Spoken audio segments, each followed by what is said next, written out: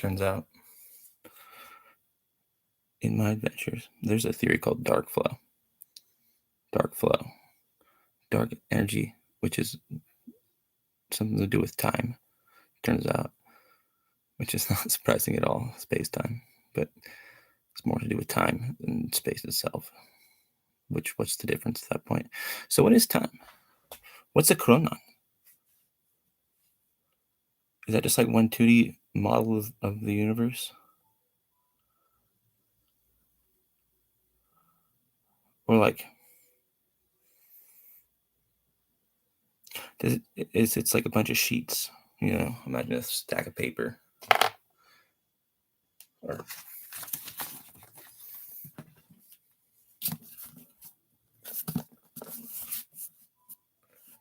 each being one chronon. Is it a 2D snapshot? Like, I'm interested in the fundamental stuff. Like, what's it built out of? If it's time that we're looking for, not just matter and space.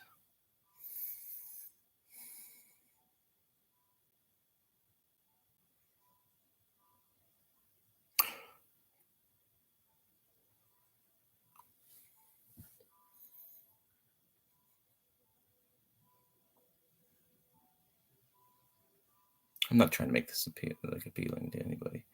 I'm just thinking about it.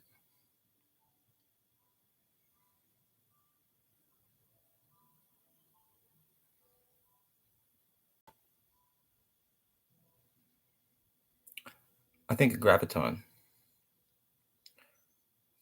I think string theory is almost correct. But I think it's loop quantum string theory. I think that's correct. I don't really see why it wouldn't be. Do I understand how string theory works? Yes, I do. I understand how string theory works. It is on the Planck length. There are these two. Well, actually, there's two types, right, of strings. Some are like a one-dimensional, in like almost 2D realm down there, and the other one's a looped, one's open. The open ones, those are the cosmic strings. I believe that the mother wove her web out of, which is the night sky, which is bigger than the blue sky. Turns out, something we also didn't know back in the day. Although I think the blue sky being blue speaks to something more primordial.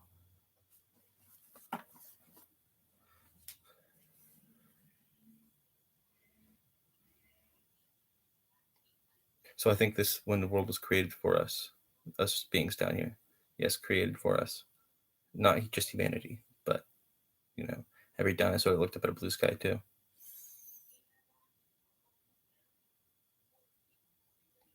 To teach you something about the ground of being. Because in averaging it with the Ein Sof, and you get this blue light like that. Well, orange and blue, yeah. Is that what he's talking about? Yeah. It looks like a sunrise or a sunset, but the sky is blue like midday. Birthing of the sun in the groundless ground.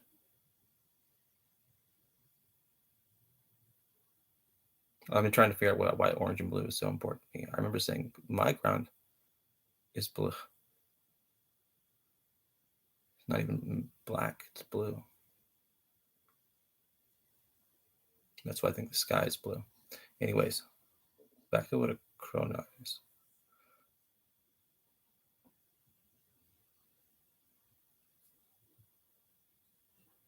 One of the strings, right? And then those vibrate. See, I'm still trying to figure that out, because it's like,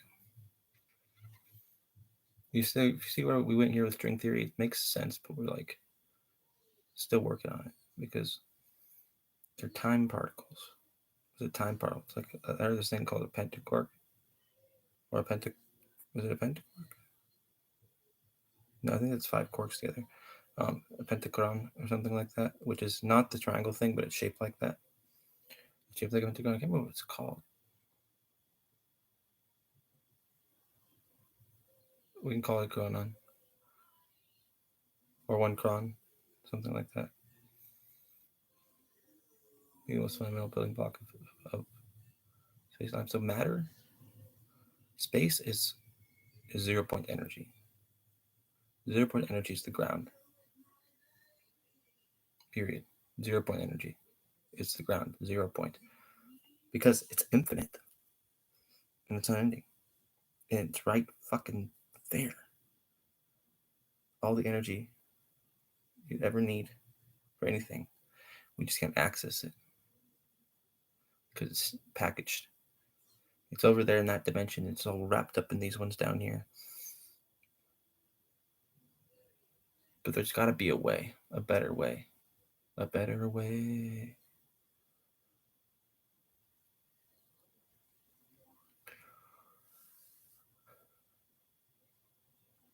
We've tried to measure the 0 point energy before, but well, there's different opinions on this. But yeah, I'm definitely onto something there. Because the 0 point feels with flies, the UFOs. We've been hearing about that for like 50 years now.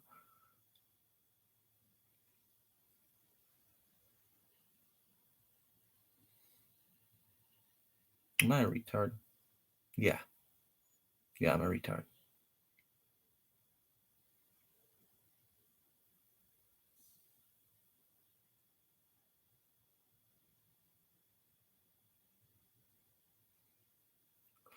Pentacorx had a pentagon in him. Upside down pentagon is like some way that it bends in the shape of the star, which I thought was extremely interesting. That the material universe would have a star shape as like its fundamental building block. It'd be like these loop quantum hyper fractal.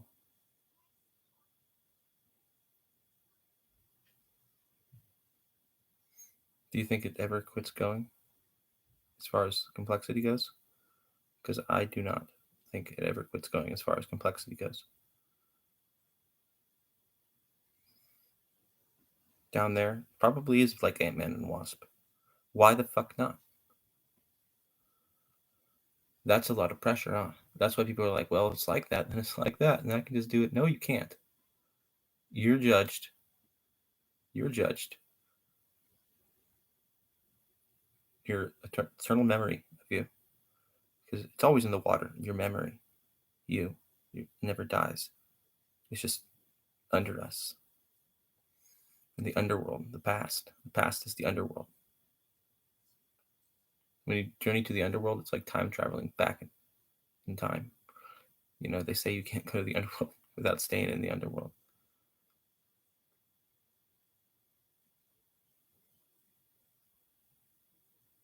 Only very brave few ever make it back.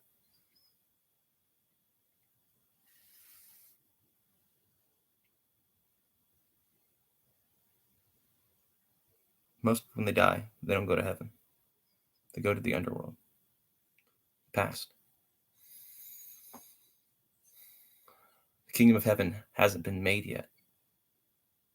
They go to heaven maybe after they reincarnate, but you gotta go down before you can go up. In Tartarian plains.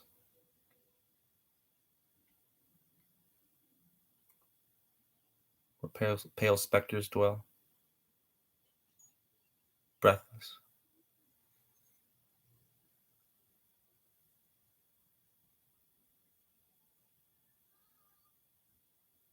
I want to say I have, but I haven't made it out of the underworld alive.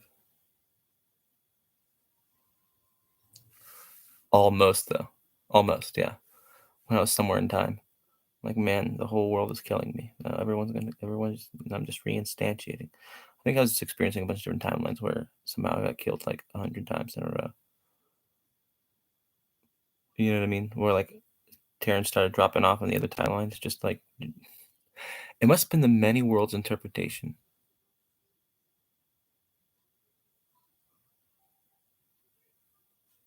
That's terrifying because that means it could happen, but I don't think it will.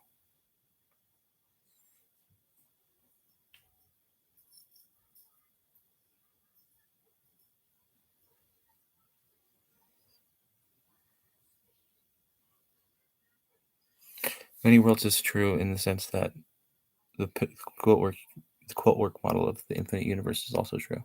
It's not that are they like coinciding side by side with us, like just in a different like dimension, kind of, or some sort of dimensional wall that we can't pass through.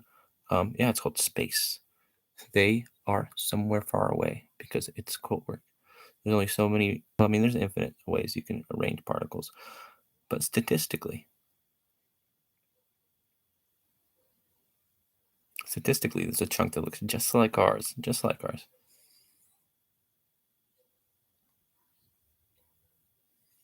with another guy, just like me, named Taryn Miller,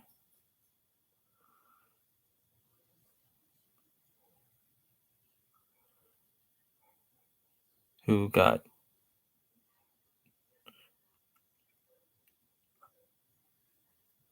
in a forest fire because Roseburg didn't want to clean up the pine needles I reported because insurance claims.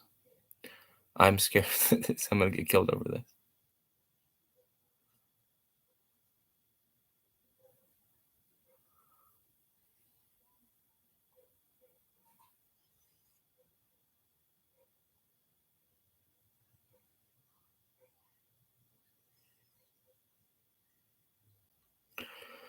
Right next to the old landfill, there's so many pine cones.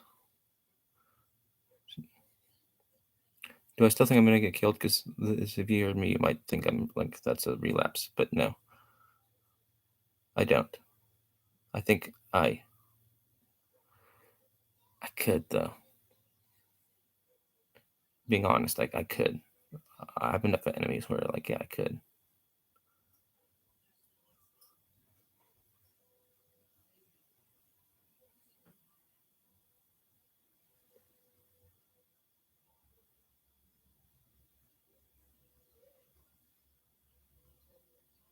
Why? For money. The insurance thing. You know what I mean?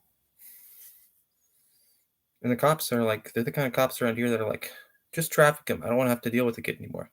No, just get him. You start ignoring him. Get him the human trafficking.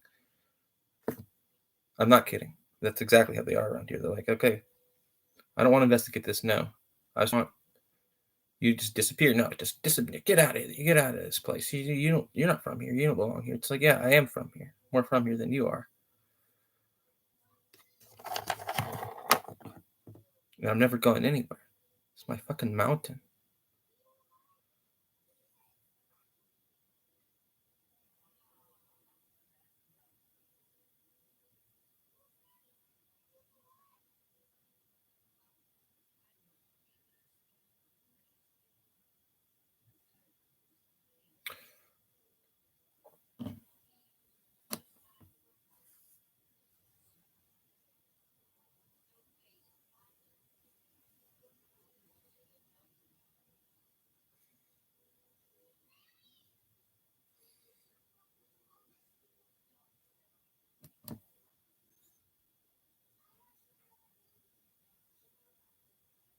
Now go to Redding and disappear. Go to the coast and disappear. You know, I know for sure. I know for sure that the police in this county, maybe not anytime recently, but it has happened with the sheriff in this county. I know this for sure. This could also get me in trouble. Have literally killed people like me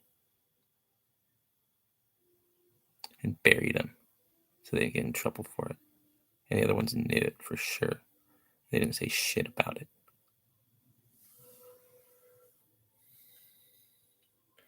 So just like me, probably. Maybe not. Maybe worse. Maybe he was a sex offender. Probably was a sex offender. I'm assuming, or a snitch, or an arsonist. Cops treat snitches about the same. Actually, it's kind of interesting. Which no, I've never really done.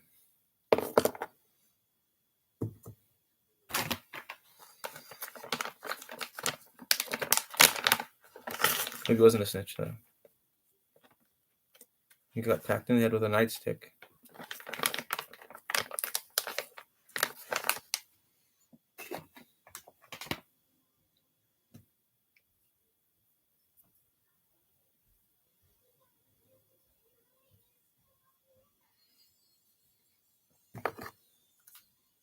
That's why they come and they go. Different officers come and go because they're not very good cops, the ones that go to Siskiyou County, which is why crime's a lot worse here than you actually would ever expect. You don't see it on the surface, but it's a huge county. And all back there is private ghetto forest. It's the boondocks, straight up the boondocks out there. On the other side of Mount Shasta, going all the way across the county. Good mountains. A lot of money back there, too. In places where they take people like me and make them work. If you're going to do it, though.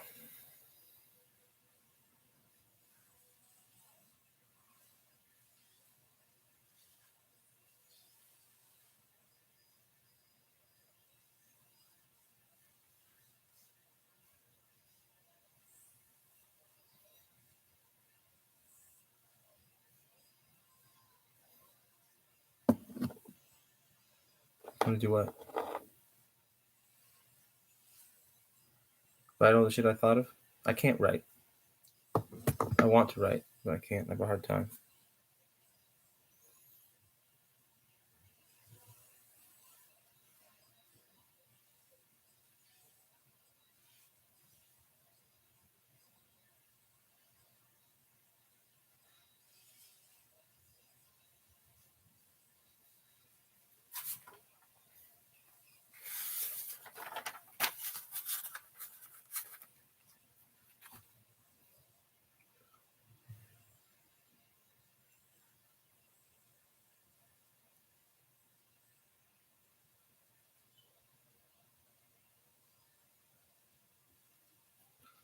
Back to the analogy.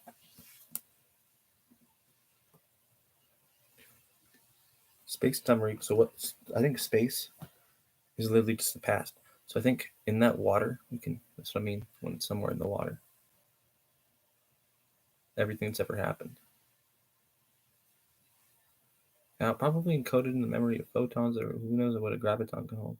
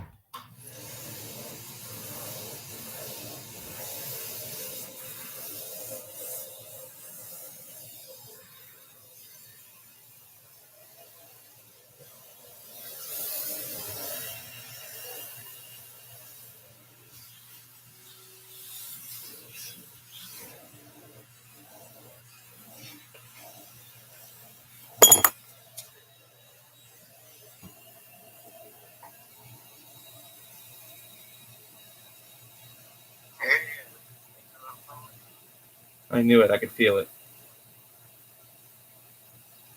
How you doing? Let me check the. I'm good. Yeah. What's going on? Nothing. Just thinking about the universe a lot. Trying to learn physics again. Just got my Social Security paperwork. What? Just got my Social Security paperwork. Oh yeah. Mm. That's cool.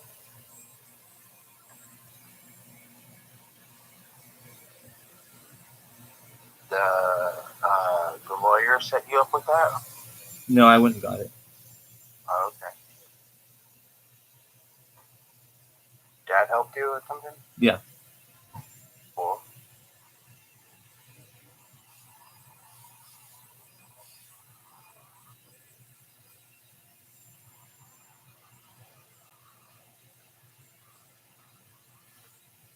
got a Shiva lingam for my room.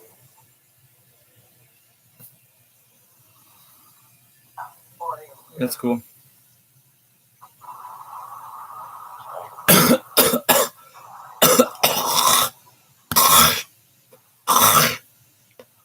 I'm not thinking too many complex thoughts. I'm just trying to, like, the Shiva lingam exists everywhere. The primal self, the supreme soul of all souls, basically. It's God. And the lingam is both, it has both linga and the yin, which is for male and female parts. And so together it's Shiva, and it's a symbol of Para Shiva, which is the self of the self. Sorry, I'm hacking up a bunch of like lung butter right now. So I'm just picturing, visualizing that, doing, I guess it's kind of tantric. I'm just,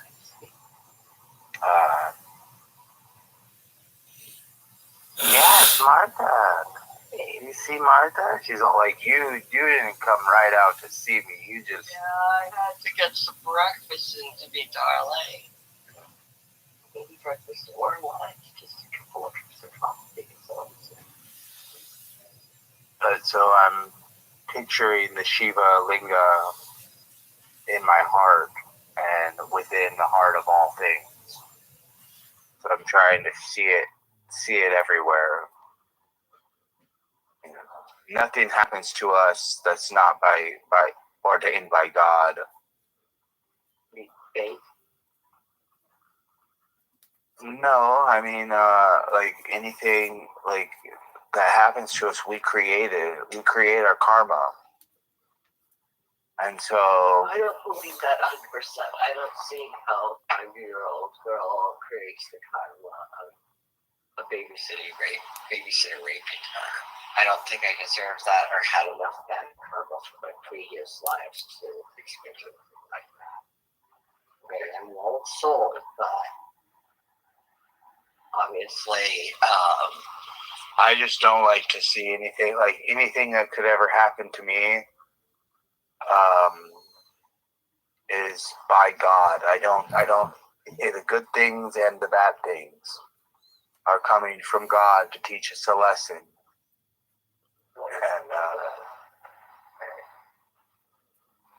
that's for you to figure out. You're your own individual. You're your own individual soul. Still thinks it's unfair.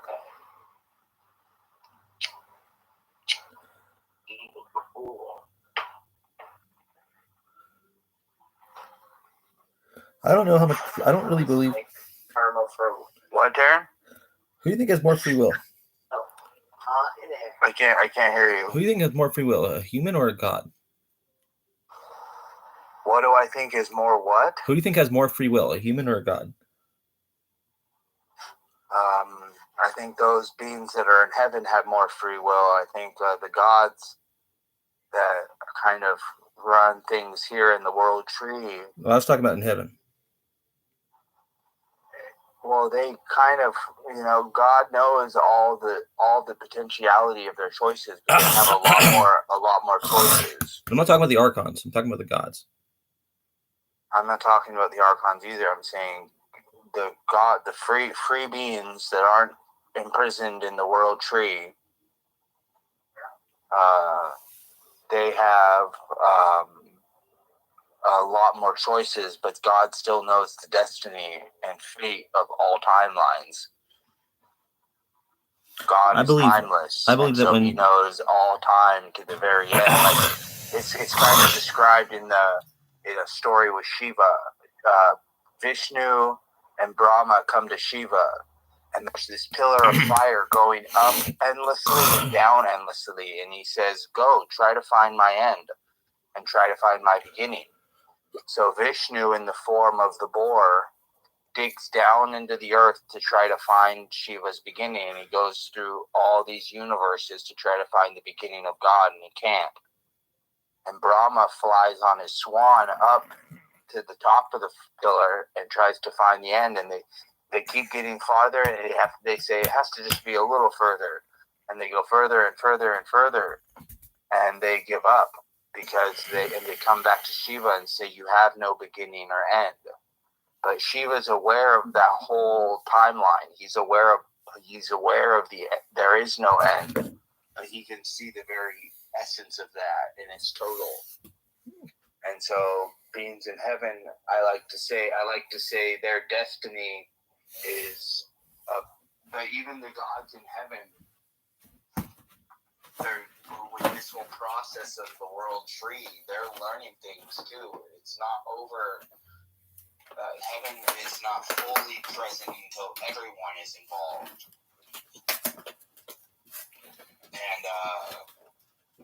And that's why the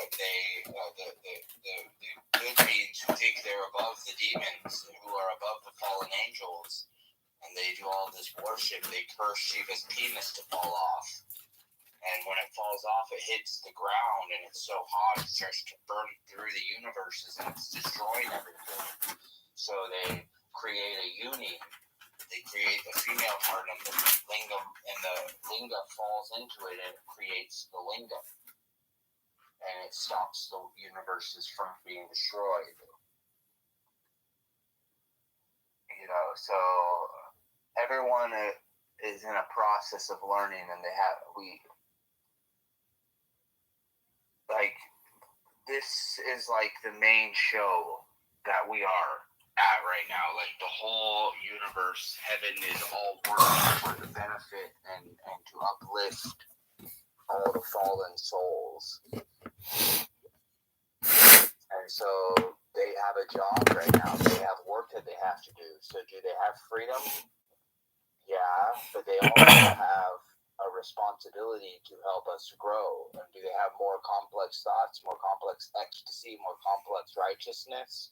Yeah, but they're still working tirelessly. Like each of us has fallen angels. I mean, each of us has not fallen angels, angels that guide us. And when we die, we are. There's beings there that support us. Some of them are ancestors, some of them spirits from heaven. And they guide our soul and teach us the meaning of what our life meant and why we went through the stuff we went through.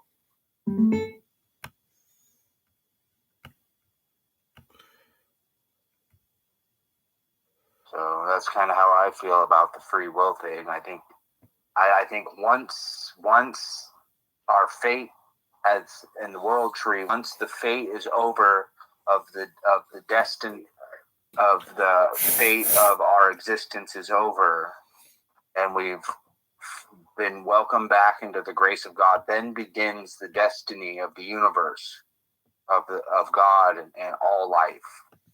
Once we've finished our trial here, our penance, then begins our destiny. But it's still our destiny. God still knows all the outcomes of everyone. He is every living being.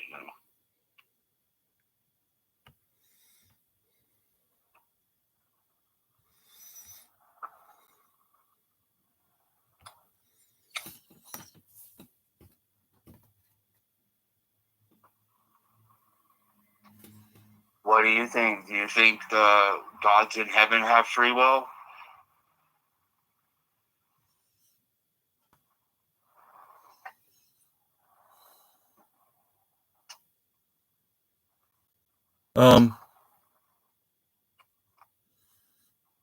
Yeah. I think it's more like how the Christians say it. I do think that they are working tirelessly. I think God has as much free will as a charioteer. Yeah, God is the only being really there.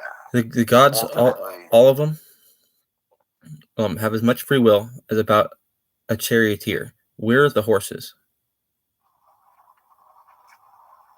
So is it Yeah, like that's kind of that goes into the Bhagavad Gita. You know, Krishna's the charioteer with Arjuna.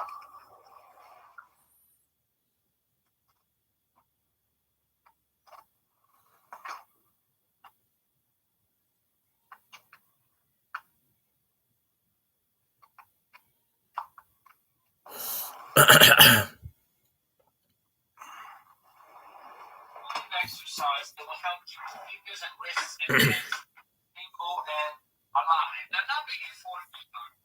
But I do think that the gods are working on themselves too. You know, the pure beings sometimes get it in their head. The angels sometimes get it in their head that they're better than the demons. Aren't they? No. All of this is part of creation. Creation can't come into being without everyone involved. Aren't angels? Demons, So it says in the Bible, let the righteous I'm a be neo. righteous and let the unrighteous be unrighteous. Me and Jesus were both. See, Jesus and I are both Neoplatonists, which means like everything's emanations of everything else. So, I can't remember what I was saying. It was kind of important though. It doesn't matter. What were you saying? I'm listening. I can't. I can't remember. Oh.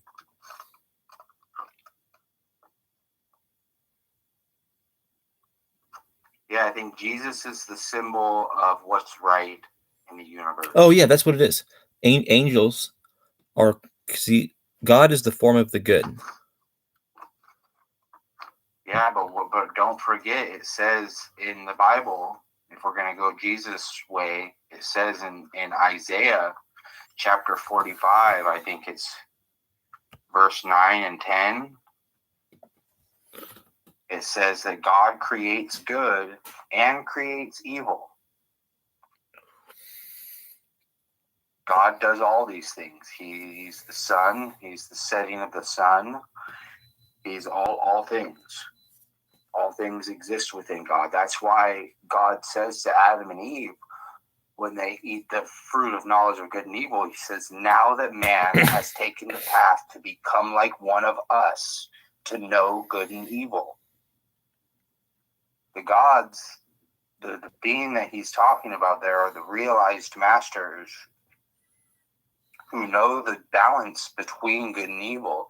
And there is the ultimate balance between that is to give up evil. And that creates the balance. But those things, those chaotic forces, the demons, the titans, that I like to call them the titans. Yeah, the Titans is good. Stretch. They the stretchers. Titans stretcher.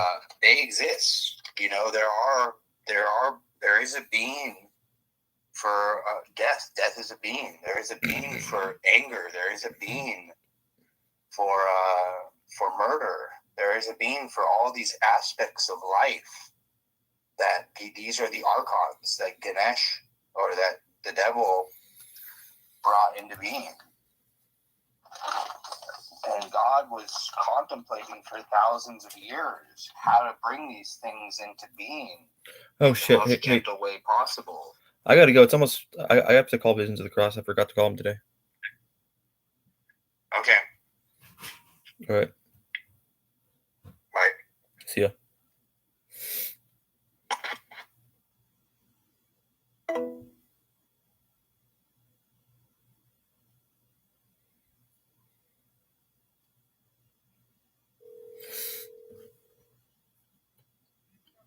Visions, this is Mary. I was calling to check in with to the waiting list. Oh, okay. Let me get you to Nicole, okay? Okay.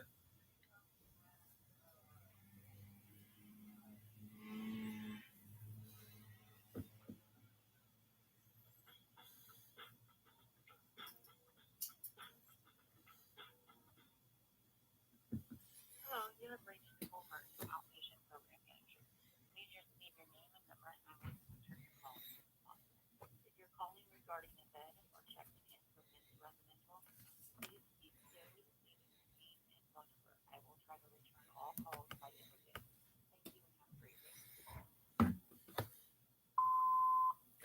This is Taryn Miller checking in.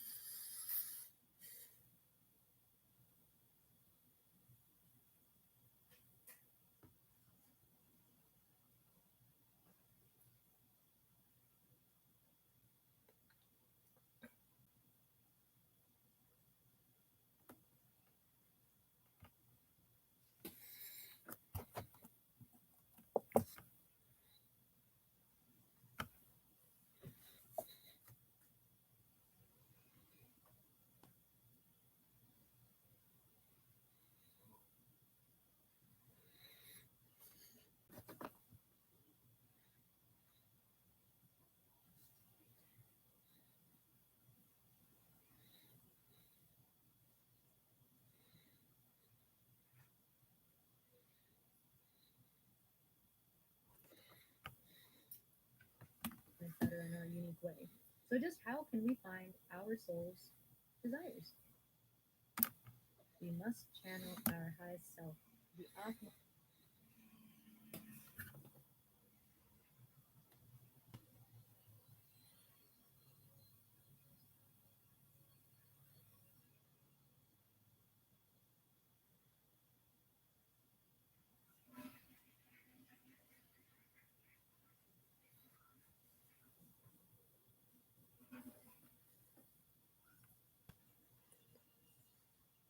Thank you to AnyDesk for supporting PBS. The biggest news in cosmology in recent years is that the mysterious universe accelerating entity that we call dark energy may be fading away. The evidence for this is now strong enough that enormous effort is going into confirming the result. So, what's it going to take, and when are we going to know?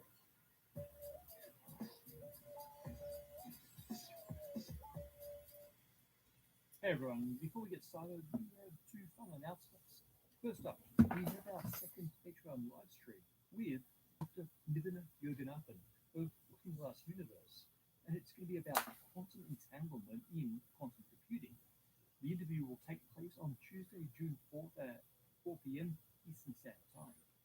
Joining us on Patreon is one of the best ways to support the Spacetime community, and you'll get to participate in the live stream live and get early access to the interview.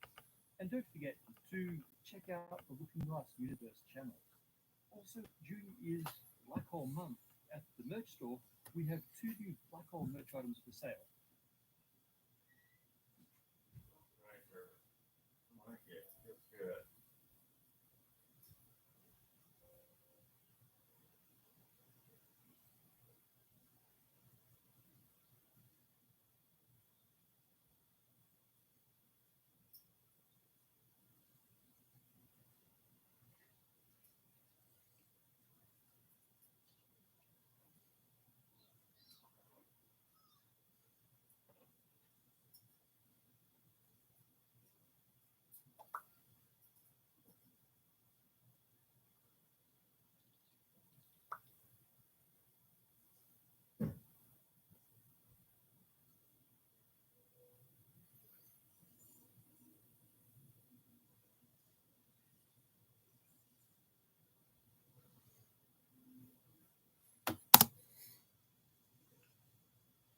First up is a black hole size comparison desktop and game map. This 32 by 18-inch map shows a NASA accurate comparison of the supermassive TON 618 black hole compared to the M87 and Cygnus A black holes. And next is the binary black hole orbit t-shirt and sweatshirt that shows how two supermassive black hole accretion disks would warp when viewed from near the orbital plane. There's also 10% off everything in the merch store in June. Just use the code black hole at checkout. Links in the description. Okay, on to this. In the 90s, we brought cosmology to soul. The universe is expanding and slowing down under the influence of gravity. In an effort to nail down this result, astronomers tracked the expansion history of the universe by watching flashes of distant supernovae. They found that expansion wasn't slowing down at all, it was speeding up. We don't know what mysterious influence causes this acceleration, but we've named it dark energy. The most This is what Ivy League universities you can get into with a 3.6 GPA. 90% of students with a 4.0 plus GPA get rejected from universities like Harvard, Stanford, and other top 10 universities. Your child needs these three key factors to get into an Ivy League or top 25 university. And it's not having a good GPA or SAT score. Let me explain. Top universities made SAT and ACT submissions optional. And with over 100,000 plus applicants a year, as a parent, you know your child needs to stay. The most mainstream interpretation is that the vacuum of space has a native energy to it. Quantum mechanics predicts this to be the case, even if it can't predict the quantity. This idea also gives us the simplest mathematical description of dark energy, the addition of a single number, the cosmological constant lambda, to the Einstein equations. And we saw in another video that this result is a constant energy density and a resulting exponential expansion. This simplest version of dark energy is part of the Lambda CDM cosmological model, and historically, it's done a pretty good job of describing the expansion history and the growth of structure through cosmic time. With Lambda CDM, we thought that we were back to cosmology being mostly solved. Time to tie up the loose ends once again by refining the measurement of the expansion history to verify that dark energy is indeed constant. Many thought that the dark energy science instrument would do just that, confirm lambda CDM. It didn't. DESI seems to be showing that dark energy isn't constant at all. Rather, it may be decreasing in strength, which puts in doubt the whole vacuum energy thing. We first reported this result last year after DESI's first data release, when the hint of a changing dark energy was just that, a hint. DESI's second data release has now promoted this tenuous result to a confidence level just shy of a formal detection. That was a few months ago now, and so this is not a news piece about the new result. Instead, this episode is really about what comes next. What measurements can and will we make next to confirm that dark energy is changing, to better measure how it's changing, and what this can tell us about what dark energy really is? That said, a quick overview of DESI is in order. The Dark Energy Science Instrument is an instrument. It's the survey conducted by that instrument, and it's the nearly 500-person collaboration behind it all. The instrument is on the Mail telescope at Kitt Peak in Arizona. It robotically places 5,000 optical fibers to simultaneously capture the light of as many galaxies. That light has traveled to us for billions of years in some cases through an expanding universe, and the signature of that expansion is imprinted in the stretching or redshift of each galaxy's light. By splitting the light of each galaxy with a spectrograph, the DESI team can measure that redshift, which encodes both the distance to each galaxy and the expansion history during that light's journey. These two properties can't be disentangled without more information, and so DESI does something else incredibly cool. Remember, we want to measure the expansion history. Perhaps the simplest way to think about it is that we want to measure how big the universe was at different times in the past.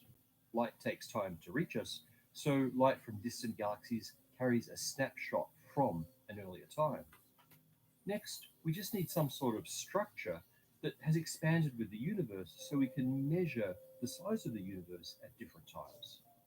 In the case of DESI, that something is the baryon acoustic oscillations, BAOs, which we discussed in previous episodes.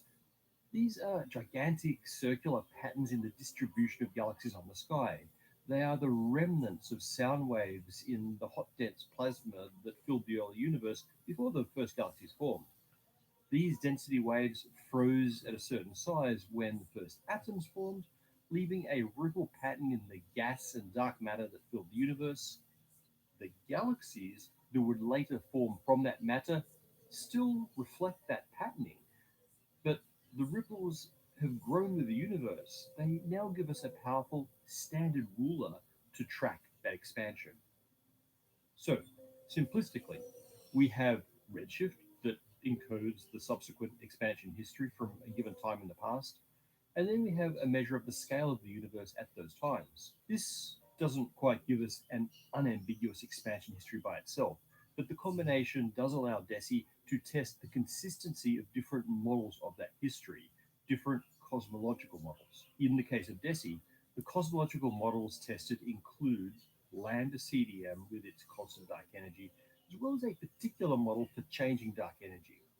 In that model, dark energy changes over time according to an equation given in the form of a varying equation of state parameter, something we talked about in the previous video. By itself, DESI finds that the model with changing dark energy has only a marginal improvement over lambda CDM. But things get much more interesting when the DESI data is combined with other studies. The first is the constraints from the cosmic microwave background radiation, which provides the starting point, the initial conditions from which cosmic If you expansion guys and see structural a formation flying measured by man in DESI will Florida, evolve. The other is an independent watch measure out. of distance. He's known to be DESI itself dangerous. He's in only has the Florida. galaxy He's flying redshift as a around. distance He's not indicator, wearing which anything. makes it He's difficult to literally pin down the just absolute a man. scale of You these can barely three see his alien face, beings. potato So quality, they but add it's an real. independent It's measure, wholesome. the It's same great for the type that was kids. first used to Just discover look at dark it energy. anywhere. What's Type weird about him 1A is that he looks. I don't supernovae. know why they all These look like exploding this white too. dwarf stars They're always are wearing called standard spandex or candles something. It's like because really they tight play with predictable clothes. Well, we brightnesses. don't even That know means if we he's can wearing figure out how anything. He far could away be. they are That's based on what's how weird. faint Why they is all the appear superheroes into always that wearing tight distance. clothes too? One Like way to He-Man, think he about wore it is underwear. that the supernovae give distances from us to the galaxies, while the baryon acoustic oscillations give distances between those galaxies. Standard candles plus standard fluids. Combined with the initial conditions from the CMB, these measurements give a much tighter constraint on their cosmological parameters. DESI claims that the combination favors a cosmology in which dark energy is actually weakening, and that this differs from the cosmological constant model by up to 4.2 sigma for the supernovae in DESI's own survey, but a bit less than 4.2 for other supernova surveys. This doesn't quite reach the 5 sigma level required to claim a discovery, but it's tantalizingly close. So, did DESI probably discover that dark energy isn't constant? Not really. Besides not quite hitting 5 sigma, they also test this one version of varying dark energy, which you could argue is a little ad hoc. When you're fitting a curve to a bunch of points, adding extra degrees of freedom always improves the apparent fit. That could be what's happening here. Still, it's intriguing enough to warrant deeper exploration. What we really want is a precision measurement of the way expansion and dark energy have changed over cosmic time, because that would allow us to A, be sure that the change is really happening, and B, distinguish between different models of dark energy, which in turn could tell us what dark energy really is. Now, we've talked about those options before, so I won't go into it now. I want to focus on what's needed and what's being done to improve this measurement. How do we improve the DESI result? Well, the answer is a little prosaic, I'm afraid. We just need to do everything better. Let me remind you of the three things we talked about. Now, this is an oversimplification, but it serves to organize the ideas. We need to, one, measure the scale of the universe. Two, to measure the size of the universe at different times. And three, to measure distances to those different times. We'll dispense with number one quickly. Measuring the starting state means measuring the initial density distributions and various energetic components of the universe from the cosmic microwave background. There are plans to do this better than the Planck satellite already has, but honestly, our current CMB map is the most precise part of this whole calculation, so it's not the limiting factor. So, With the world in chaos, what's really needed is someone to finally make sense of human seemingly mad behavior, which is actually what Australian biologist Jeremy Griffith, who I consider to be the newest Charles Darwin, has done in this incredible interview. His world saving breakthrough presents the redeeming and psychologically healing understanding of ourselves, which is the fundamental paradigm shift we need to save the human race. I'm completely shocked after watching this interview to see a scientist finally explain the human condition and fix the world. It's utterly astonishing. What you will hear is really the most amazing talk that has ever been heard. This interview left me speechless. It's bigger than natural selection and the theory of relativity. I believe this is the most sensational information to ever appear on planet Earth. So you just need to listen to this interview. When I saw the interview, the way he put it in the science that was presented, a light bulb instantly went off, and I was like, oh, wow, that's the absolute answer. When I watched that interview, my mind was just blown. I honestly believe this is how we are going to be saving the human race from running themselves into extinction. Incredibly lucky to be alive at a time when this information has come about. Jeremy Griffith is an extraordinary biologist with such clear thinking in finding out who we are and what we are and why we are here. It should be taught in school. Any question that you've ever had in your life, it will answer it for you. When I watched the interview, my mind was blown away, like instantly. There's no dogma, there's no some like belief system, there's no you must believe this or something like that. No, it's just use your mind and you have to just think. And I was like, wow, this makes absolute sense. This makes absolute sense. It just finally makes sense of the contradiction in ourselves and in the world. It's just unbelievable. You know, listen to the man's interview. And everyone that has taken my advice come back going, oh my gosh, I have never learned so much in my life. It answers.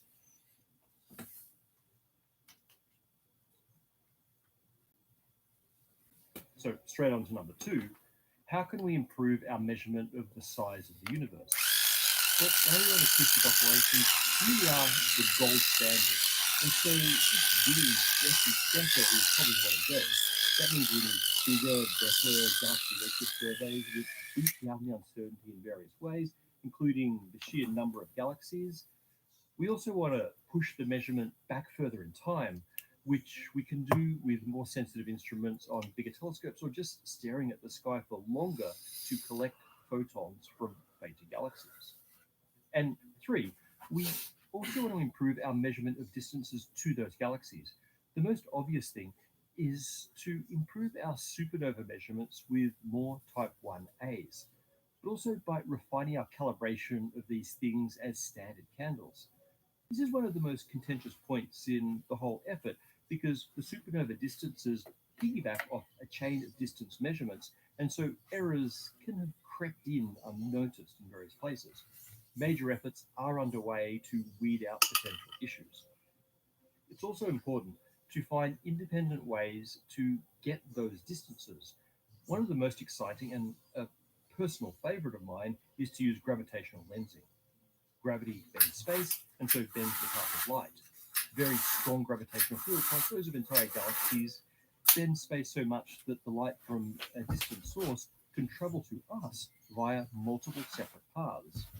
For example, distant quasars feeding supermassive black holes sometimes appear duplicated or even quadrupled around a galaxy that happens to lie directly between us and it.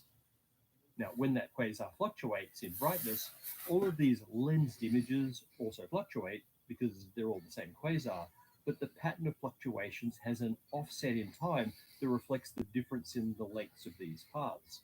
measuring this time delay actually gives us a measure of the cosmic distances that's completely independent of the supernova measurements. Astronomers have used a handful of lensed quasars to measure the expansion rate of the whole universe, but by doing this for many more such objects, we can also get the expansion history. Now, I was being a little simplistic when I separated the ideas of measuring the size of the universe at different times to measuring the distance to those times. Really, any given cosmological measurement does some of both. For example, we track the size of the universe just by looking at how far apart galaxies are in general, not just the size of the BAO rings. So this size information is also there, for example, in the supernova catalogs, even without the BAO analysis. And the expansion history is coded in the redshifts, so we can calculate expansion rates even from just, say, the lensing time delays. But really, combining these data sets is the key. What we're trying to do is fit a cosmological model with many interacting or covariant parameters. So we need measurements that will tease apart and constrain all parameters. And on that note, there is one parameter that I haven't mentioned, and that's the clustering galaxies. Over cosmic time, galaxies are thrown apart by cosmic expansion, but they also fall together due to their mutual gravitational attraction. The amount of this clustering tells you stuff about the amount of dark matter in the universe and the size of the initial density fluctuations, both important parameters in your cosmological model. So measuring this clustering is a big help in constraining that model. Galaxy redshift surveys like DESI can do this directly to some extent based on the clustering of the galaxies that they can see. But there are also more cunning approaches that can take account of all the mass seen or unseen. For example, through weak gravitational lensing. The lensing I already talked about, where you see multiple images of one object, is called strong lensing.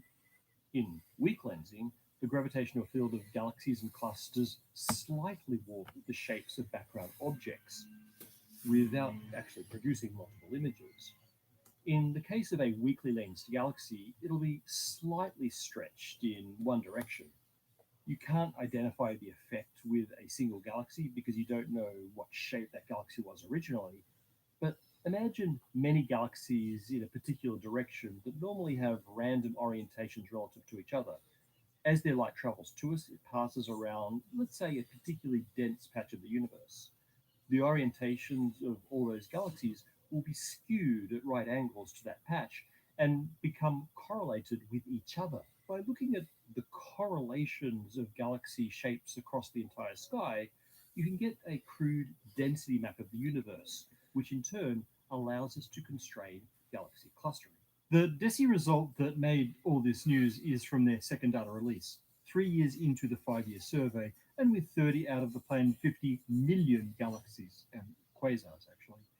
If the deviation from constant dark energy is real, it seems likely that this extra signal will get them over the 5 sigma level. But DESI is not the only game in town, nor the only thing needed to reduce that uncertainty. We should not confuse DESI with DES, for example. That's the Dark Energy Survey. DES observes a factor of 10 more galaxies than DESI, but where DESI takes spectra of known galaxies, DES takes images at different wavelengths and actually discovers galaxies. That makes DES an imaging or photometric survey, where DESI is a spectroscopic survey. DES measures photometric redshifts, which are less accurate than DESI's spectroscopic redshifts, but take much less time to observe. DES also doesn't see as far as DESI, so isn't sensitive to the expansion history. Instead, DES is good at measuring the late time expansion rate, as well as the growth of structure via clustering and weak lensing measurements. It's also important for nailing down them pesky supernovae. Really, DESI is complementary to DESI, giving the late time constraints, just as the CMB gives the initial conditions. But perhaps the greatest improvement on these results will be from very new and upcoming surveys. We have the European Space Agency's Euclid satellite, which is studying over 1 billion galaxies with both imaging and spectroscopy. And its most important cosmological contribution is by measuring galaxy clustering and weak lensing. This should allow us to beat down the uncertainty in the equation of state parameters to the 1% level, which moves us toward a precision measurement of dark energy. Euclid is in the first of its 6-year mission, and the first cosmological results are expected next year. And the last, and perhaps for me most exciting endeavor, is the Legacy Survey of Space and Time, LSST, on the Rubin Observatory. This is a photometric survey that does something very new. It'll map much of the southern sky many, many times for 10 years. Besides complementing or improving on DESI, DES, and Euclid, LSST will add the dimension of time to the analysis.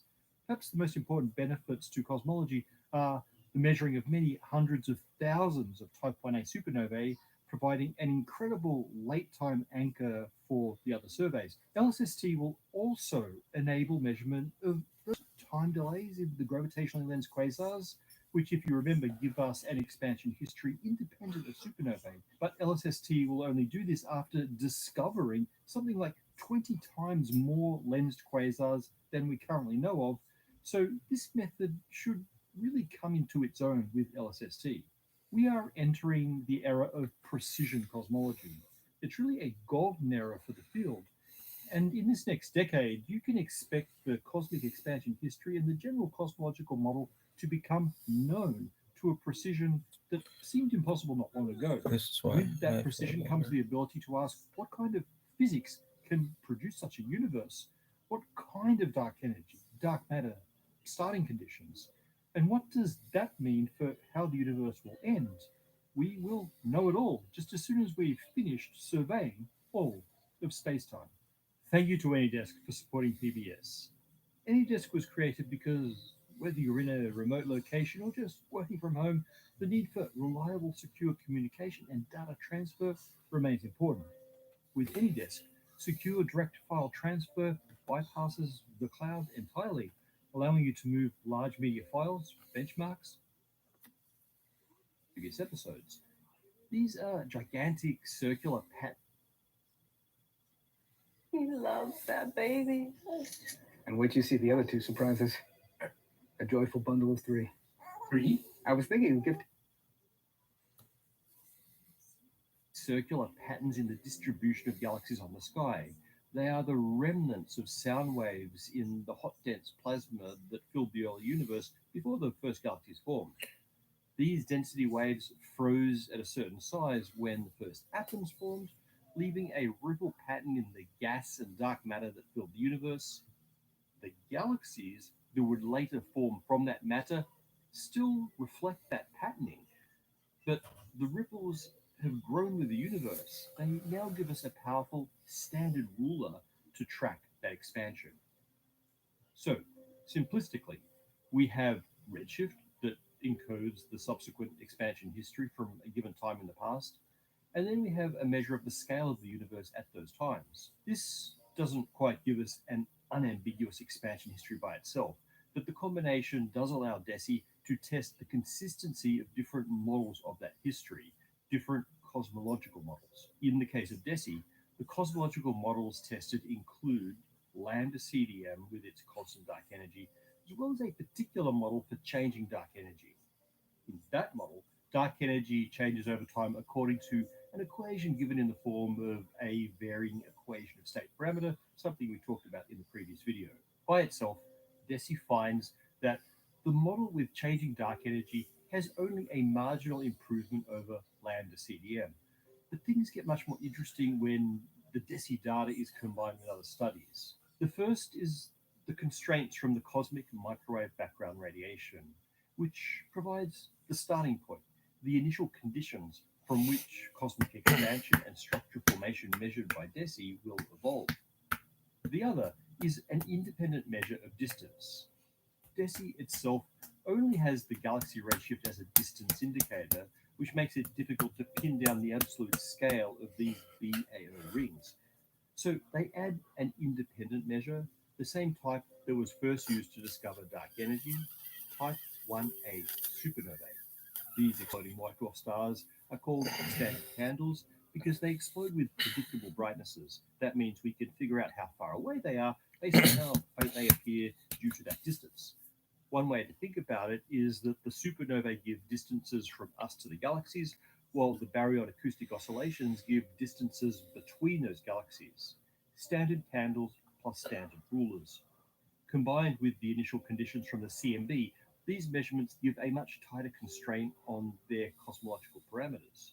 Deci claims that the combination favors a cosmology in which dark energy is actually weakened, and that this differs from the cosmological constant modeled by up to 4.2 Whoa, sigma. okay, whoa.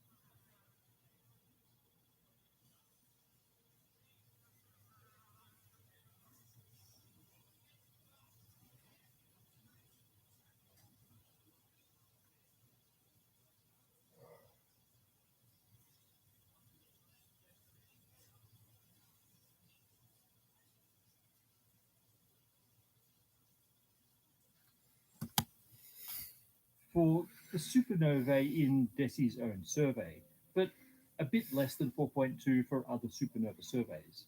This doesn't quite reach the 5 sigma level required to claim a discovery, but tantalizingly close. So, did Deci probably discover that dark energy isn't constant? Not really. Besides not quite hitting 5 sigma, they also test this one version of varying dark energy, which you could argue is a little ad hoc. When you're fitting a curve to a bunch of points, adding extra degrees of freedom always improves the apparent fit. That could be what's happening here.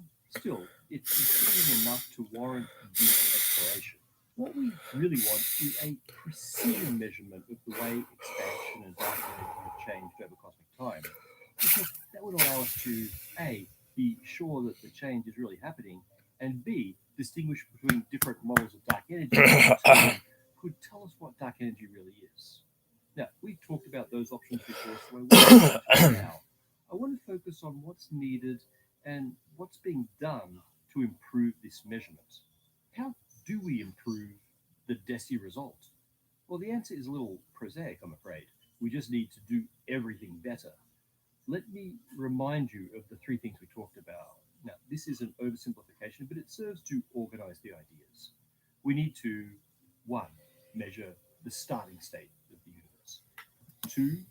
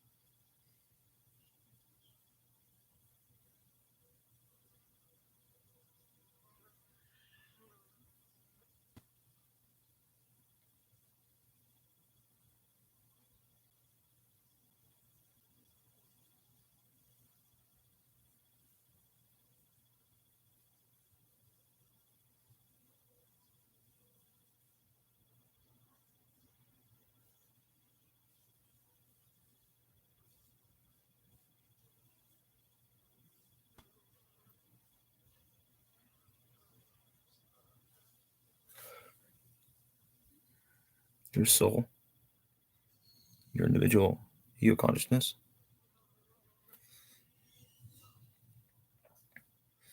is a graviton string, unlooped. One string.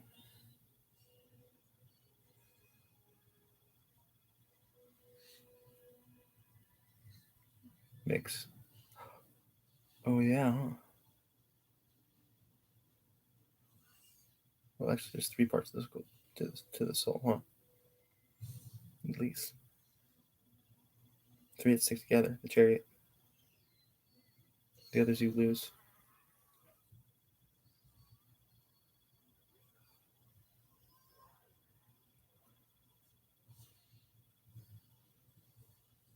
Whoa, no whoa.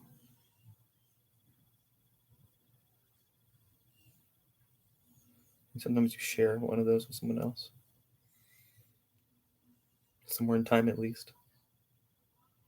Because time's relative, you could be at the exact same time, standing right next to each other, sharing the same strand of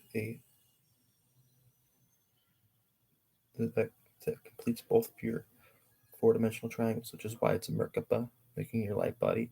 Because look at a pentacork, the way it's like.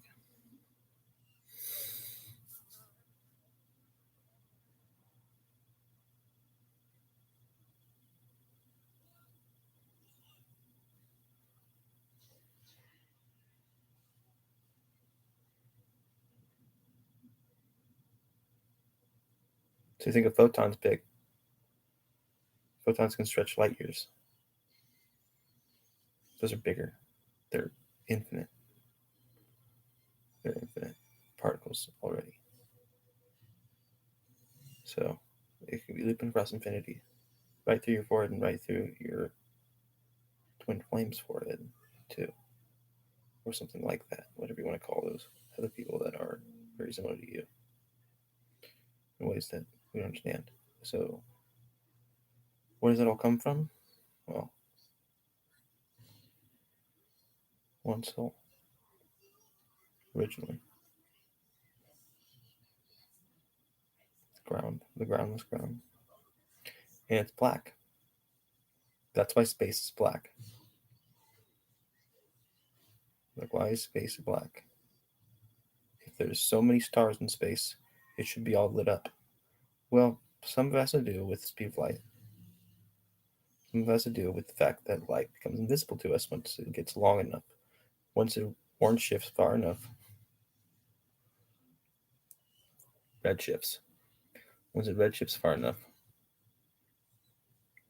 it becomes like microwave to visible light to now it's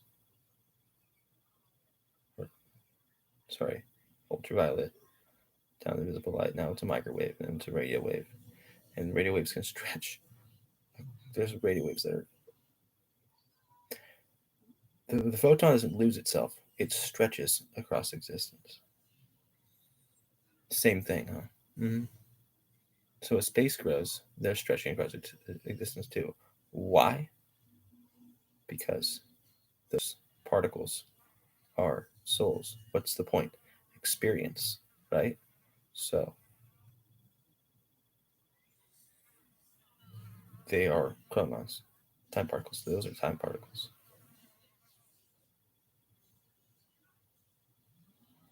Which is what everything's made out of. So,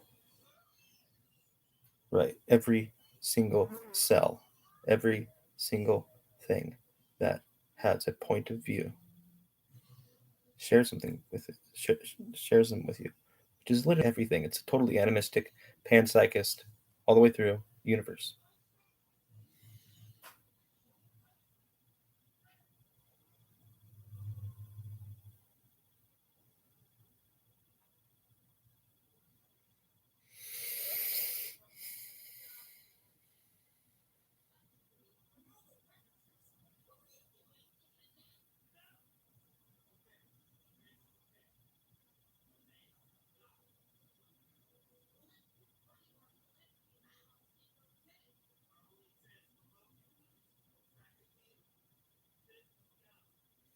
How many of these strings are there? How many souls are there?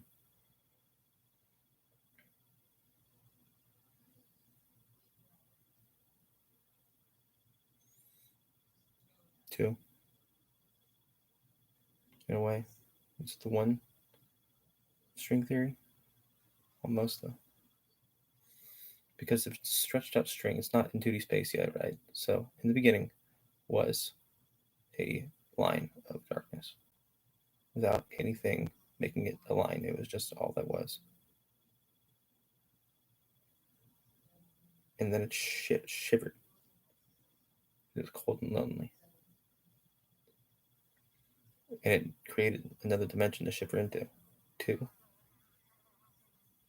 And then 3. And in so 4, because time that it took to shiver. Now you have space-time, just like that.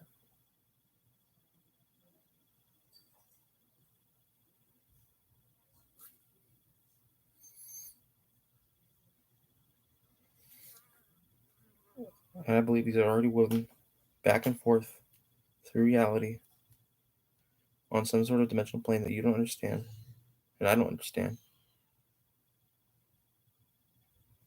It makes it to where only, one soul is needed, even in the end.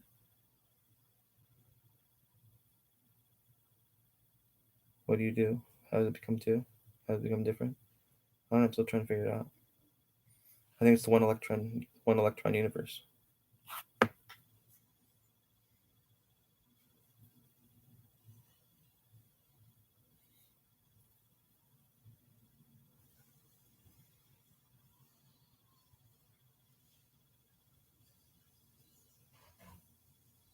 The one chronon universe. Look up chronon, and that's what you basically get, is what Terrence is talking with string theory language, which I think is right. I think some form of string theory, of a loop quantum, asymptotically safe.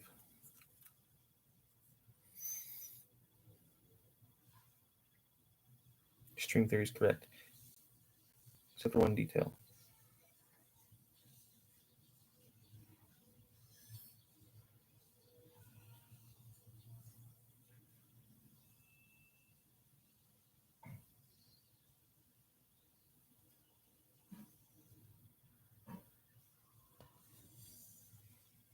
How many strings are there? Probably like 12, huh?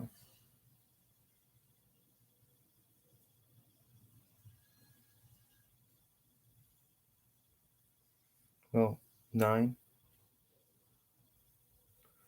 Really, I would just say, honestly. Because if you strike a guitar string,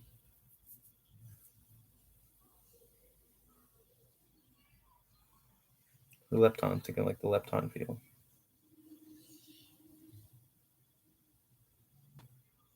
Yeah. So there's 1.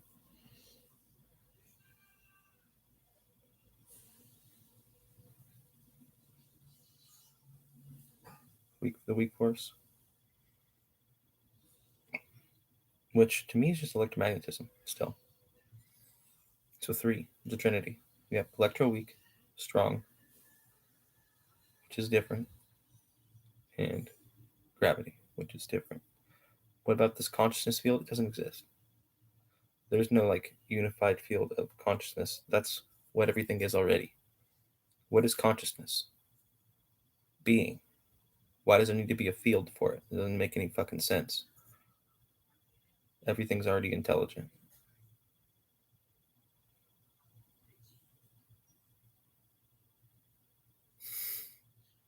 What's the consciousness field? The 4th dimension? This dimensional wall right here? I think that's all these really talk about anyways. So yeah, there's a consciousness field, but how is it different than if it's noetic ether and they're already conscious? That's all it is. Information moving through time is conscious. Period. To some degree.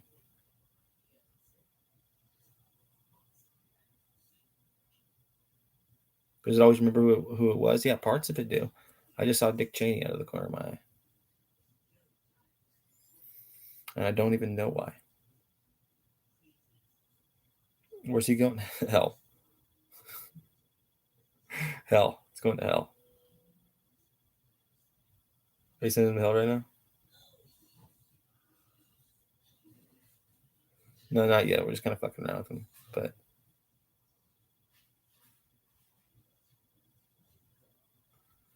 Anyways,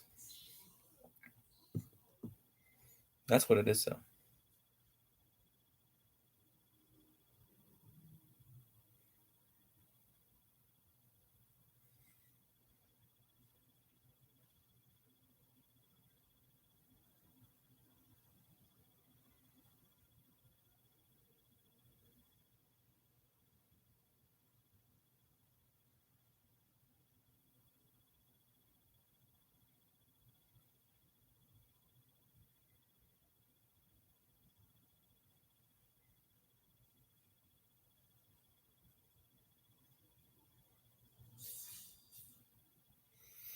No, I do not believe the standard model is correct. I'm trying to figure out the numbers. I'm like, well, how many particles out of the standard model? There's 13. Actually, there's 14. If you add in the graviton, chronon, whatever you want to call it, graviton's fine.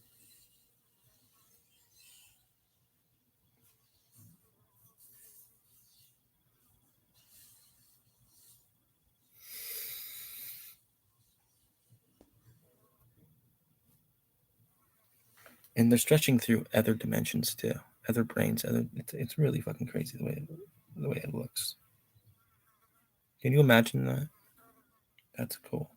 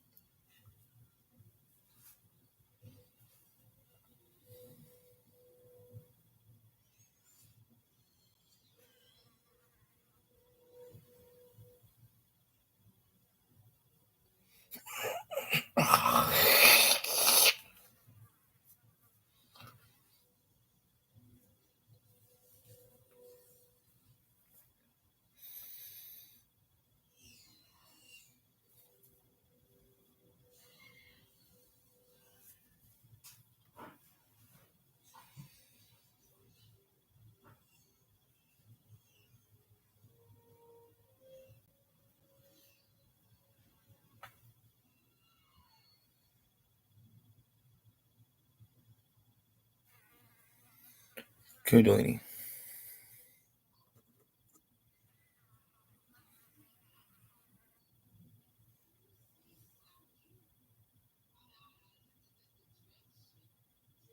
I finally know how the strong theory works too. It's been a while to do that. I'm learning how electric charge works. It's moving different directions to the spin. So what's positive charge? Just the opposite of the negative charge. Usually, typically more attractive than repulsive because it's moving outwards. It's attracting instead of moving inwards and repelling, which makes a lot of sense. A lot of these analogies start to really make a lot of sense when you think it's all alive too. It's because you think, will it be moving in and be attractive? It's like, yeah, you think that, but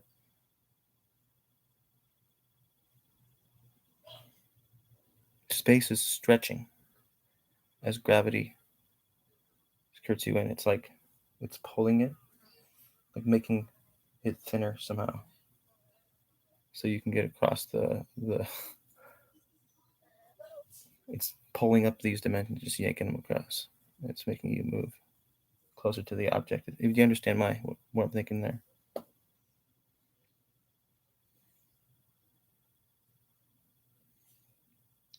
I don't understand the color charges though. Exactly. Like it takes 8 gluons.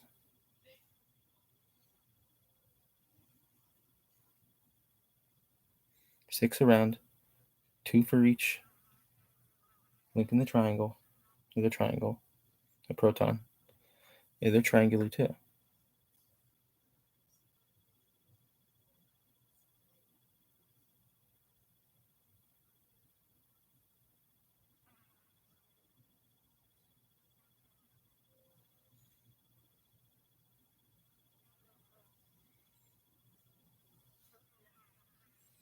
So are neutrons.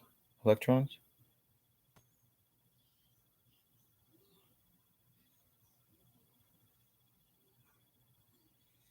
Maybe. Anyways. It's moderated by. Like, what are the color charges and how does that work? I don't.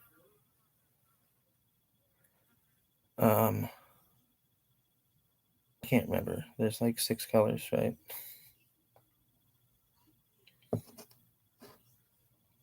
White, black, red, blue, green, and yellow, right?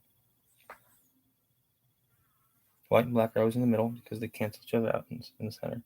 And there's 2 opposites holding the most mass in the center, having these other guys move around them. That's a gluon. That's what happens when these quarks get together. 3 of them. 2 up and a down. Or 2 downs and an up. Because protons, they're down.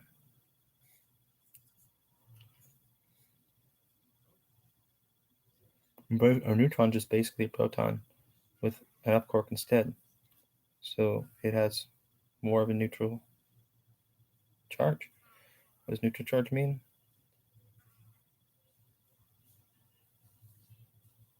It repels itself and attracts itself. Like neutral particles, things having in neutrons become very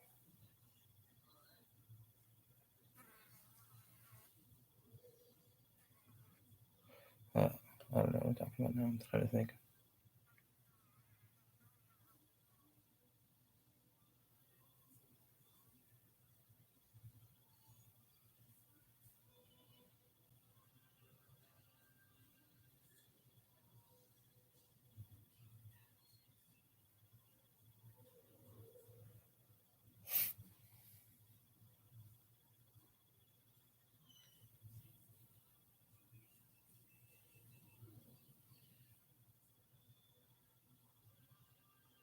And then they have the protons like this octoid thing because there's 8 in there, and there's 3, the trinity and an octoid. 8 gluons moderating 3 quarks. That's incredible to me. 6 around and 2 in the middle.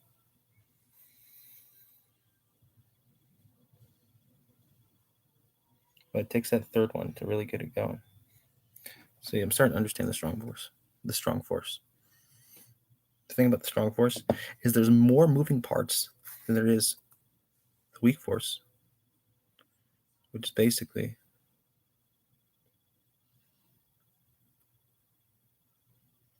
I don't really understand the weak force yet. I'm getting there. Elementally, it's air, counter to Earth, which is strong force for sure, right?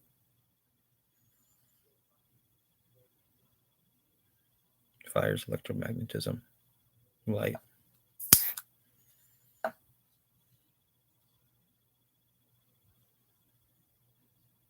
And gravity's water. Something like that.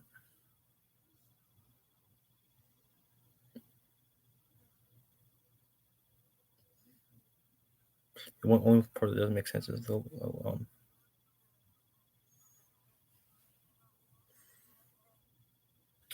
well, if that's where you get neutrinos from, electroweak reactions,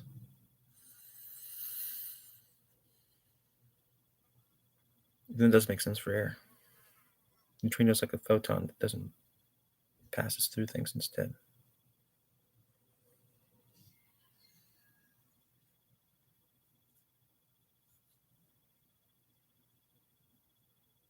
Except that mass is like a photon.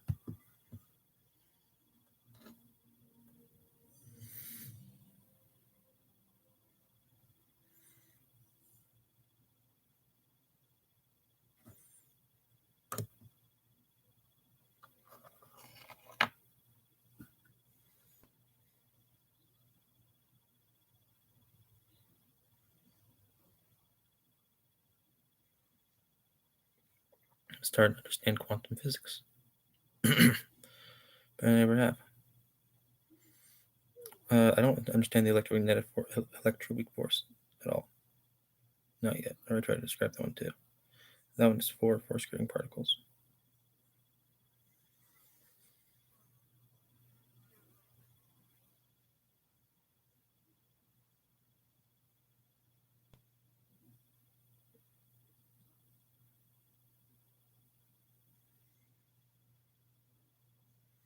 So it's a four-string ukulele?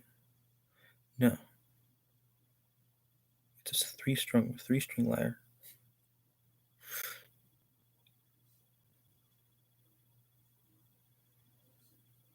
Delivers space-time. Just water. That's what Thales is like. It's water. I'm thinking water first. Orpheus did the same thing. Orpheus was a water guy. See, my sign is actually an air sign and fire. Aquarius and Leo. But I have a very Piscean side to me. Very Piscean.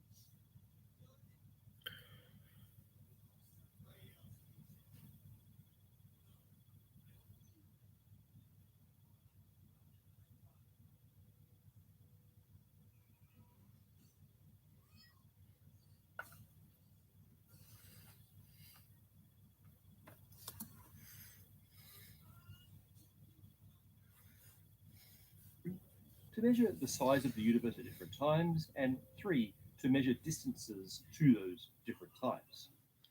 We'll dispense with number 1 quickly. Measuring the starting state means measuring the initial density distributions and various energetic components of the universe from the cosmic microwave background. There are plans to do this. That's what it is. Energy, space and time. Space and time is definitely the father, right? Energy, Shakti. Space time.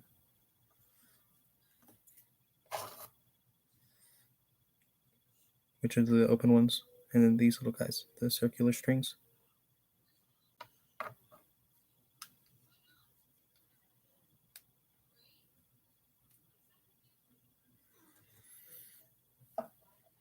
Those. So, is that correct? Well, actually, what I think it is the ones that I'm talking about pass through and wear them like a ring and vibrate within. One string wrapped with another string. Isn't she? So this is he is energy. I think that's true, though. This is something I've just proven, basically, from my point of view.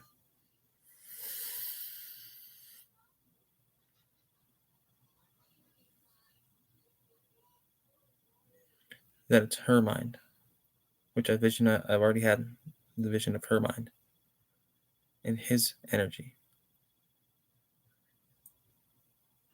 Because the space, the timeline passes through the energy field, has this amount of room to wiggle.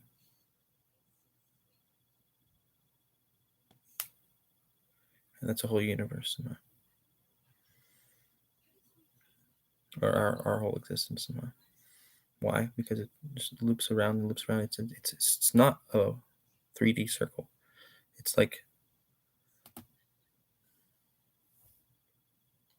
probably 10-dimensional or something. It's in a one-dimensional string. Moving through a 10D loop, vibrating around. Well, it couldn't be one-dimensional, right? It doesn't make any sense to me either. That's only math trick. It's not actually, it's 3D. What's in this? How big is it? Probably the Planck length or whatever you guys think it is.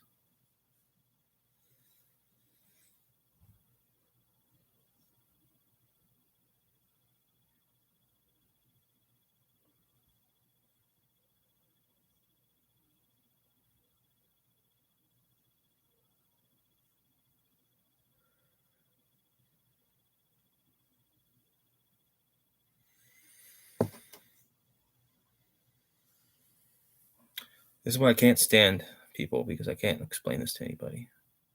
That I know how the universe works without the math to do it.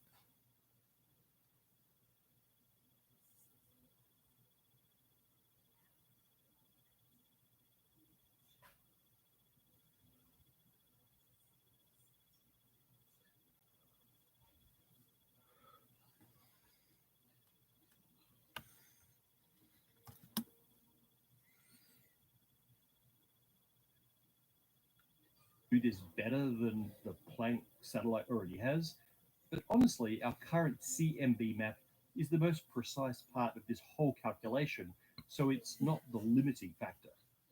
So straight on to number 2, how can we improve our measurement of the size of the universe? Well, baryon acoustic oscillations really are the gold standard, and so just doing DESI better is probably the way to go. That means we need bigger, better galaxy redshift surveys which beat down the uncertainty in various ways, including the sheer number of galaxies. We also want to push the measurement back further in time, which we can do with more sensitive instruments on bigger telescopes or just staring at the sky for longer to collect photons from fainter galaxies. And 3, we also want to improve our measurement of distances to And each ring is not a ring; it's the most a loop. obvious thing Loop-de-loop. is to improve our supernova measurements with more Type 1As, but also by refining our calibration of these things as standard candles. So the way she's This moving is through one of him. the most contentious points in the whole effort, because the supernova distances piggyback off a chain of distance measurements, and so errors can have crept in unnoticed in various places. Major efforts are underway to weed out potential issues. It's also important to find independent ways to Hold on. get No, those it's one big distances. circle.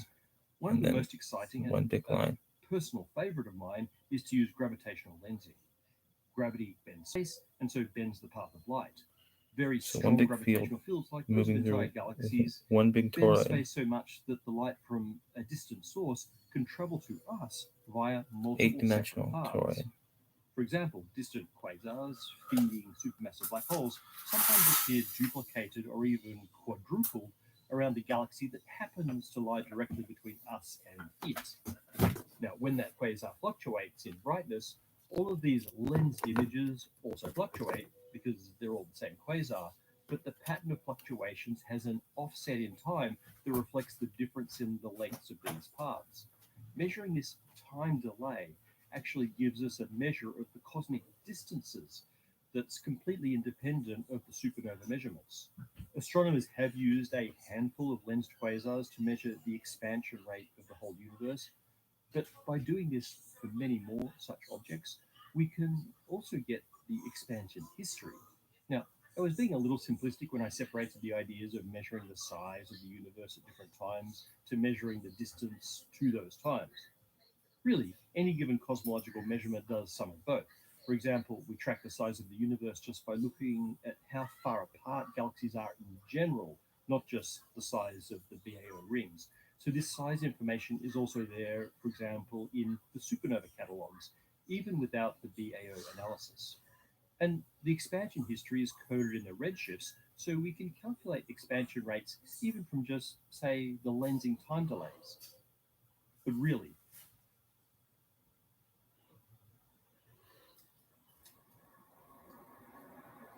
Well, hello again. You made it. And if you're watching this video, that means you have secured your spot on our exclusive 100-person team. Congratulations. Listen, this is really just the beginning of a whole new incredible life for you. You are one of only a small select group of people that will get free access to this life-changing software. And the best part is, you will continue to get free access to this software for life. The brilliant auto trade functionality of WikiTrader is so advanced, it will continue to make you rich 24/7 for the rest of your life. I am so excited to know that this is the beginning of a whole new era for WikiTrader. We've made millionaires out of a lot of people, but these were mostly people who already had a lot of money. Now, we get to share the wealth with all the hardworking middle and lower class men and women out there. It's time to even out the playing field and make the money making resources available to everyone, not just the lucky few in the top 1%. That is BS, and we all deserve to be happy. So, now's the time to get you started. In order to create your profile, you'll need to fill out the information form on this page, and this will help us to know who you are and keep track of your monthly statements. Obviously, if we're going to roll this out worldwide, we have to know how well it's worked for the small group of 100 people. We're going to get updates on how things are running for you and what your results look like. This way, we'll know what kind of server power and upscaling we'll need once we take it public. So go ahead, fill out the form on this page, and the next step is actually to get into your profile and make money on your first trade. That's the most exciting part. I'll never forget when I made my first few huge trades. There's really no feeling quite like it. Once you fill out this form, you'll be taken to the final video where I will walk you through the initial deposit steps. And once you've made that initial deposit, you will be ready to trade. And like I said before, I guarantee you will have made $5,000 by the end of today if you go on to make that deposit right now. Okay, just hurry up. Let's make some money. Finish up this form, and I'll see you on the next page for our final step before you're making insane money all on autopilot.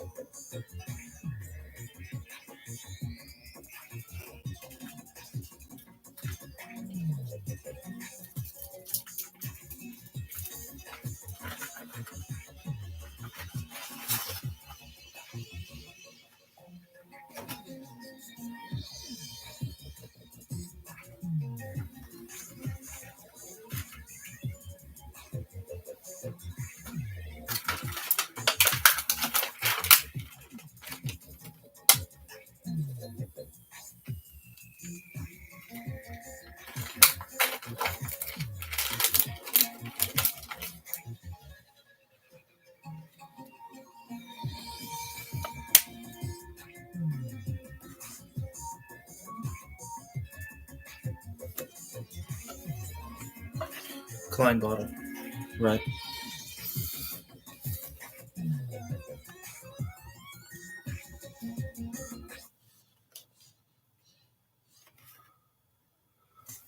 But really, combining these data sets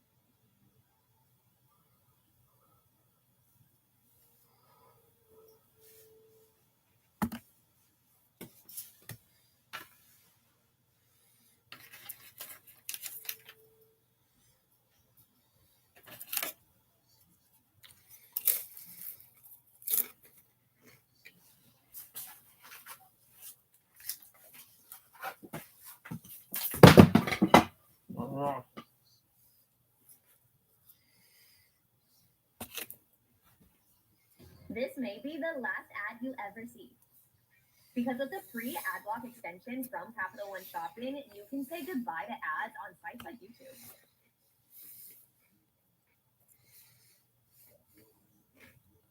The most detailed video on 11 dimensions that you can find on YouTube.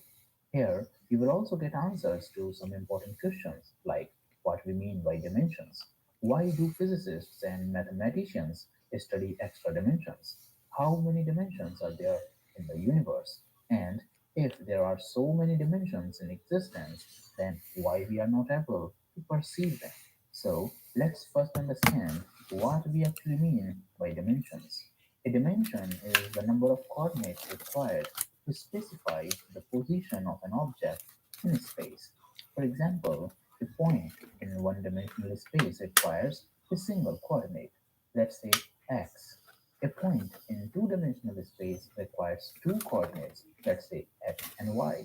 And a point in three-dimensional space will require three coordinates, let's call them x, y, and z. In the same way, objects present in higher dimensions, for example, in the seventh dimension, would need seven coordinates or seven variables to specify its location in space. But now you may ask, why do physicists and mathematicians study extra dimensions? Actually, we live in the three-dimensional world and cannot directly experience higher dimensions. These dimensions seem to be hidden, but still, scientists and mathematicians are working hard to find them. But why? One reason is that it can help to explain phenomena that cannot be explained with just three dimensions. For example, the theory of general relativity suggests that gravity is a result of the curvature of space-time. In order to fully understand this theory, it may be necessary to consider extra dimensions.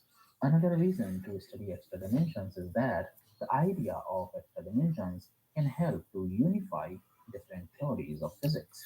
For example, string theory, which is one of the leading contenders for the theory of everything, suggests that the universe has 11 dimensions, including time.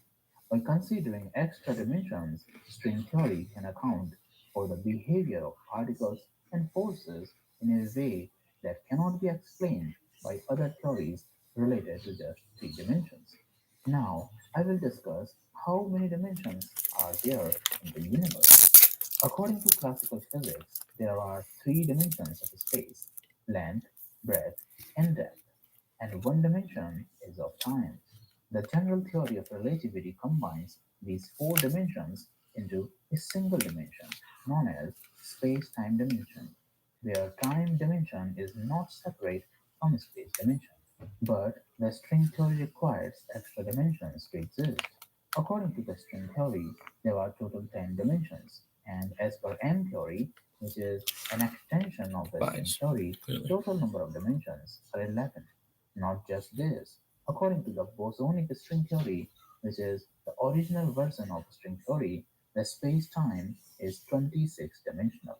Now, an obvious question arises. If there are so many dimensions in existence, then why we are not able to perceive them? Why we cannot feel the presence of higher dimensions? Actually, we might be living in higher dimensions without being aware of it. But because of the limitations of our brain and senses, we may not be able to perceive them. According to some researchers, extra dimensions may be curled up at extremely small scales. This scale is so small that we cannot see them with our experiments based on current technologies. As we live in a three-dimensional world, it's very hard for our three-dimensional brain to visualize higher dimensions. There is a process known as compactification, where higher dimensions are curled in on themselves. On changing our reference frame and going into microscopic level, we will find higher dimensions. Let me explain it with the help of a simple, interesting example. Suppose we are looking at a rope from some distance, which is tied between two rocks. From this distance, we will see only one dimension of the rope, that is length. Now imagine that an ant is crawling onto the rope. So, from the frame of reference of ant, the rope is at least two-dimensional, as it can see its breadth and thickness also along with its length. The ant can also feel the grooves and roughness of the rope. If we go to microscopic level and see from the reference frame of atoms, then we will see a whole new world of three-dimensional atoms having solid nucleus and electrons revolving around it in three-dimensional space. On going further into the microscopic level of the strings inside the atom, we will see that the strings are vibrating in 11 dimensions. Everything in this universe is made up of tiny vibrating loops known as strings, according to string theory. So you can understand how we can find higher dimensions at the microscopic level. Now I will discuss all the dimensions starting from the zeroth dimension to the 11th dimension in detail. Zero dimensional world, or 0D. The zeroth dimension is the most basic concept of dimensions. It represents a point or a location in space that has no length, width, or depth. In other words, it has no physical extent and cannot be seen or measured. Despite its simplicity, the zeroth dimension is a crucial concept in mathematics and physics, as it serves as the foundation for higher dimensional spaces. A zero-dimensional world may seem like a strange concept, but it is an essential one for understanding the underlying principles of our universe. In mathematics, the zeroth dimension is used to describe a single point with no dimension. For example, a single dot on a piece of paper can be described as having zero dimensions. Next comes the one Single dimensional dot world, with 1D. no Imagine a world that other dimension, exists only in just one dimension, single a dot, world where length like a is only a singularity. dimension, This is the concept Yeah. of a one He is dimensional world, infinite size. a theoretical world that challenges our understanding of space and the existence of life itself. This dimension is often used as a reference point to describe more complex objects and dimensions. In a one dimensional world, everything exists on a single line. Therefore, there is no width or depth. This means that objects or life in this world would be extremely thin, existing only as What lines what it feels like to themselves. be a star Despite and its collapse into a black simplicity, hole. a one dimensional world would pose some fascinating challenges. For example, how would objects move in this world?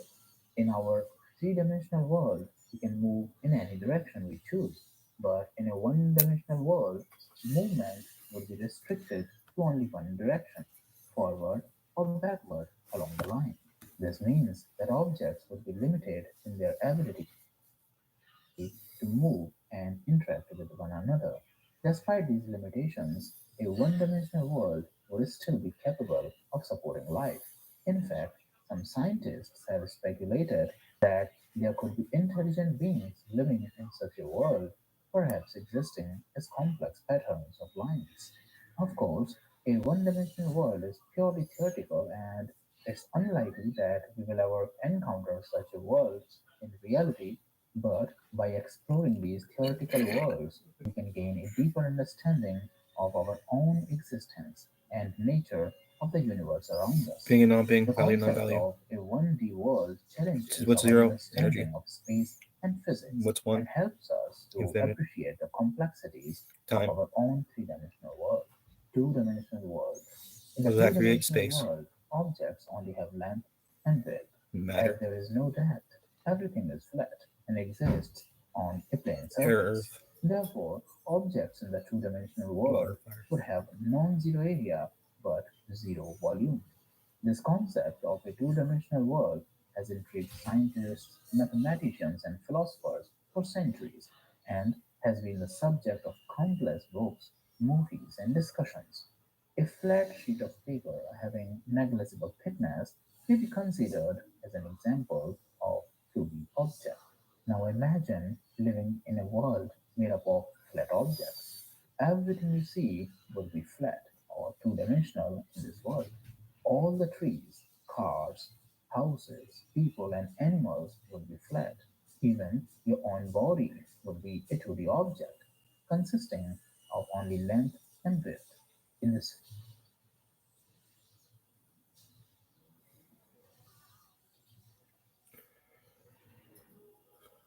Shopping with your parents can be embarrassing. Why would they sell jeans with holes in them? I'm going to speak to the manager. Mom! That hoodie is giving. You should get it. YOLO. Thanks to the Chase mobile app, your kid can shop independently while you keep an eye on their site. So you can go from We can be twinsies. to How was shopping? Saw you stayed on budget. Thanks, Mom. freedom for Too bad I'm not kids, smart enough to control create for my own parents. That's family videos. banking from Chase. Account subject to approval. Chase mobile app is available for select mobile devices. Message and data rates may apply. JP Morgan Chase Bank NA, member FDIC.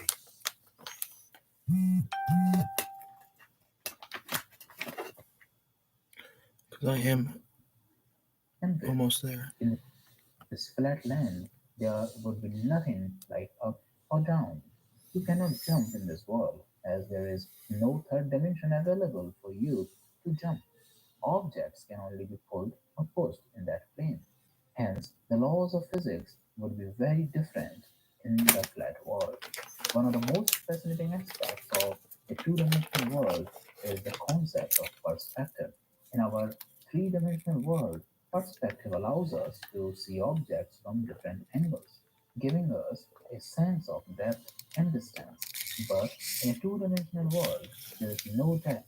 Therefore, objects can only be viewed from a single perspective.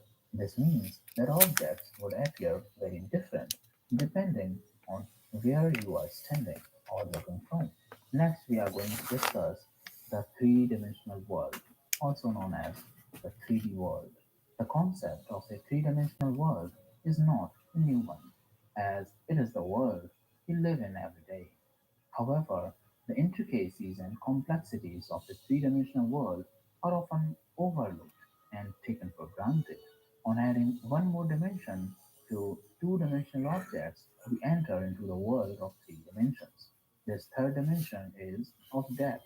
On adding the third dimension of depth, the flat objects turn into the solid three-dimensional objects having non-zero volumes. In a three-dimensional world, we are free to move in three directions: forward and backward, left and right, and up and down. As 3D objects have some volume, they occupy.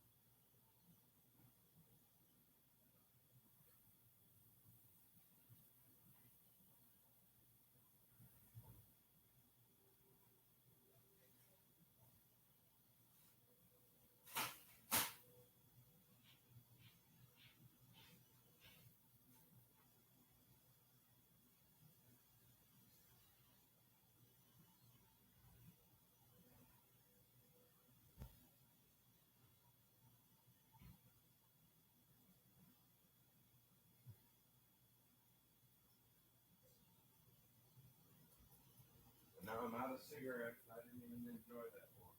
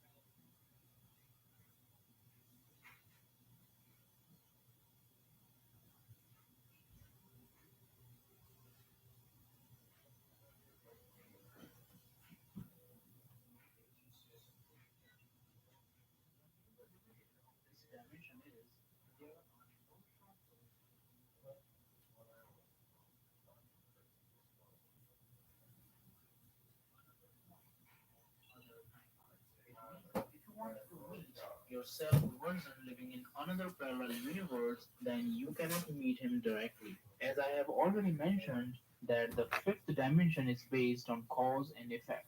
Therefore, to meet your another self version, you will have to go to the point of cause in past on the timeline. But the dimensions higher than the fifth dimension are free from this limitation. There are shortcuts between the timelines in higher dimensions. It means shortcuts are possible between the timelines in the dimensions even higher than the fifth dimension. Sixth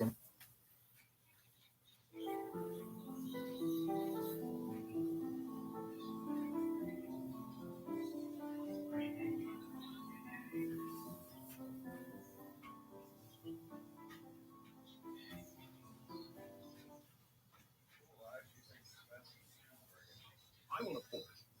Old Spice Spice. Vitamin Spice.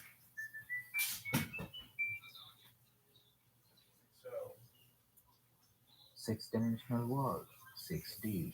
Six-dimensional space is comprised of all possible three-dimensional realities that could exist. Essentially, it is a space that contains all possible variations of our world.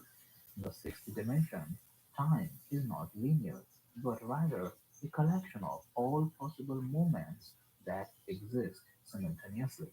This means that every event that has ever occurred or will ever occur exists in the same space in the sixth dimension. The sixth dimension is a space of infinite possibilities where every possible reality can exist. It is a place where every decision we make creates a new reality, branching off into an infinite number of possibilities. In this dimension, every choice creates a new branch, leading to an entirely new reality.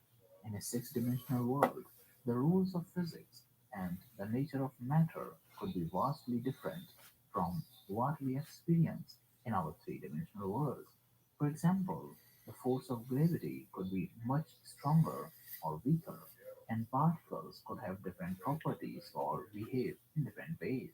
While the sixth dimension is a theoretical construct that exists beyond our current understanding of the universe, it is an essential part of many scientific theories, such as string theory. The sixth dimension helps explain the nature of our universe and how it interacts with our other dimensions. While it may be a difficult concept to grasp, it is an essential part of many scientific theories. A six-dimensional being has all the powers that a person living in the fifth dimension has, along with some extra capabilities. Parallel universes exist also in the sixth dimension. A six-dimensional being can see all the presents, pasts, and futures of all the parallel universes. But one limitation of the sixth dimension is that all the parallel universes must have the same beginning, or the initial conditions, that is, the Big Bang. Like in the fifth dimension, in the sixth dimension also, you are free to choose multiple careers of your choice, and your multiple versions can live their lives simultaneously in parallel universes. As I already discussed, one problem with the fifth dimension was you cannot meet your self version in another parallel universe directly using shortcuts. But the sixth dimension is free from this limitation. You can easily jump from the timeline of your universe to any point present on the timeline of any parallel universe. Now, let's discuss the seven dimensional world.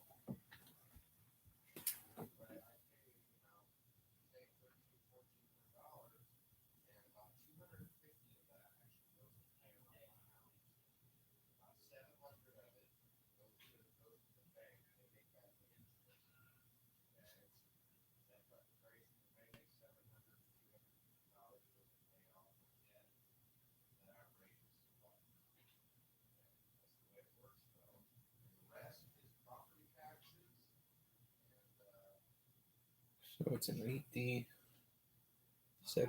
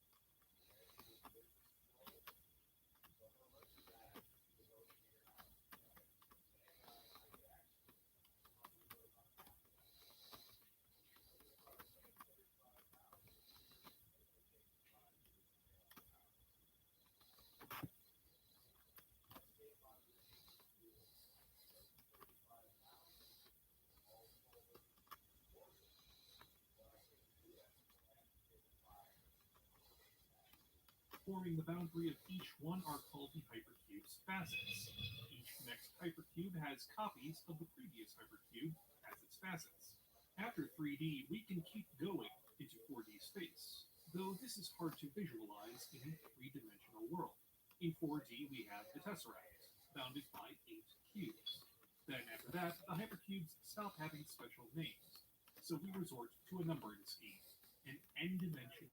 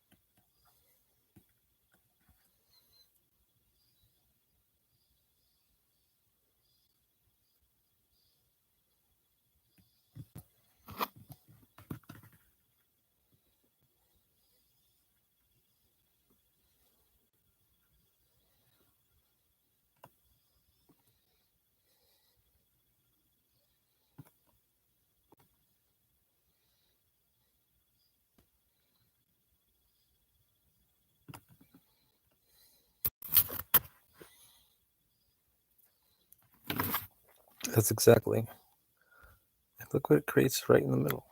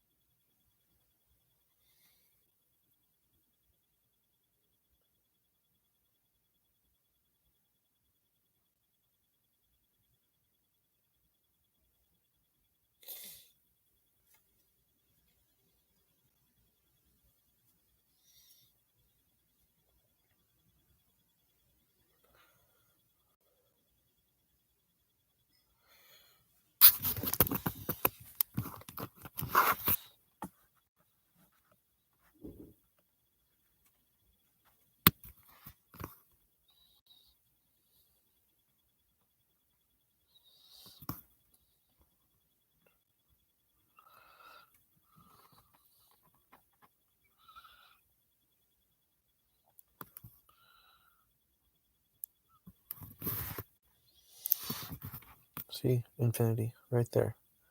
That's infinite. Just like that.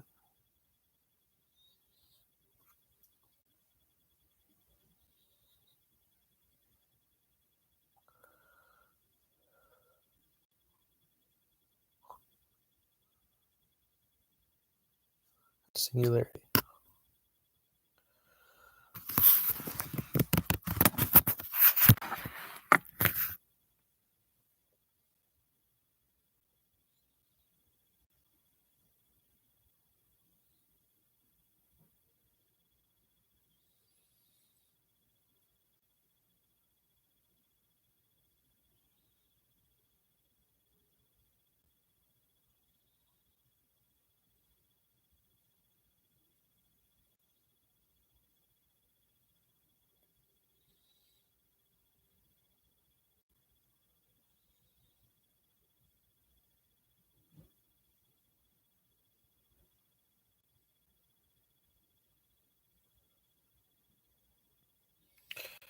No, it's been a hard one.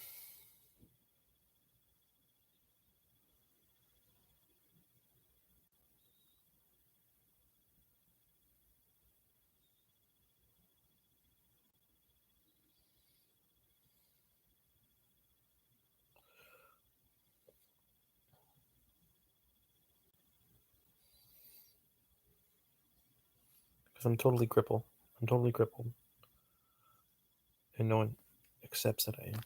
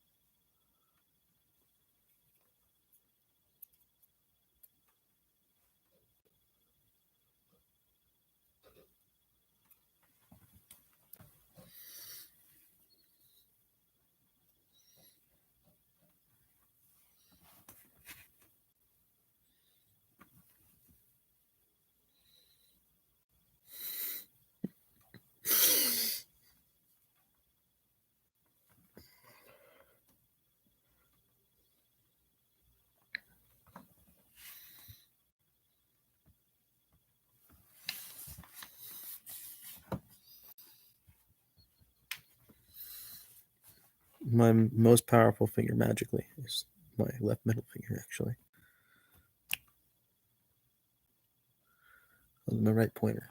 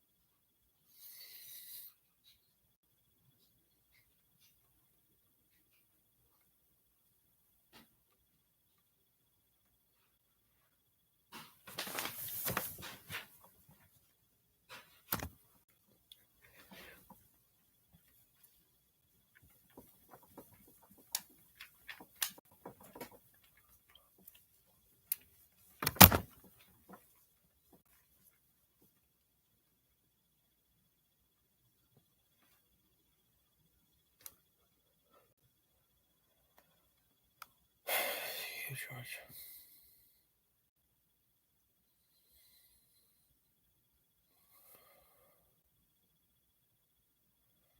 That's chi.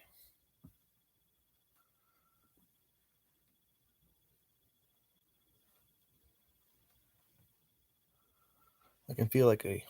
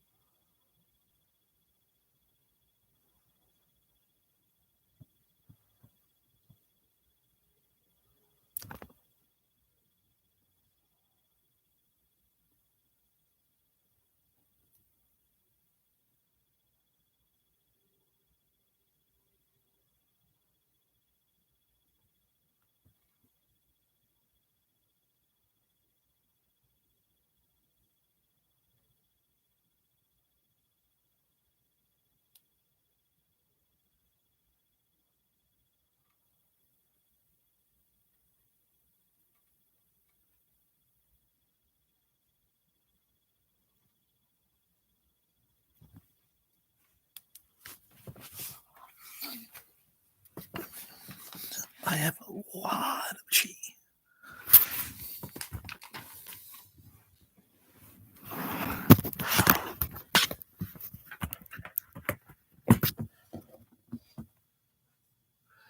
Key out the wazoo.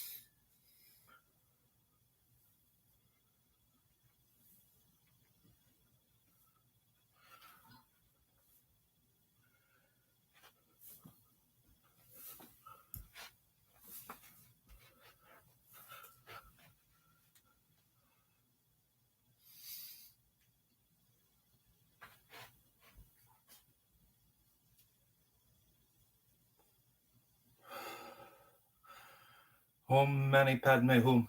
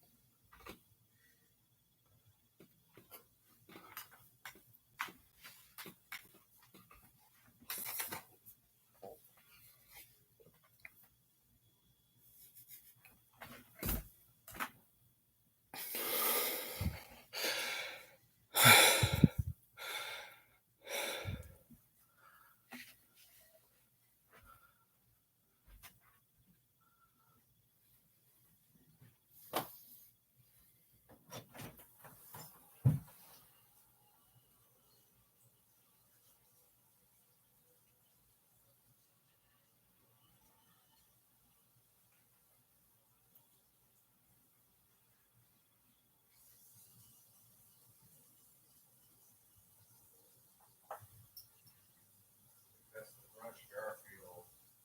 Oh, you surgical brush. I'll be using my airbrush, man. Maybe someone's up.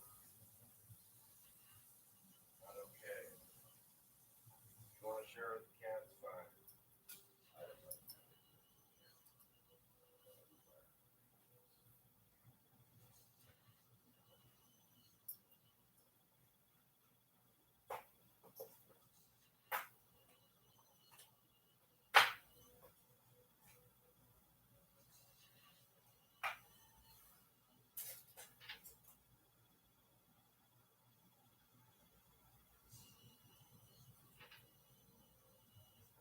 Taking stuff in there, make sure you organize. I was going to.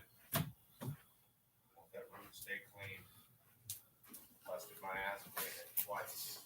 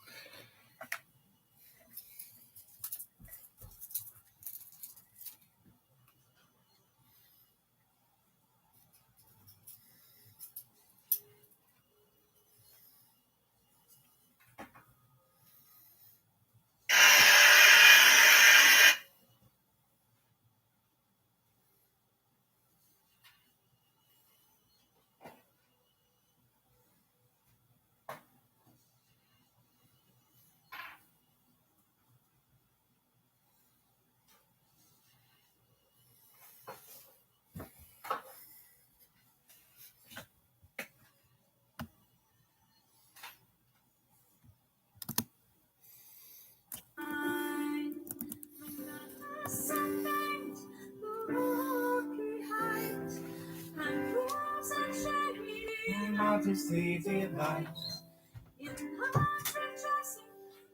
the fury star of what the souls of mortals dost inspire.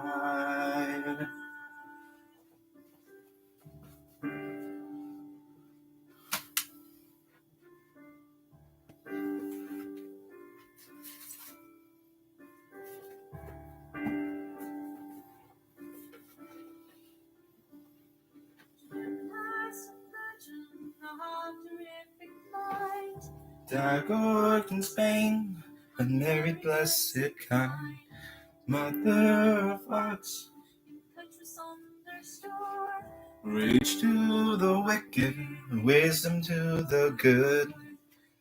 Female and male. Fanatic form, much dragon is divine.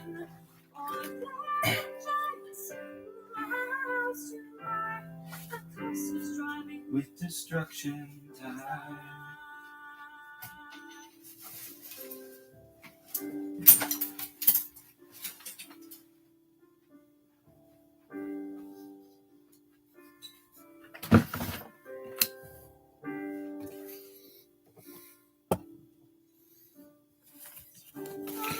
Head of Jove, splendid mien, purger of evil, all victorious queen. Hear me, O goddess, when to thee I pray, with supplicating voice both night and day. My favorite, give me peace and health, for I pay.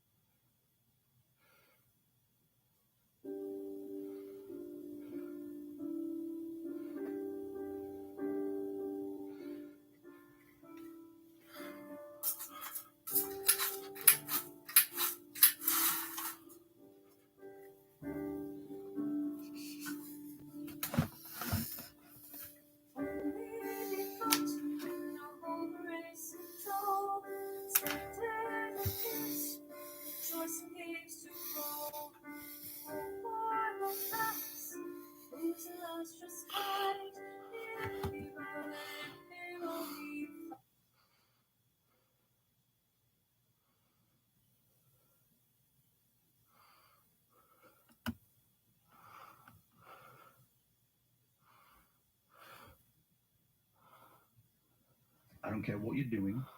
You need to stop and listen to this interview.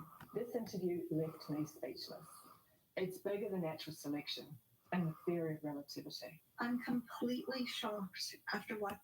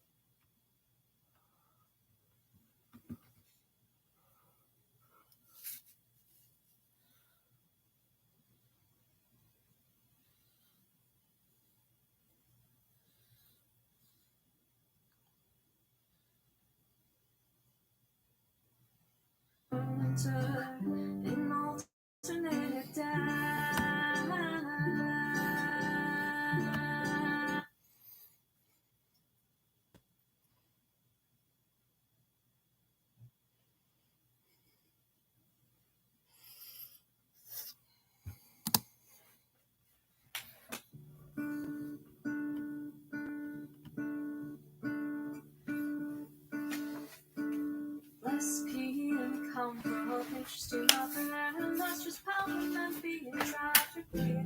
Come on. Say erupted, it's gone off. I'm pointing deepest fruit, the source of wealth. From the habit gold, I love you to me, received its own secret fertility. Titanic rules, lifted I see. I found destroying hollow. Nothing to the universe's head. Noble and lovely, armor that will stray. But back into full and divine. Our Father feels, constantly is thine.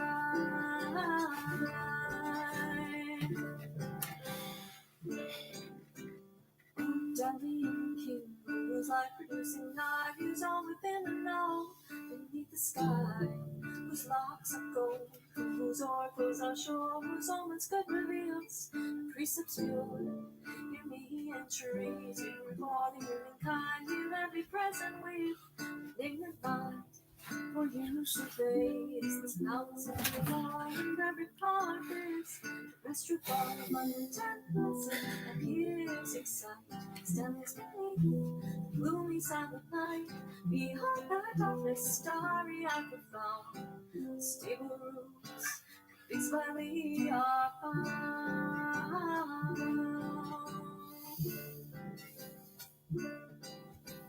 The world's wide bound, all flourishing are thine, myself the source and undefined. 'Tis thine nomination, whose music to inspire with various sounding harmonizing love.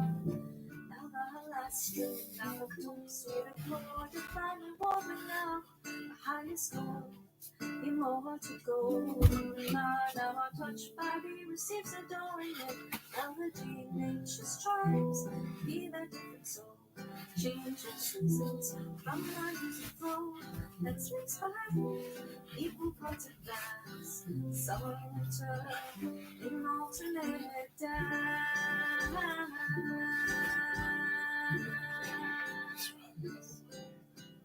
This claims the highest, and that the lowest string, the Dorian measure tuned to the lovely string.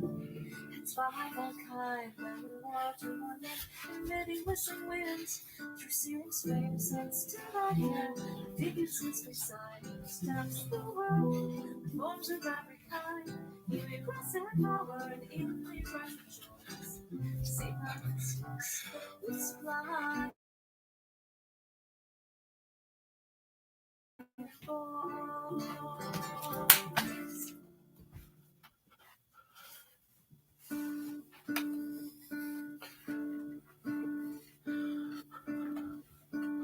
Less pity and come rubbish to my breath.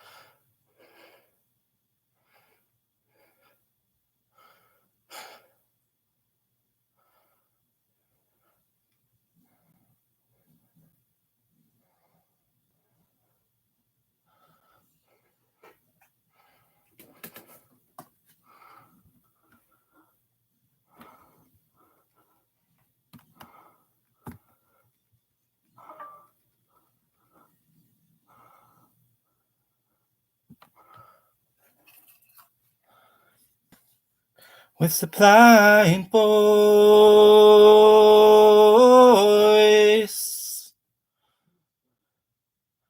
I'm on.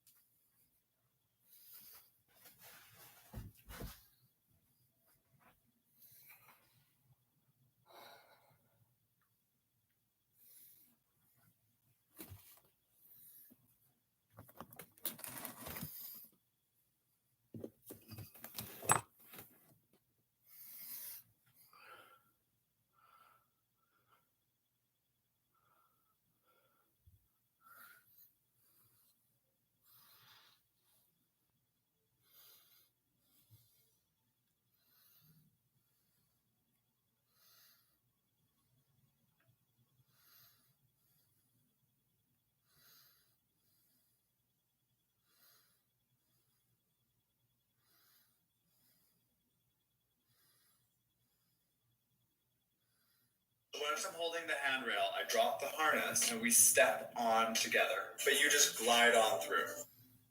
A few years ago, the bishops were dismayed by a study that came out that showed that a critically low percentage of Catholics, about 30%, believed in the real presence of Jesus in the Eucharist. For such a low percentage,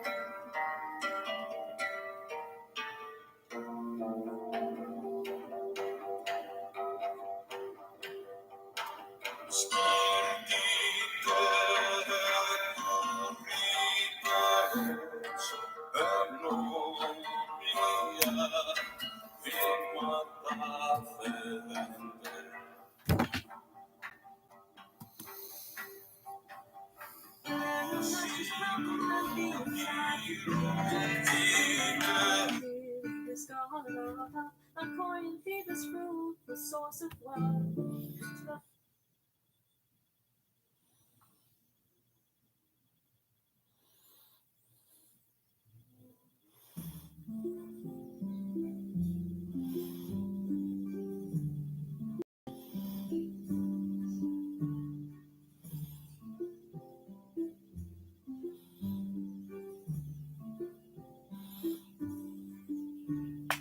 Focus, God, I feel that forest, double nature, place for you.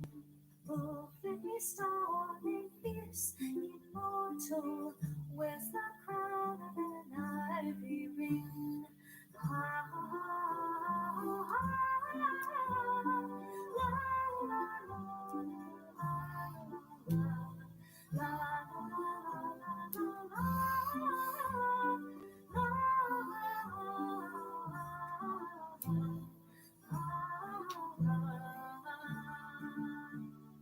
Leaves and vines for your holy clothing, clusters of grapes around your head. Child of truth and the saving name from their secret marriage bed.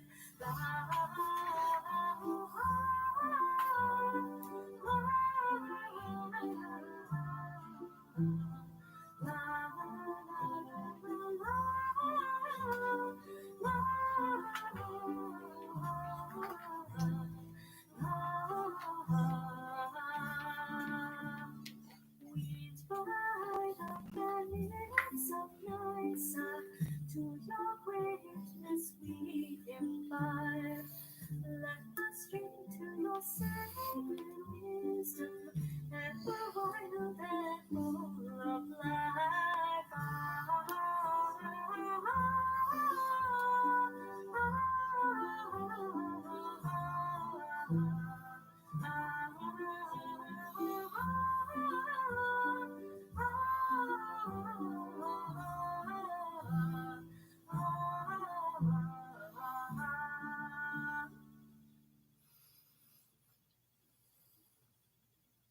Team Old Spice is coming into the pits!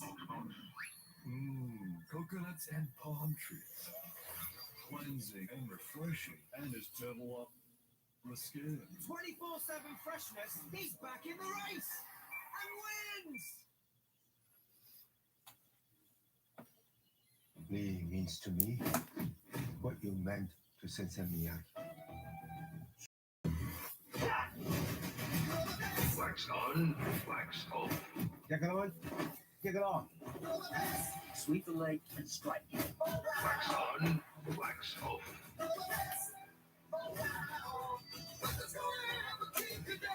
And strike. Rated PG-13.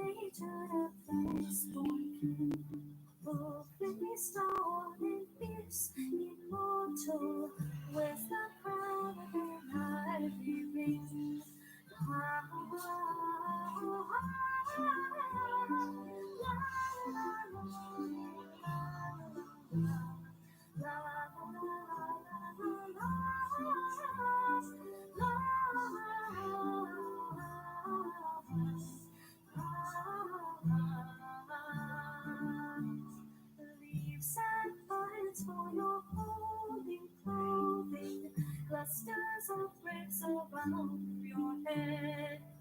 Childhood proof and preserving from the secret marriage bed. La,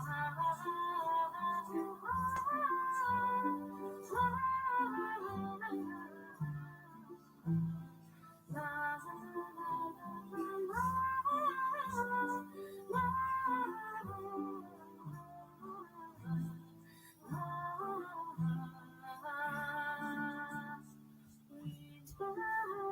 the millions of nights to your greatness we five. Let us drink to your sacred wisdom, ever wild and full of life.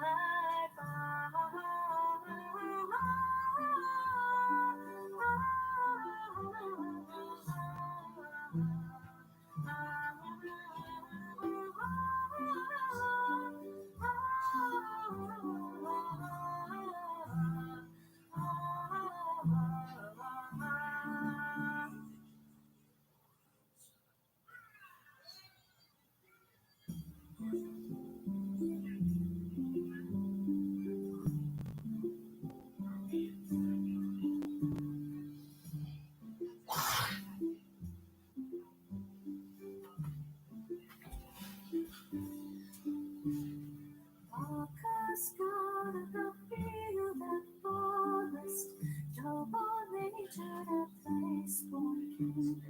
Fully strong and fierce, immortal, wears the crown of an ivory ring.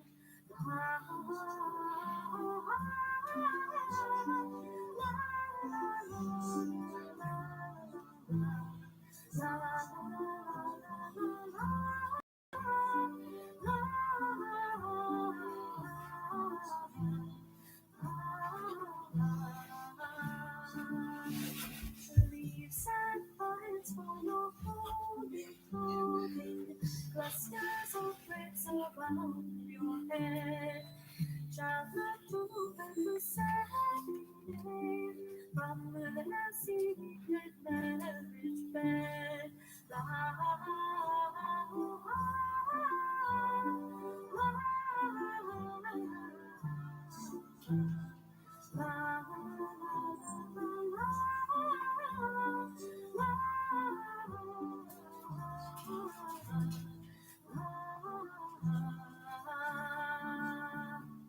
winds by the millions of nights to your greatness we imbibe. Let us drink to your sacred wisdom, ever wild and full of life.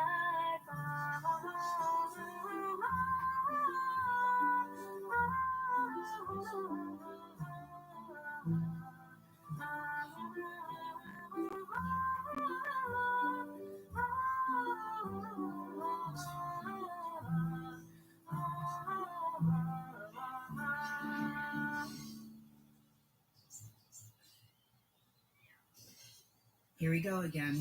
It's nacho night with a side of gas and diarrhea. Sound familiar?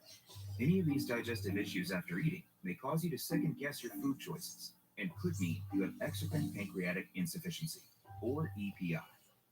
But Creon can help manage EPI. Creon is a prescription medicine used to treat EPI by replenishing enzymes, so the body can break down food and absorb its nutrients. You had me at hello. With Creon, I can manage my EPI. Creon may increase your chance of fibrosing colonopathy, a rare bowel disorder. Tell your doctor if you are allergic to pork, have gout, kidney problems, or worsening of painful swollen joints. Do not chew capsules as this may cause mouth irritation. These are not all the side effects of Creon. Nothing can come between us. Savor everyday moments. Don't wait to ask your doctor if Creon is right for you. Learn how AbbVie can help you save on Creon.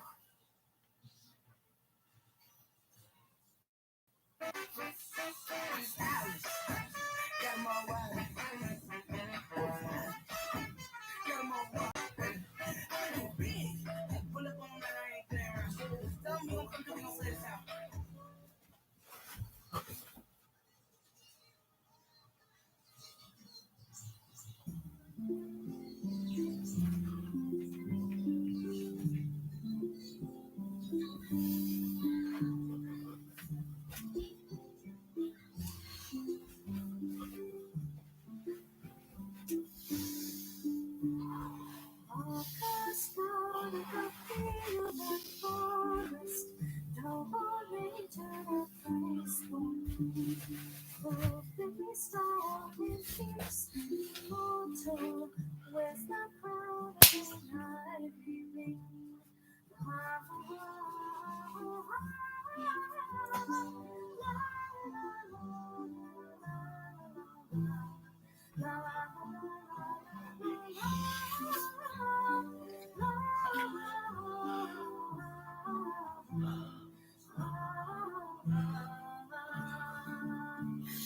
Leaves and birds for your holy clothing, clusters of grace around your head.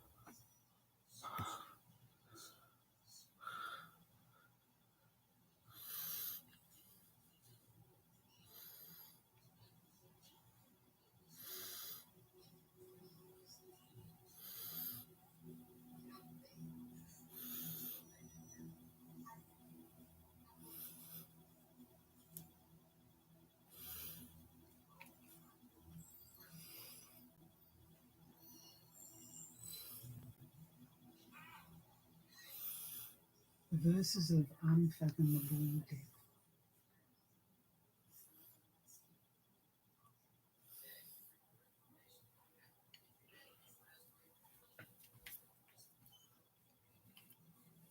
I ask you, what does a mind seal look like?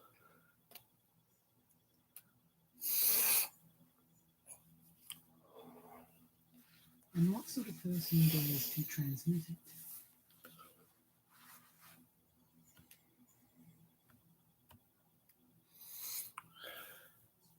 Throughout the ages, Life it force has energy. I remained can firm feel it. and I'm just like, unshaken. am I crazy? No, I am, but I'm not.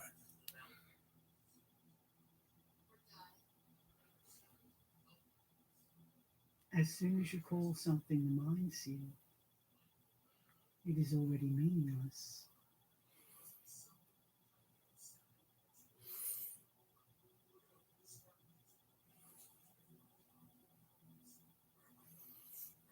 You must I know the what shit really reasons. happened and what didn't happen. Somewhere in time. All I things do. originate from infinite emptiness. That's why I'm so confident about everything. Sometimes I'm like, well,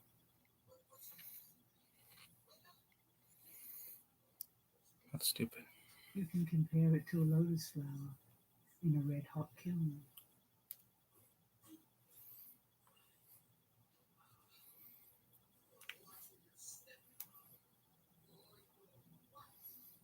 Don't say that a free and empty mind is the way.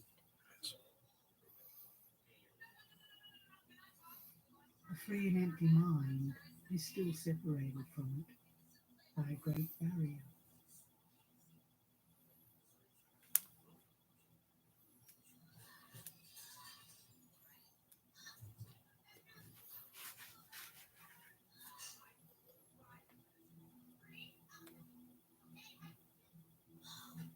The mind is like emptiness, but it isn't empty.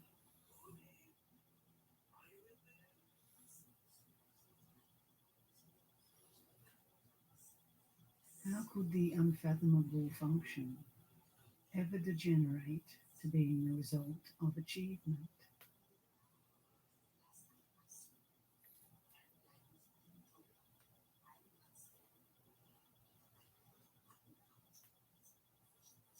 The bodhisattvas at the 3 stages of wisdom have still not clarified this.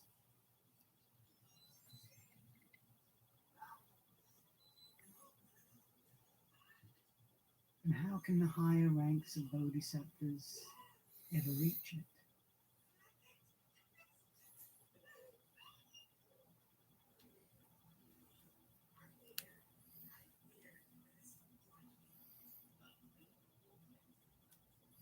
The golden carp that has passed through the net remains trapped in the water.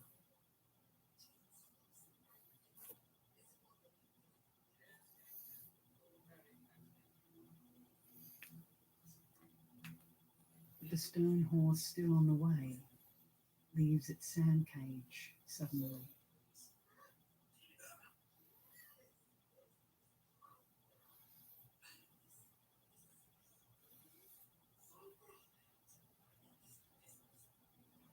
Why have the meaning of Bodhidharma coming from the West explained in every detail?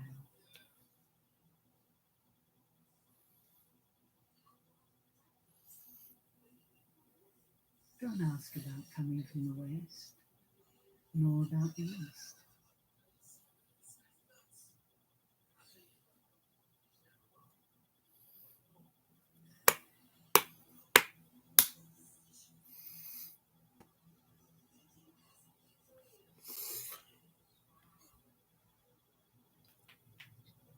You cannot rely on looking far ahead to the end of the universe.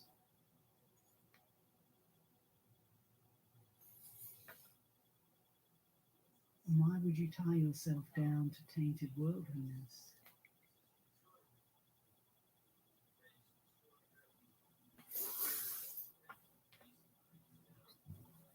Essentially, the miraculous body is not bound anywhere.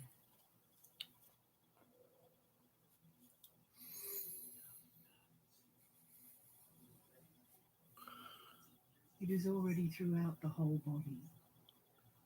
So what other traces could there be?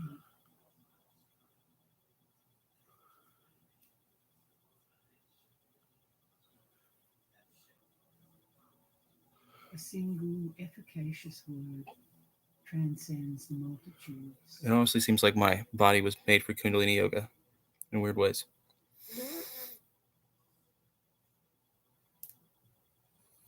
Weird fucking It ways. is far beyond 3 vehicles and does not require cultivation.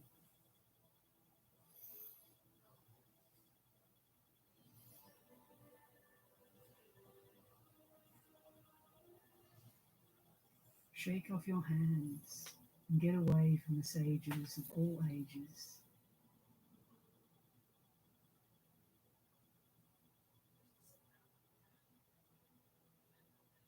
Then your path of return will resemble an ox in the midst of fire.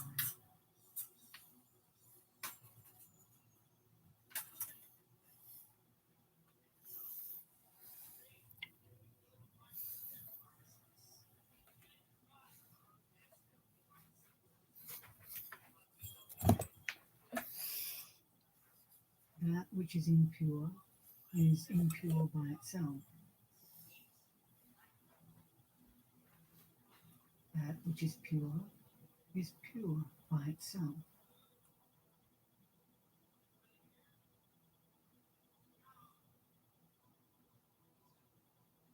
Highest wisdom and delusion are likewise empty and even.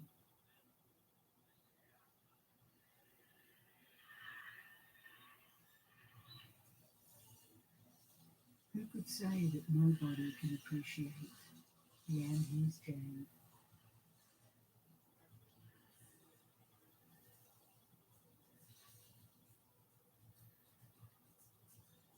I say that the jewel of the black dragon shines everywhere.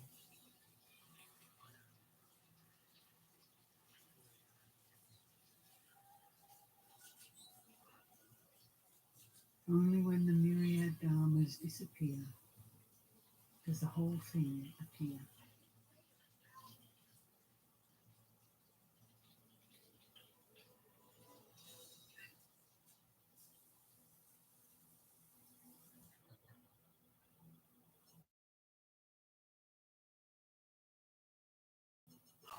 Split up and assumed only provisional names.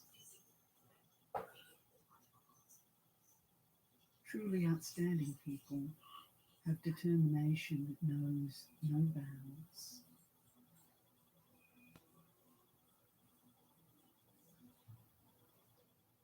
Do not try to go where the Buddhas have already gone.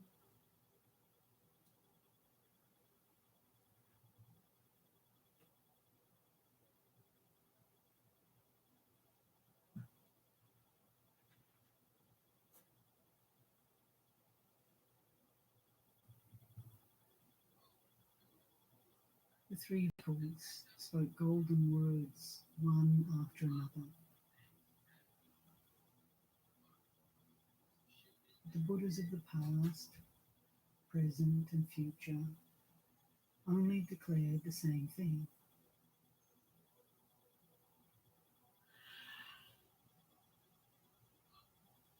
In the beginning, when they expounded the reality of skandhas and then complete emptiness, everyone grew attached to it.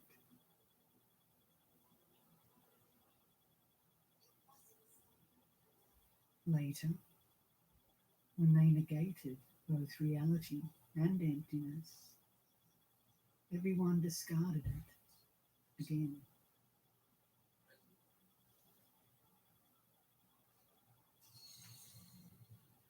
The complete treasury of sutras in the Dragon Palace is meant to be prescriptions.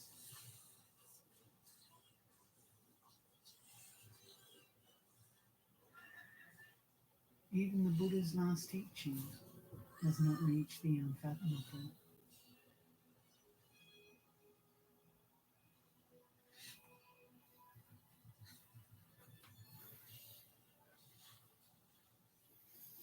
If even one deluded thought arises in the world of true purity,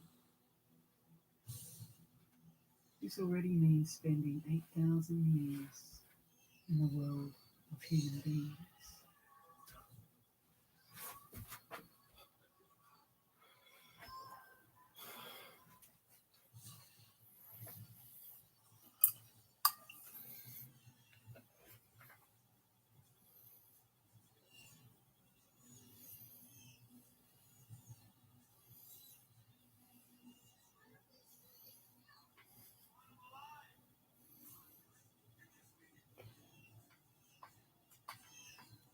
Don't be distracted by the king of emptiness when you are still on the way.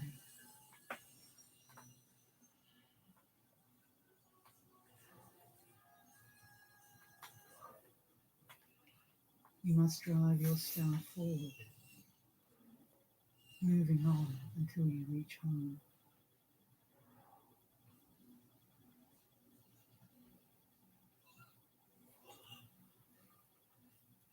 If you travel for a long time, like clouds and water, don't get attached to it.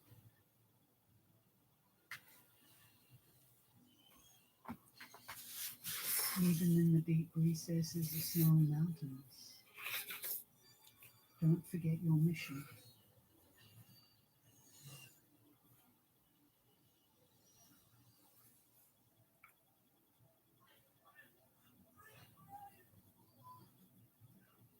I regretted that in past days my face was like jade, and I lamented that at the time of my return my hair turned white.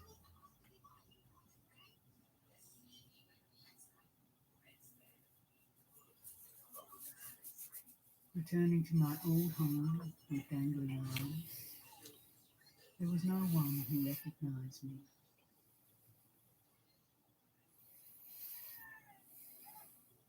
Also, I had nothing to offer my parents.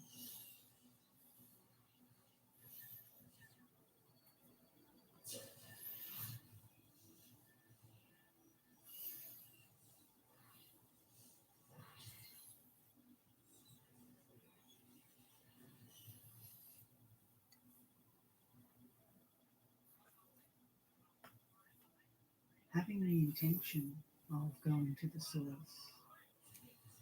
of returning to the origin, is already a mistake.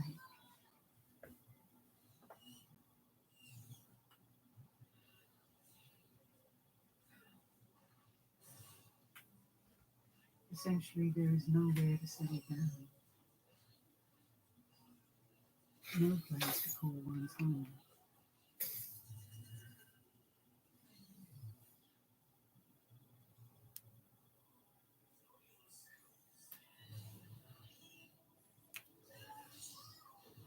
The ancient path through the pines is covered with deep snow.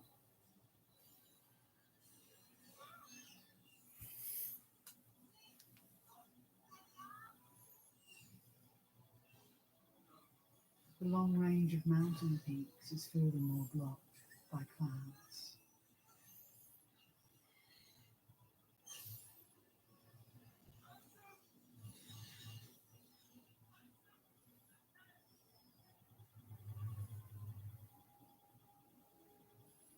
When host and guest are tranquil and serene, everything is incongruous.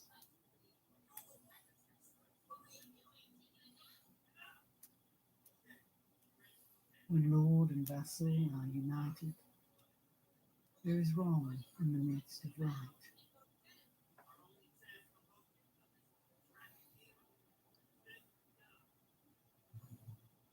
How will you sing the song of returning home?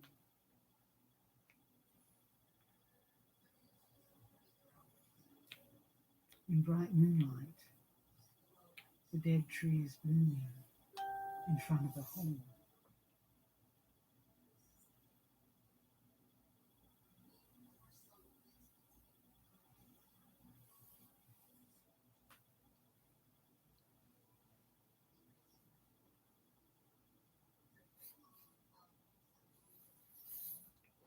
It is still dangerous, even inside the castle of Nevada.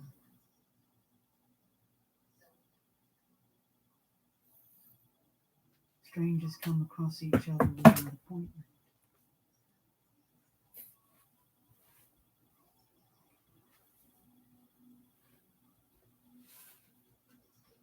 People call someone who provisionally puts on a dirty robe a booger.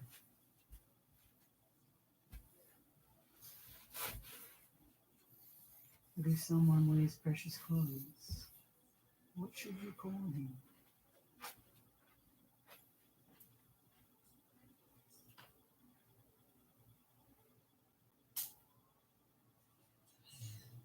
In the middle of the night, a wooden man puts on shoes and leaves.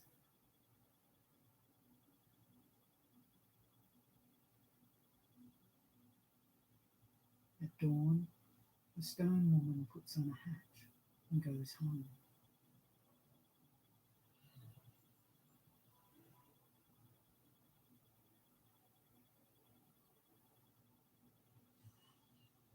An ancient emerald pool, the moon in the empty sky.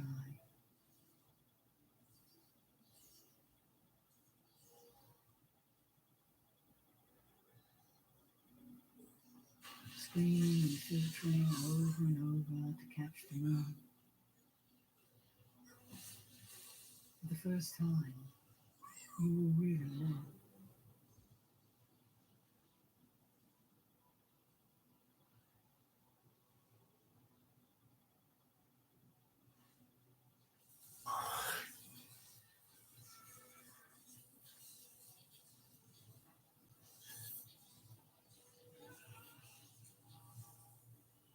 Growing hair and horns, you enter town, resembling a blue lotus flower blooming in the midst of fire.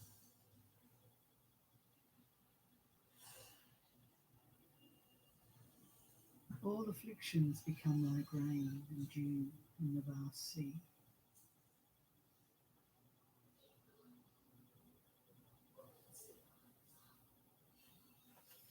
All ignorance becomes like clouds and thunder on a mountain.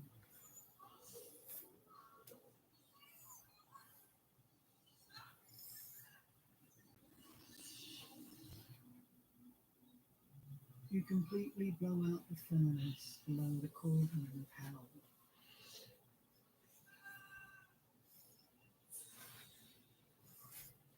Smashing to pieces a forest of swords and a mountain of daggers with a single shout.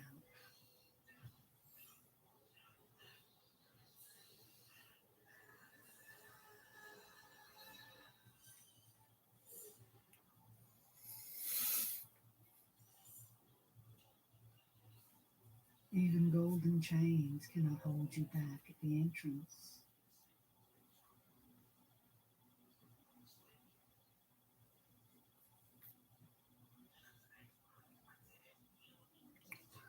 Going into the realm of other beings,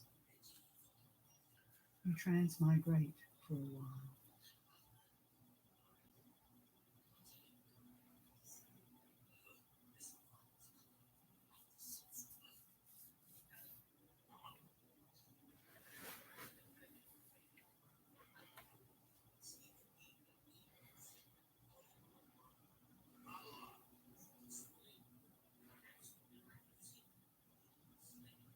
In front of many dead trees and steep boulders, there are many wrong tracks heading off course.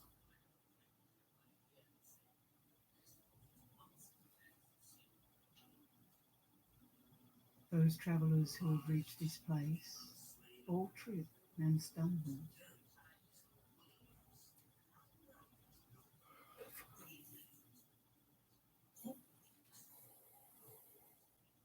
The crane stands in the snow. It does not have the same colour.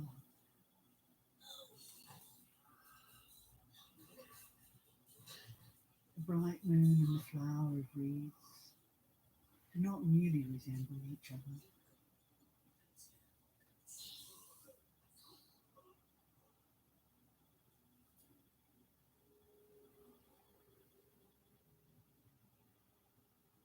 I'm finished. I'm finished. I'm finished.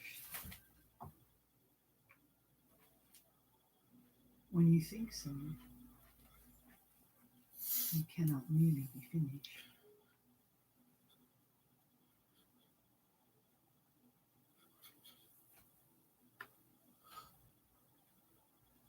If you say, this is it,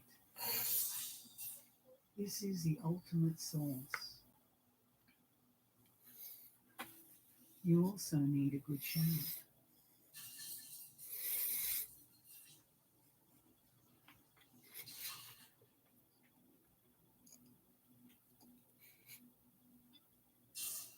From the bottom of your heart, you play a melody in the heart with no strings.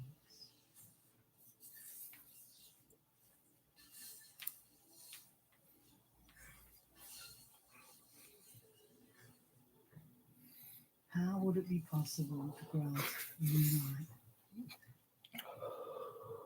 shining in the empty sky.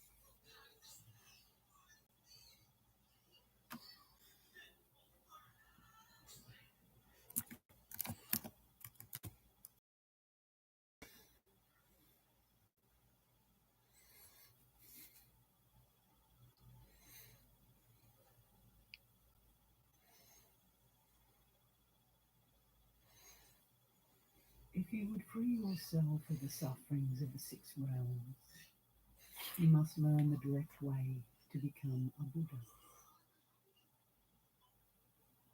This way is no other than the realization of your own mind. Now, what is this mind? It is the true nature of all sentient beings,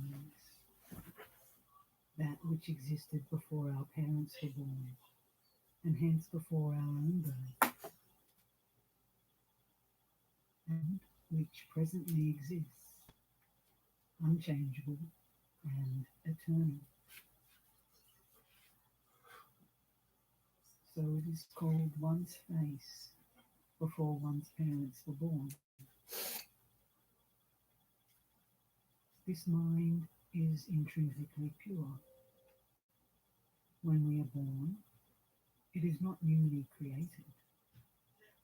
And when we die, it does not perish.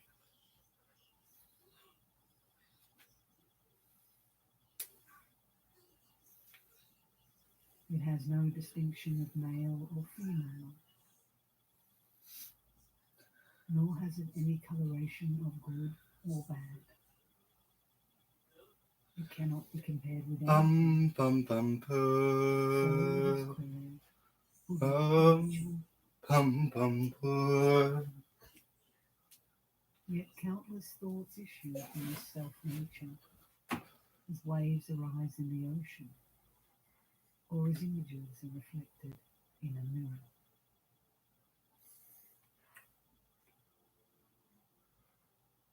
If you want to realize your own mind, you must first of all look into the source from which thoughts flow.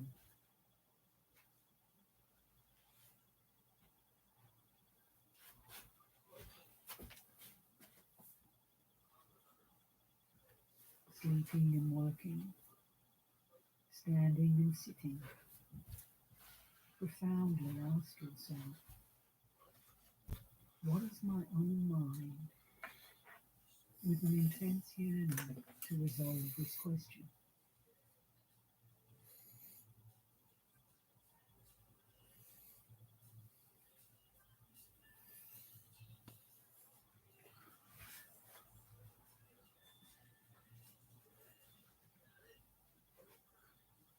This is called training or practice or desire for truth, thirst for realization.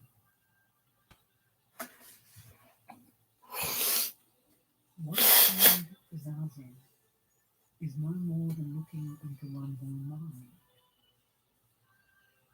It is better to search your own mind devotedly than to read and recite innumerable sutras every day for countless years. Such endeavors, which are but formalities, produce some merit. But this merit expires, and again you must experience the suffering of the three evil paths.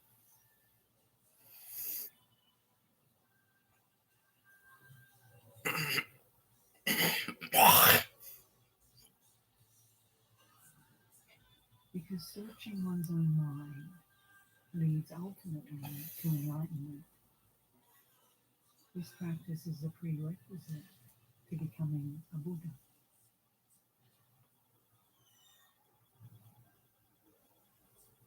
No matter whether you have committed either the 10 evil deeds or the 5 deadly sins,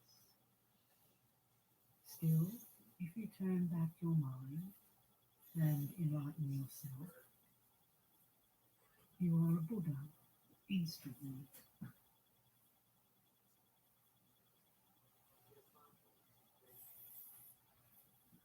But do not commit sins and expect to be saved by enlightenment from the effects of your own actions. Neither enlightenment, nor a Buddha, nor a patriarch can save a person who, deluding himself, goes down evil ways.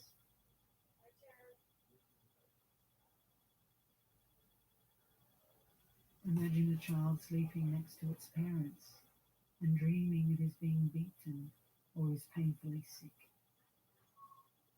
The parents cannot help the child, no matter how much it suffers, for no one can enter the dreaming mind of another. If the child could awaken itself, it could be freed of this suffering automatically.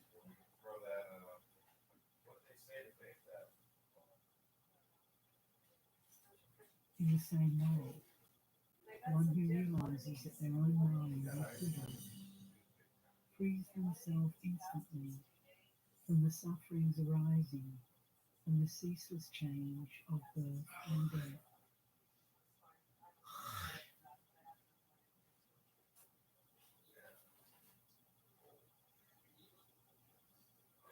If a Buddha could prevent it, do you think they would allow even one sentient being to fall into hell?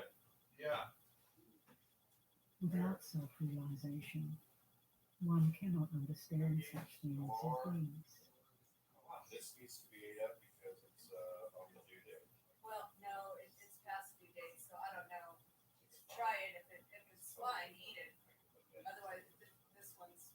I mean, it What looks fine. kind of master is it that this very moment sees colours with the eyes and hears voices with the ears, that now raises the hands and moves the feet? We know these are functions of our own mind, but no one knows precisely how they are performed.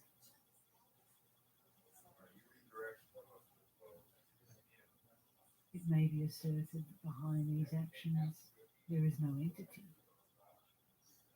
Yet it is obvious they are being performed spontaneously.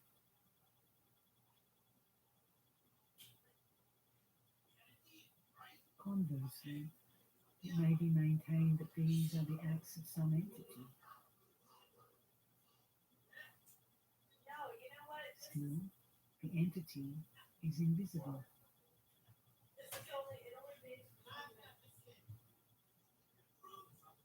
If one regards this question as unfathomable, all attempts to reason out an answer will cease, and one will be at a loss to know what to do.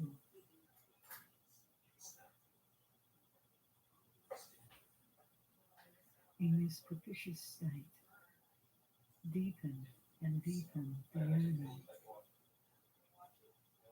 tirelessly, to the extreme.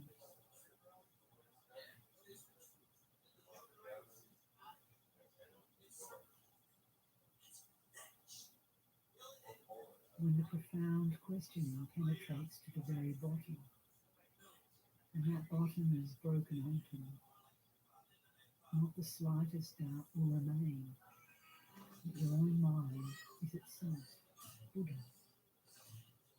the void universe.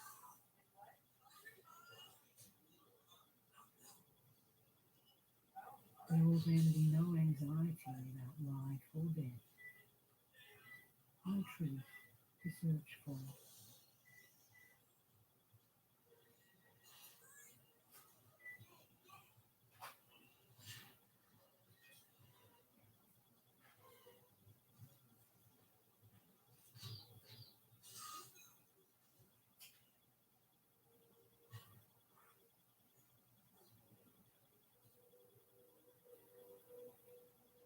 In a dream, you may stray and lose your way home. You ask someone to show you how to return, or you pray to God or Buddhas to help you. But still you can't get home. Once you rouse yourself from the dream state, however, you find that you are in your own bed, and realize that the only way you can have gotten home was to awaken yourself.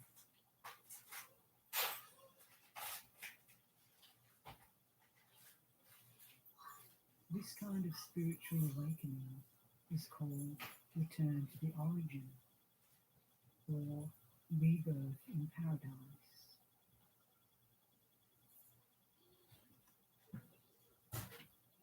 It is the kind of inner realization that can be achieved with some training.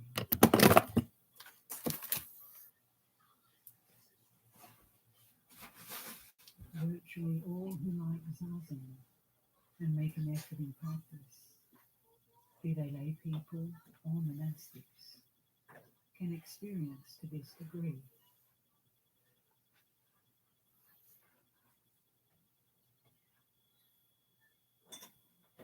But even such partial awakening cannot be attained except through the practice of zazen.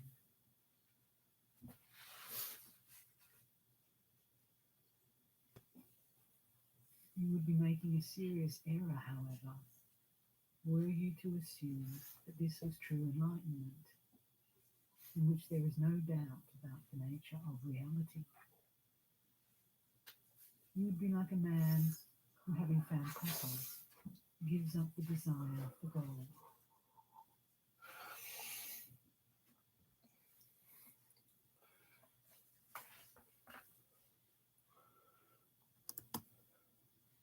Upon such realization, question yourself even more intensely in this way. My body is like a phantom, like bubbles on a stream. My mind, looking into itself, is as formless as empty space. Yet, somewhere within, sounds are perceived. He is hearing. Bum, bum, bum. Should you question yourself in this way, with profound absorption, never slackening the intensity of your effort. Your rational mind eventually will exhaust itself, and only questioning at the deepest level will remain.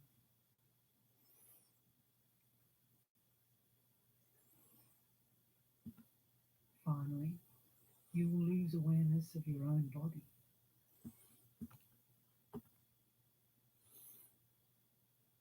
Your long-held conceptions and notions will perish after absolute questioning, in the way that every drop of water vanishes from a tub broken open at the bottom.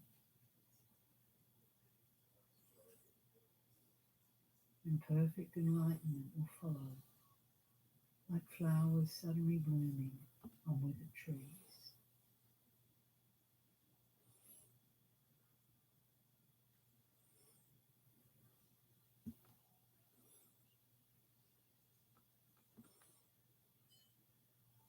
With such realization, you achieve true emancipation.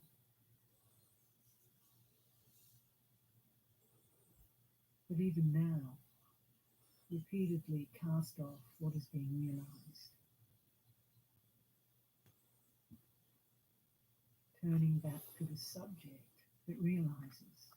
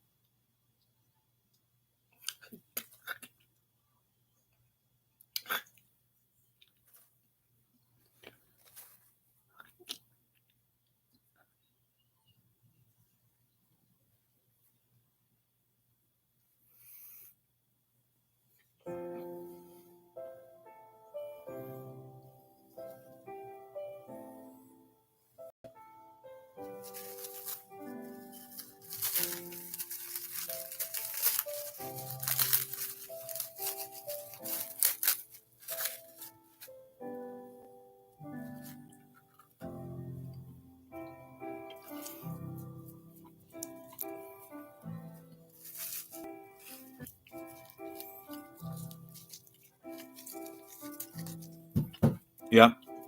You gonna watch this lasagna? Yeah. I'm gonna throw it in right now and put a timer on it. Okay.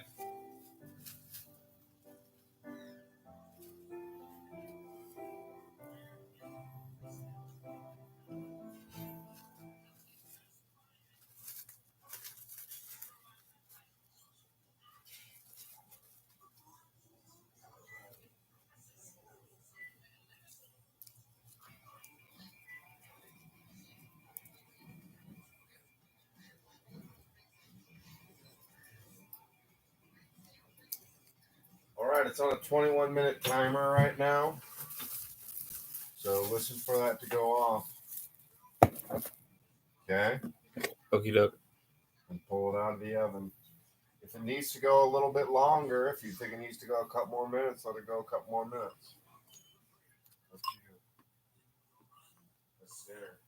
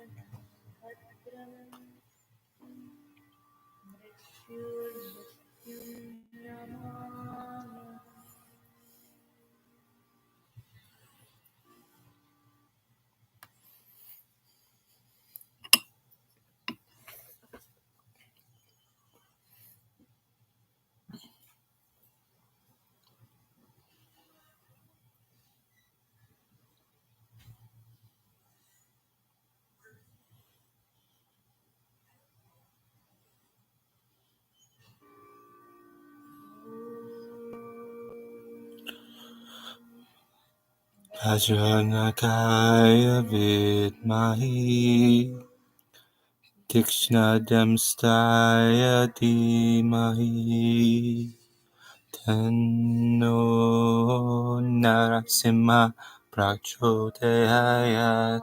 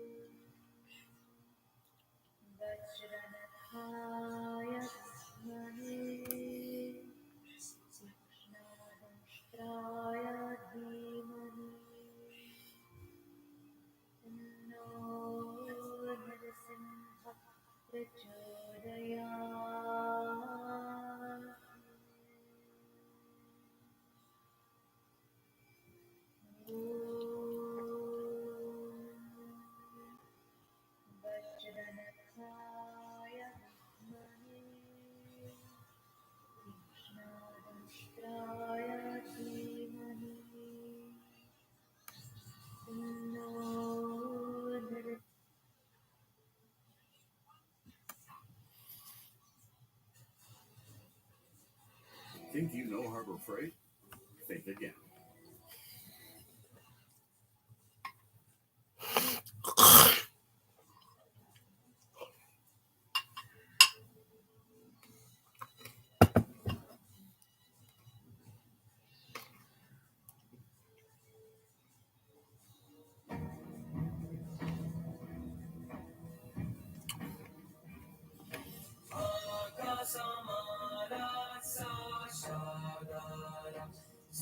Samaraya Pat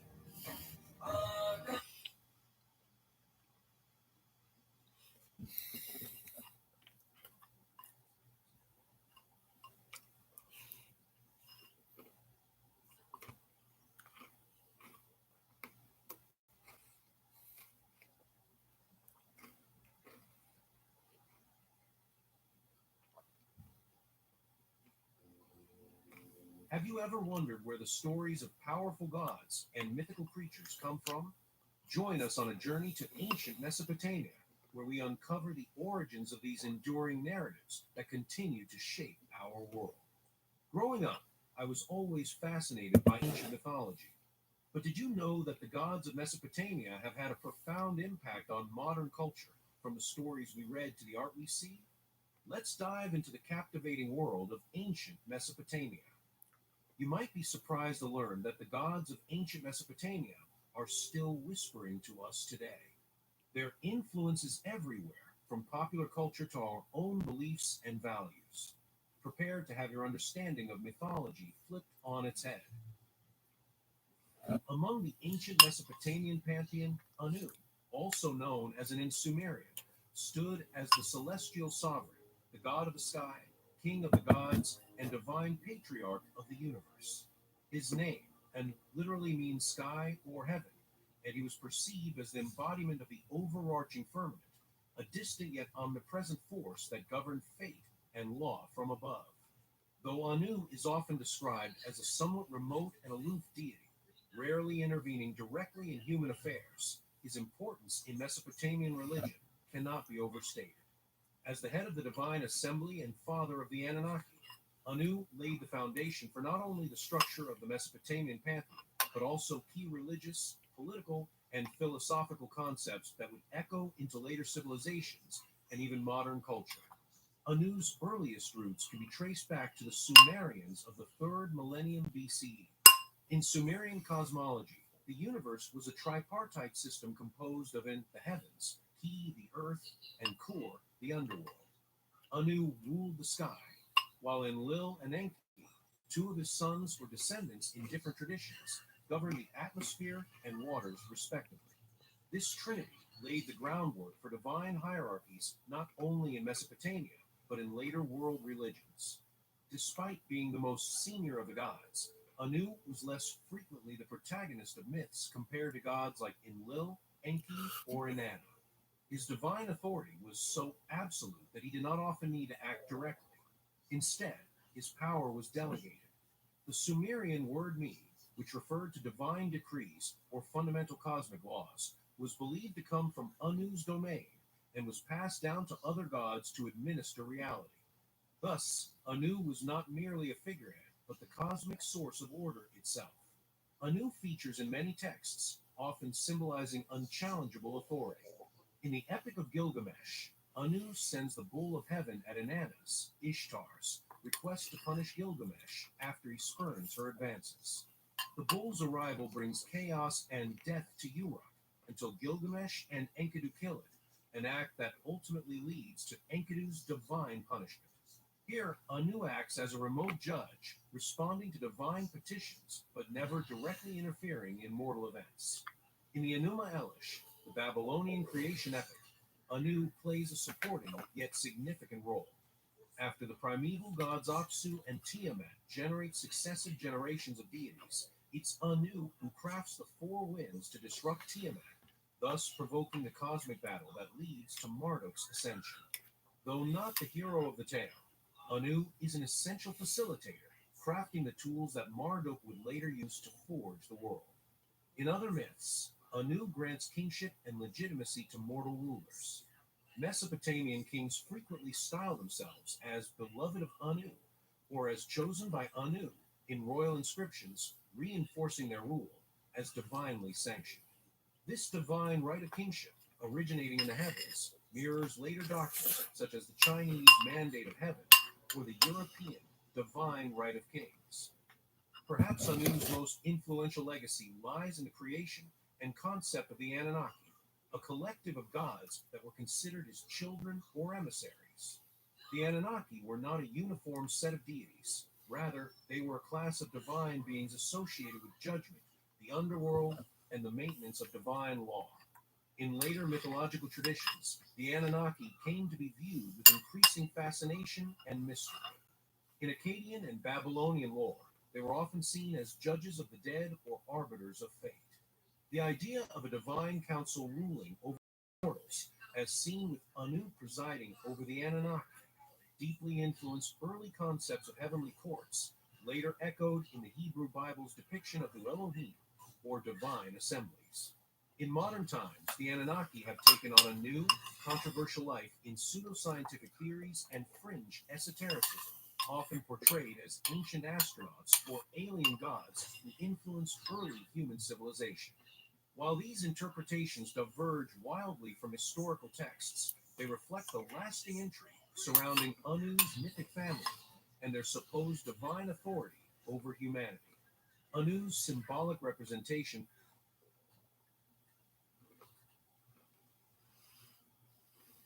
When your severe asthma says you can't, Tespire says you can. Tespire is an add-on treatment for people 12 and over that helps you prevent attacks and relieve asthma symptoms. Tespire is not a rescue medication. Serious allergic reactions may occur. Get help for swelling of your face, mouth, tongue, trouble breathing. Rash or eye allergy can happen. Don't stop asthma treatments without talking to your doctor. Tell your doctor if you have a parasitic infection or your asthma worsens. Avoid live vaccines. Sore throat, joint, back pain may occur. Ask your asthma specialist for Tespire by name.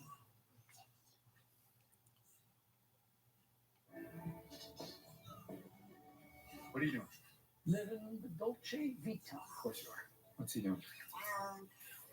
Insane. And what's that doing? Coffee. Oh, that sounds good. Enjoy the intense flavor of Lavazza Dolce Vita, also available in K-Cup pods.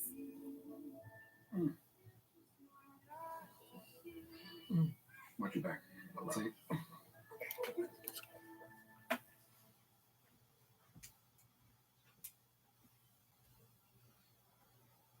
Anu's symbolic representation was often the horned crown, a traditional symbol of divinity in Mesopotamian art. He was also associated with the constellation Ursa Major, a fitting parallel given his role as a distant celestial overseer. His temple, the Eanna, House of Heaven, located in Ur, was one of the most important religious sites in ancient Sumer, although it later became more closely associated with Inanna/Ishtar. As the sky god, Anu symbolized the eternal, immutable realm above, free from corruption and change, unlike the earthly or underworld domains.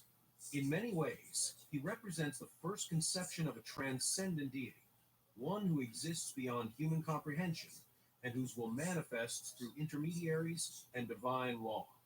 This idea of divine transcendence would later find powerful expression in monotheistic traditions. In fact, some scholars have argued that the biblical El Elyon, God Most High, and Yahweh in his heavenly aspects may owe conceptual debts to Anu's image as the unseen king of the cosmos. Although Anu himself faded from prominence in favor of more active gods like Marduk and Ashur in later Mesopotamian history, his structural role in the pantheon endured. The idea of a distant, omnipotent sky god remains central in subsequent mythologies and religious philosophies. Zeus in Greek mythology and Jupiter in Roman mythology carried forward the image of a sky god ruling over a pantheon, wielding thunder and cosmic authority.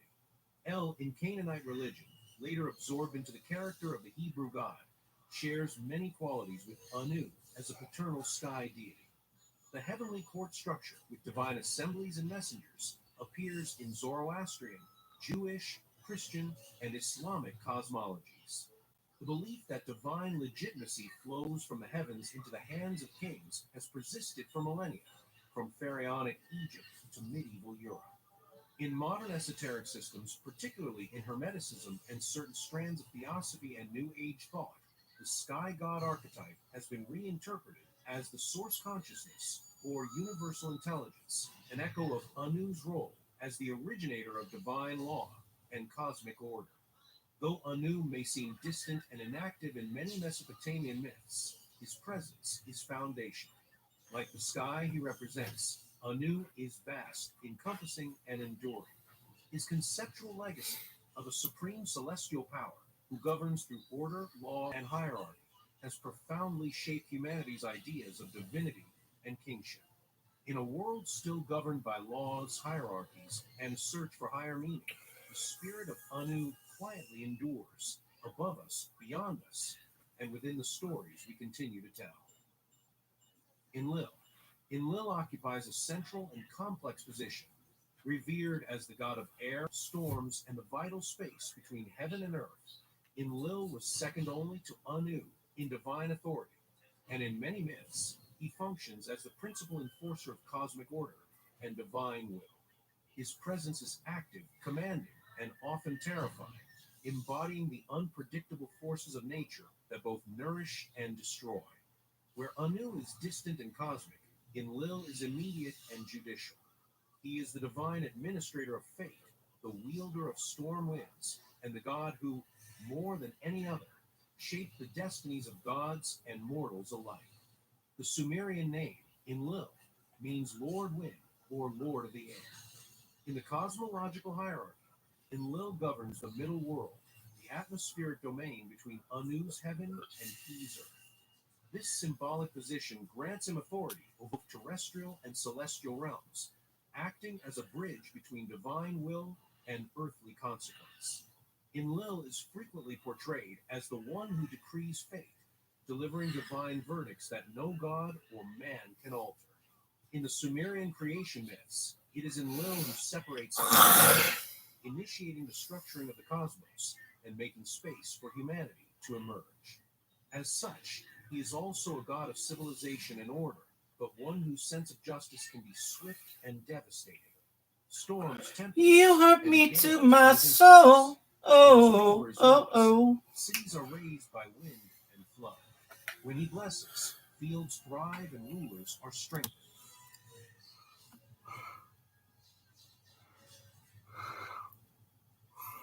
Uh.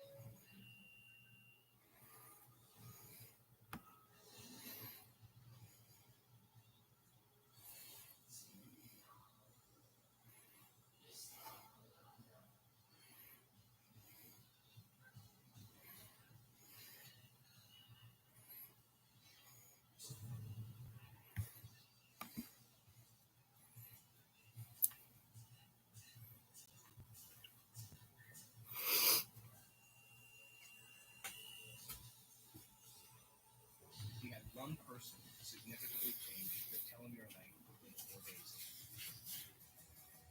And that is a quantum phenomenon. People are having instantaneous changes in their health during meditation. And when they change their energy, they change their life.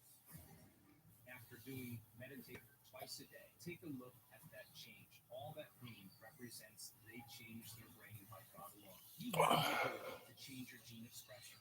We're not hardwired to be a certain way for the rest of our lives, and we're not doomed by our genes. In fact, we are marvels of change. I'm going to show you how to rewire your brain and show you the latest data that supports my work, that your thoughts can have an effect on your brain, your body, and your life. I'm Dr. Joe Dispenza, and our research proves that when you change, everything changes around you. Om tare tu tare.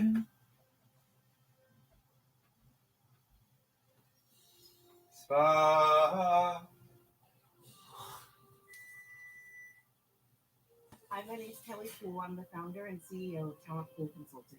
The speed and efficiency of the fiber freelancers has really been game changing for us. It's helped take us from telling the story about Talent Pool as an HR firm to really positioning us as someone who helps the government solve complex social problems. Our work is sometimes highly political, and it's helped us stay consistent with our brand voice. I think it's a great space for entrepreneurs to find their footing. Go to Fiverr.com and start scaling your business today.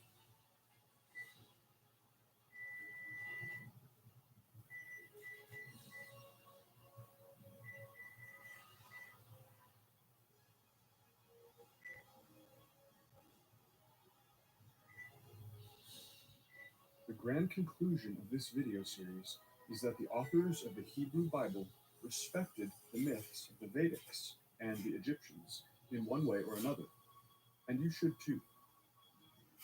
They even treated them with reverence. They even based stories of their God on them. Why not allow this instead to give you reverence for the ancient tradition you are a part of? At a certain point of contemplating the story of Abraham and his sons in Genesis, I realized I was breathing the air of the Shatapatha Brahmana. It's true that there is a Phoenician myth involving the god El sacrificing his son Yedud and even instituting circumcision, as Abraham also institutes circumcision. These details being so close to what Abraham does, it seemed that Abraham was simply a variation of this myth. And as El is the Rudra type, so Abraham was Rudra. But I couldn't escape the sense that I was breathing different air than this Phoenician myth when reading Abraham's story, and that I had breathed this air before. Unlike the El in the Phoenician myth from St. account, Abraham doesn't actually sacrifice his son. This could easily be explained by a simple change in the story due to historical circumstances, but it is an undeniable difference. Furthermore, Abraham doesn't actually want to sacrifice his son, and doesn't come up with the idea to do so either. God commands him to do so in a very specific kind of test. Narashima Prachodayayat. In a very specific and dramatic sacrifice interruption. God is the one with the will for the sacrifice test of Abraham, and then the one who decides when to stop it, via the voice of his angel. On the other hand, El is a god himself, the high god, unlike Abraham, and no outside god tells El to sacrifice his son. His is the will behind the whole act, which is not interrupted. He fully sacrifices his son. Thus, the entire feeling and motive of the two stories are very different.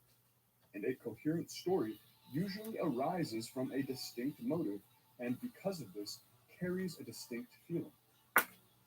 Abraham, with such different motives and actions, appears an entirely different character from El.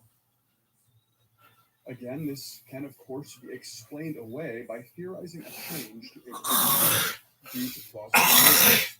But after some time, I couldn't escape the feeling, when reading Abraham's story, that I was practically reading the Shatapatha Brahmana, and that the El connection was not getting to the actual basis of the Abraham of Genesis. The first thing that caught in my mind was the fact that the Shatapatha Brahmana is primarily about Purusha and Prajapati, or Purusha Prajapati, two forms of one creator god figure, essentially. And this Purusha Prajapati is urgently trying to reproduce from himself throughout the Brahmana. Over and over again, he expresses his desire to reproduce. And then the text states that he toils and practices austerities until he finally reproduces himself in one way or another. At one point, it says that he practices austerities for 1,000 years to avert death. And in other passages, as we will see, he simply practices austerities for an indeterminate time to be able to reproduce.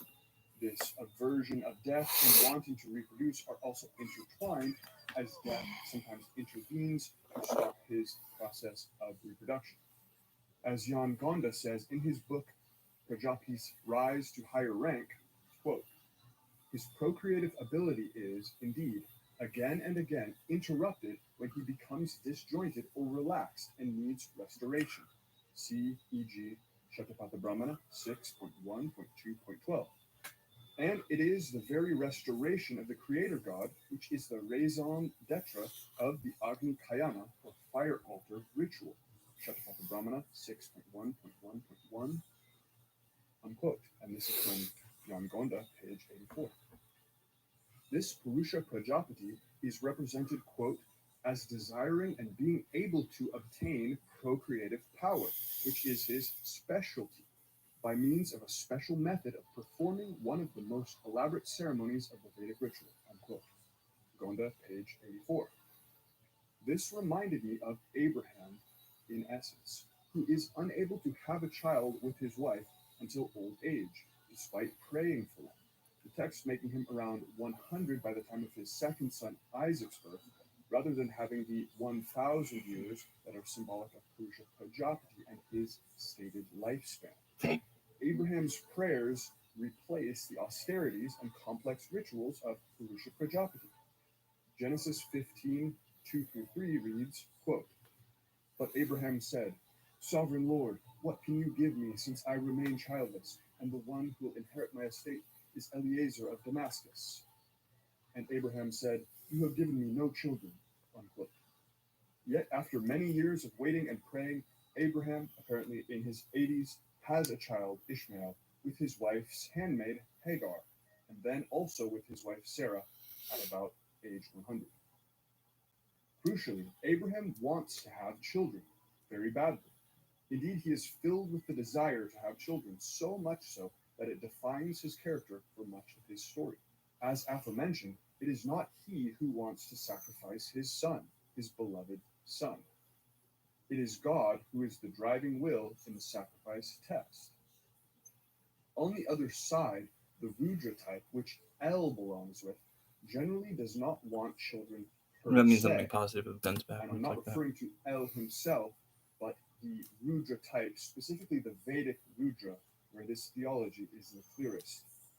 While Prajapati is the god of procreation, though there is some paradox and nuance to the issue, Rudra at his esoteric core is not, although he does reproduce. Their purposes generally point in opposite directions, and this is part of why they are antagonists of one another. Prajapati embodying the generative acts, and Rudra attacking the generative act. Rudra even is known to point his arrow of destruction at nascent life, to consume embryos, like Cronus, his Greek parallel, also consumes his son, and to refuse to procreate sons, as Shiva does, when asked to by Prajapati. He is a rather cold god in this regard, inward-looking, and ever leading back to unity with the Absolute, and thus away from generative outflow, that is, procreation. And again, this is in general and not all the time.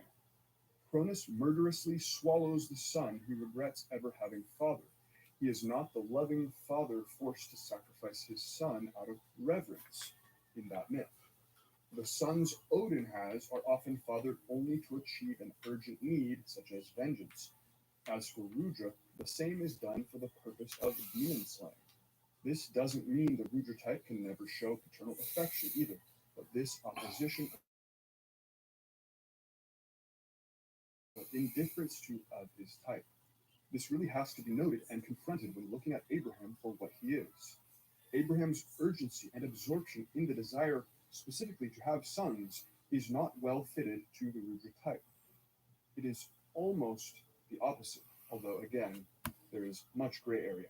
Meanwhile, it is perfectly fitted to the Purusha Prajapati of the Shatapatha Brahmana, who proclaims out loud his desire for offspring and then urgently performs lengthy austerities to finally be able to reproduce him specifically, not just to engage in the sexual procreative act either. Furthermore, the whole atmosphere of the sacrifice test of Abraham's main story motifs somehow just reminded me of the Shatapatha Brahmana. Purusha Prajapati, especially in this text, is the archetypal sacrificer. This is a text going through scene after scene of dramatized sacrificial rites, hundreds of pages of them, with this Purusha Prajapati as the sacrificer. Sacrificial rites are seen from various angles. The scenarios and motifs are many, and looked at after reading these, Abraham's binding of Isaac suddenly feels like just one more in the long line of sacrificial scenarios common to that Brahmana. So, with this feeling that Abraham was somehow connected typologically or genetically to the Shatapatha Brahmana becoming unshakable, I was driven back to that text. When I began looking anew at the Brahmana with this key, I quickly found my intuition affirmed, and more than I could even have anticipated. Right there in the 13th Khanda of the Shatapatha Brahmana is a human sacrifice, by a sacrificer who is embodying the myth of Purusha Narayana. And this human sacrifice, at the moment the human victims are bound to be sacrificed, is interrupted by an invisible divine voice, telling the sacrificer not to sacrifice the humans. He releases the human victim then and sacrifices animals instead, cows in this case. Quote, by means of the Purusha Narayana litany, the Brahmin priest seated to the right, south of them, praises the men bound to the stakes with this 16-verse hymn, Rigveda 10.90 and Vag S 31, 1 through 16. Now the victims had had the fire carried round them, but they were not yet slaughtered. Then a voice said to him, the sacrificer, Purusha, do not consummate these human victims. If thou wert to consummate them, man, that is Purusha, would eat man. Accordingly, as soon as fire had been carried around them, he set them free and offered oblations to the same divinities, and thereby gratified those divinities. And thus gratified, they gratified him with all objects of desire. The Udayaniya concluding oblation having been completed, he seizes 11 barren cows, sacred to Mitra Varuna, the Visvedeva and Brihaspati, with the view of winning these deities. Unquote. And this is found in Shatapatha Brahmana 13.6.2.12 through 13 and 16. Note how even the fire being carried around the bound victims, human victims, is mentioned. As in the Abraham passage, Isaac remarks aloud how, quote, the fire and wood are here, unquote, just before he is bound. This Brahmana passage was incredible to find and can't be downplayed. No other parallel event in other traditions that is usually compared with the binding of Isaac involves a literal divine voice directly addressing the sacrificer to interrupt a human sacrifice and release the bound victim or victims right before sacrifice. Combined with the theme of Purusha Prajapati desiring offspring and toiling and practicing austerities for years to attain this goal, a picture very consistent with Abraham was beginning to appear. This isn't the whole Isaac story, though, for Isaac is bound specifically during a test of faith in God. The Purusha Narayana interrupted sacrifice just described doesn't have anything of this sort of framing. It is not a test of faith or reverence. But the Shatapatha Brahmana is a book of many sacrificial scenarios, and simply turning to another section of the text, the other key motif of the Isaac story revealed itself as well. In the very first book of the Brahmana, the mortal sacrificer Manu is recalled, specifically the time when Manu was tested for his reverence for God and commanded to sacrifice a beloved family member to prove this reverence. This test is given to Manu by two demon priests, but nonetheless, the key motif holds the same. The demons say, quote, God-fearing, they say, is Manu. Let us then ascertain. They went to him and said, Manu, we will sacrifice for thee. He said, wherewith? They said, with this, thy wife.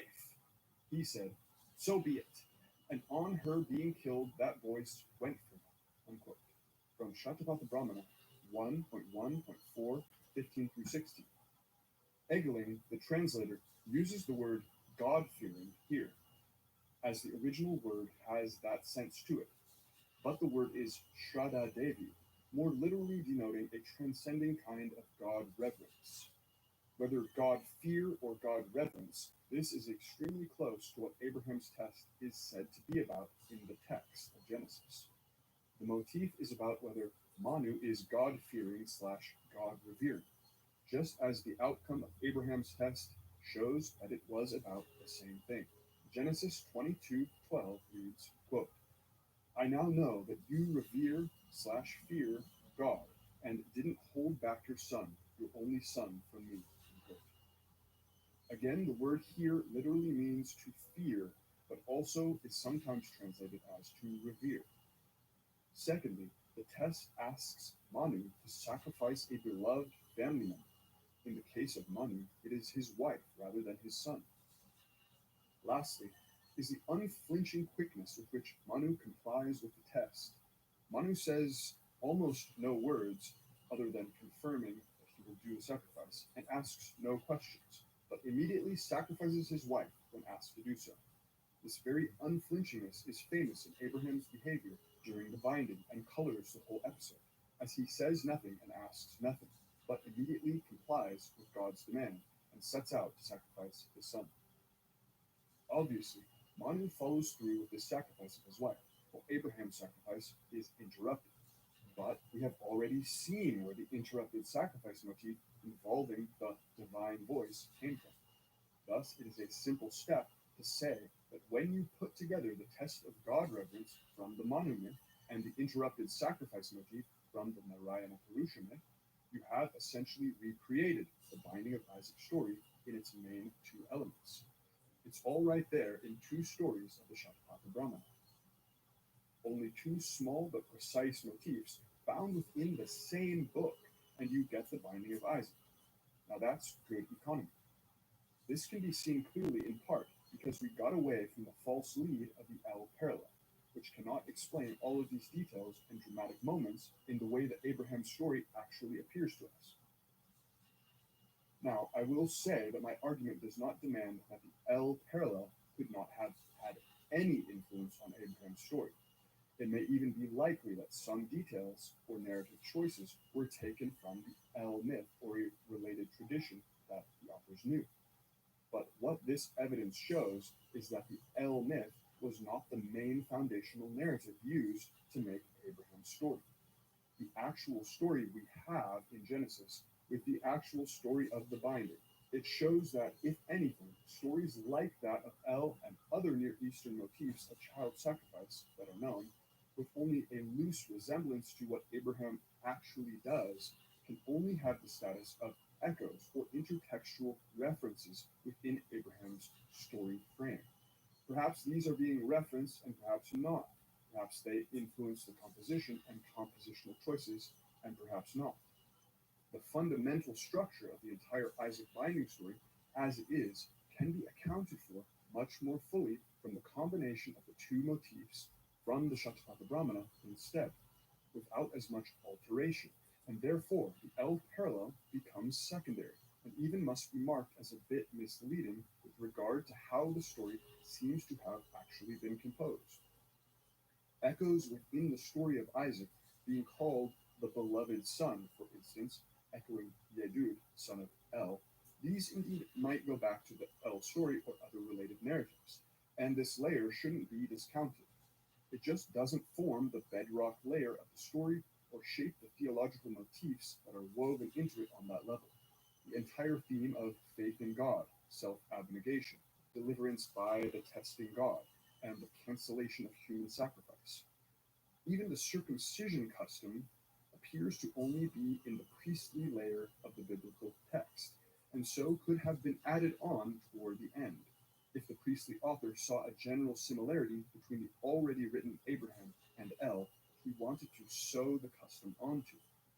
Native customs being sewn onto the Brahmana narrative foundation is part of what my theory is suggesting.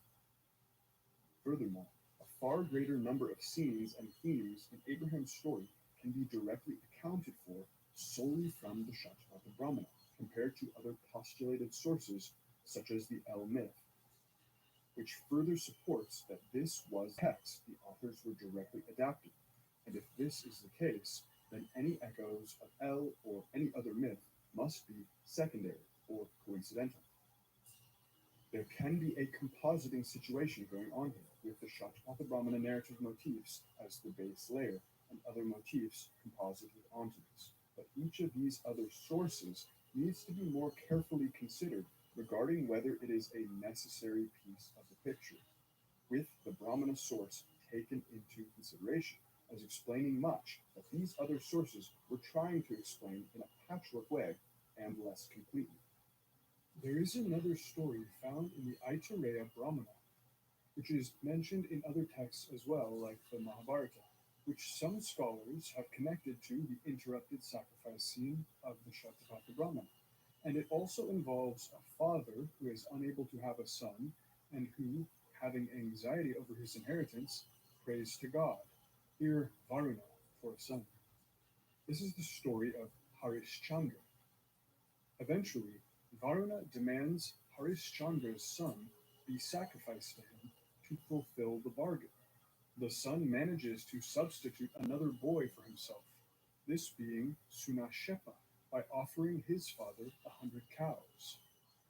The priests, which include Vasista and Vishvamitra, refuse to slaughter the boy, however, and so his father offers to sacrifice his own son in exchange for another 100 cows. At the moment of sacrifice, the boy prays to Ushas and the other gods, and his bonds are released. Vishvamitra then adopts him. In the theme of a father not being able to conceive a son, praying for a son, and then being asked by the god to sacrifice the son, but the sacrifice finally being interrupted at the moment of sacrifice, it is quite similar to Abraham's story. This story has many details and narrative framings that are not present in the Abraham story, however, and when compared with the Shatapatha Brahmana motifs, the latter seem more exact to what we see in the Binding of Isaac episode itself. Harishchandra does not comply with the demand to sacrifice his loved one without complaint or delay, as Manu and Abraham do. Instead, Harishchandra avoids and delays as long as he can, with his son finally substituting another, and Sunashepa's father then requires his son be bought from him for the sacrifice, with his performance of the sacrifice also having to be bought, while even the priests refuse to do the sacrificial act. This doesn't follow the Abraham and Manu scenes thematically or in detail then, which are all about prompt compliance to prove fear of God specifically.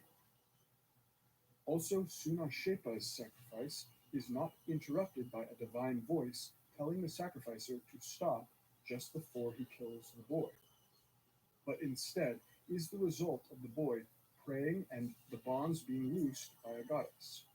Again, Abraham and the Narayana Purusha interrupted sacrifice from the Shatapatha Brahmana are much closer in the details here. Add to this the fact of numerous other details of Abraham's story closely matching Shatapatha Brahmana material, and it seems more likely that this was the direct source being used for the foundation of the story. Nonetheless, Vasista and Vishvamitra are part of this story of Harishchandra, and we know from the Moses parallels that the biblical authors knew the Vasista and Vishvamitra mythos generally. Thus, it seems possible the general themes pointed to could have been additional material used by the author to shape the story of Abraham, particularly regarding Abraham's anxiety about having a son and the theme of son sacrifice that it leads to. The similarity with the Harishchandra story could be a secondary composite then in Abraham's story, a coincidence coming from a similar mythos, or even suggestive of a broader shared mythos involving this story type and its connected motifs within the broader Vedic corpus. As mentioned, multiple scholars have noted the similarity of the story of Harishchandra and Sunashepa to the Narayana Purusha interrupted sacrifice scene. Thus, they may come from a shared root, ultimately. Regardless, the existence of this story is one more piece of evidence showing how strong this theme of interrupted son sacrifice was within Vedic tradition specifically, and thus how likely it was that the majority of the pieces of Abraham's story came from Vedic tradition specifically, with the Brahmanas and the Mahabharata being the likely sources in particular. So these parallels to Abraham suggest that the fundamental source here is the Shatapatha Brahmana as a whole, rather than solely Purusha or Prajapati. Manu, who has the wife sacrifice god reverence test story, is technically a manifestation of Prajapati as the progenitor of mortals, sometimes in other texts called one of the Prajapatis, but he is still a distinct demigod with his own myths, and the wife sacrifice was not the same story as the interrupted sacrifice within the Brahmana. They were quite separate and even far apart in the text. Thus, we must see the composer of Abraham's story as going through the text of this Brahmana and taking different scenes, different motifs, and simply combining them into his one sacrificer and progenitor figure, Abraham, combining the god reverence test with the interrupted human sacrifice to make the sacrifice of Isaac. Thus far, then, we see that Abraham is made out of scattered episodes from the Shatapatha Brahmana, and we can even see them in detail on how they came together.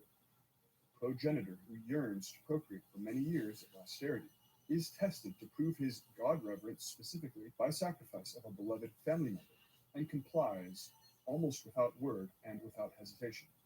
But the sacrifice is interrupted by a divine voice when the human victim is bound and ready, and an animal sacrifice is given instead. We can add to this a couple more things. Abraham's name means father of a multitude, while his original name, Abram, means something like exalted father, emphasizing his role of progenitor, which dominates his story, while Prajapati is lord of generation, and indeed is treated as the progenitor father of all gods and beings. He is Prajananavant, the possessor of the procreative energy. He is the father deity per se, the archetypal father among the gods, as well as the progenitor deity per se. His power of procreation is what acts within all procreation in the cosmos. As god of procreation, he has power to grant fertility. This is fairly coincidental given the episode of Abraham with Abimelech. After Abimelech almost sleeps with Sarah, thinking she is unmarried, Abimelech's house is stricken by infertility.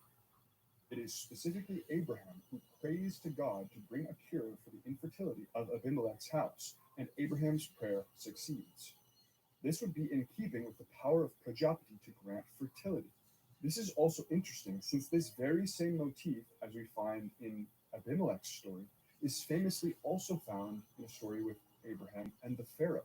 But in that case, it is a plague that afflicts the house of Pharaoh after he nearly sleeps with Abraham's wife, thinking she is unmarried. The same Abimelech motif also repeats again with Isaac. Not only is the binding of Isaac directly accounted for by the two sacrifice motifs of this Brahmana, along with Abraham's general role of father yearning to reproduce for many years and his connection to the power of fertility, but the birth myth of Ishmael, his other son, also finds its direct and uncanny parallel in this very Brahmana. So, taken as a whole, the connected set of parallels found in this one text becomes absolutely astounding. Ishmael has a simple birth and boyhood story, but it is unique and has a recognizable arc to it. Ishmael is born before Isaac, and at Isaac's weaning, it is said that Ishmael mocks or sports with Isaac, and thus Sarah demands he be expelled. Ishmael and his mother Hagar are sent into the wilderness. Hagar and Ishmael run out of food and water, and so she places the little boy on a bush, lifts up her breasts, and eats. The text then says that God hears the boy's voice, presumably crying out in some way likewise, and sends the angel of the Lord to say that God will make Ishmael a great nation, and then to provide them with water from the well to sustain them. Genesis 21:18-21 reads, quote, I will make a great nation of him. Then God opened her eyes, and she saw a well of water. She went and filled the skin with water and gave the boy a drink. God was with the boy, and he grew up. He lived in the wilderness and became expert with the bow. He lived in the wilderness of Haran, and his mother got a wife for him from the land of Egypt. Unquote. But if one knows the Vedic mythology, this is almost blatantly the myth of the boy Rudra, called by his epithet Kumara or Mahadeva. He is born as the son of Prajapati. He specifically cries out, and his cry is that he has not been given any names. Names here explicitly means dominions, for among the names given are Bhava, meaning all existence, and Pashupati, lord of animals, as well as Sharva, the archer, and Mahadeva, the great god. Prajapati hears his cry and grants the crying boy these names, and in other versions of the myth, in the Vedic corpus, these names specifically allow him to eat, a detail which matches the boy Ishmael Samantha starting as an Isaac Vachanam and being given water every month. But this is one detail which is oddly absent from the Shatapatha Brahmana version of the story. Nonetheless, this myth of Rudra is repeated in so many Vedic texts with so many variations.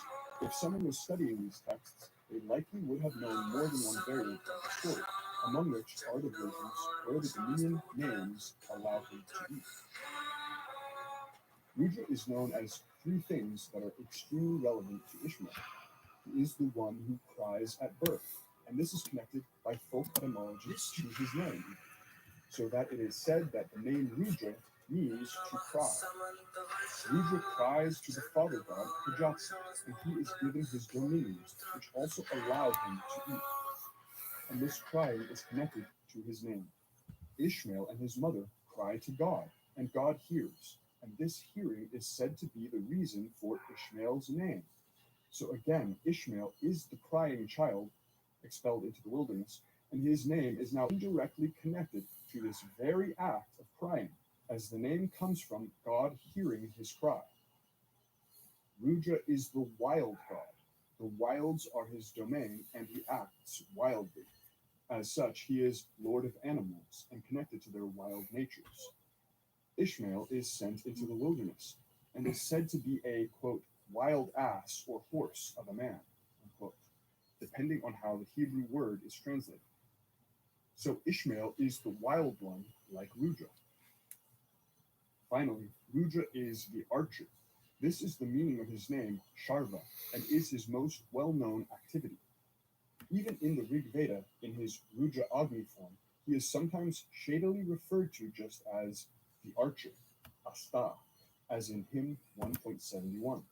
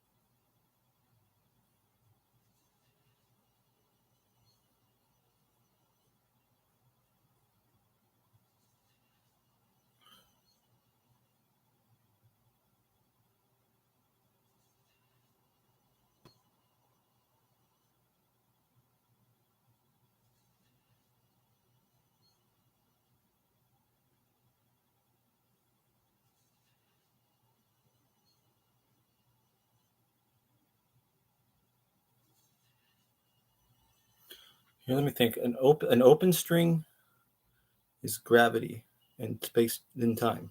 It's, and the closed string is energy. But if there's only one string, it's like the one string universe.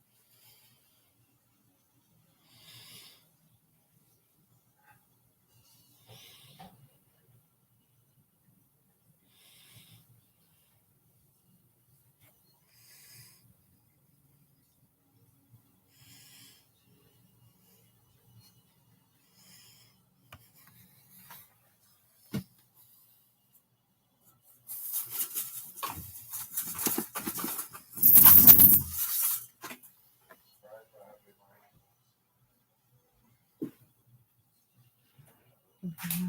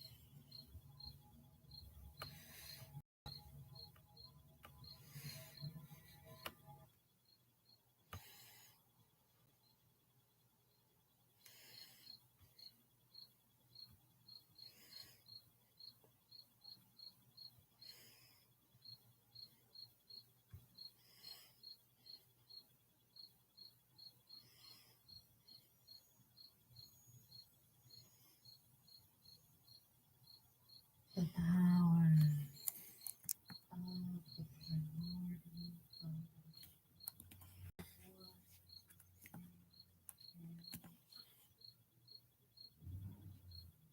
the dark goddess knit her knees all around you,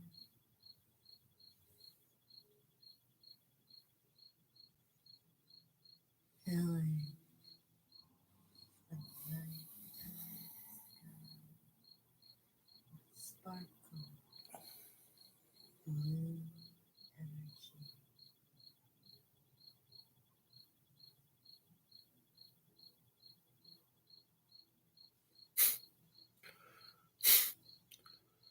If you wish to respond to her, take a moment to close your eyes and to surrender to her magic that is all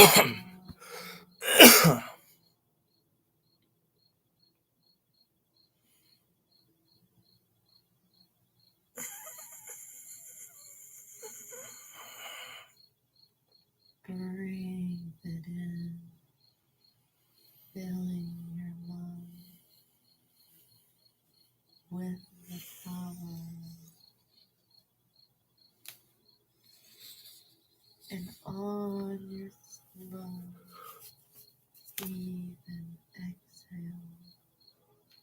push forth your will, your innermost magic.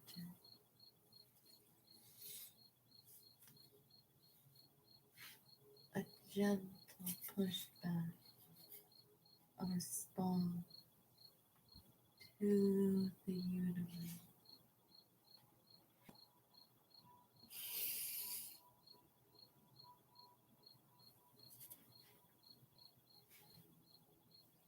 Feel your skin beginning to tingle. Every nerve within your body trickles with unseen power.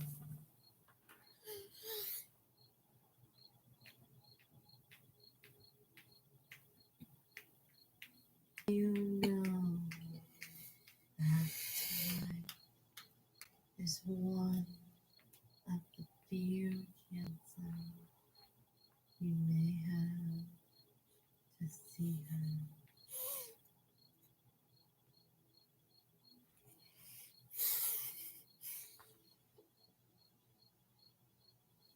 And if you focus, bringing power to the forefront of your mind, you may be able to empower your manifestation, your desire, whatever they may be.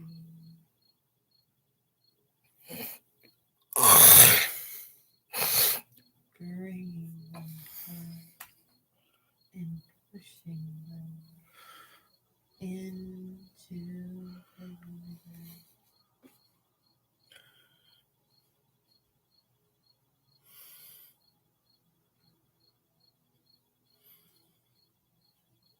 Begin by taking the time to make sure that you are comfortable within your space.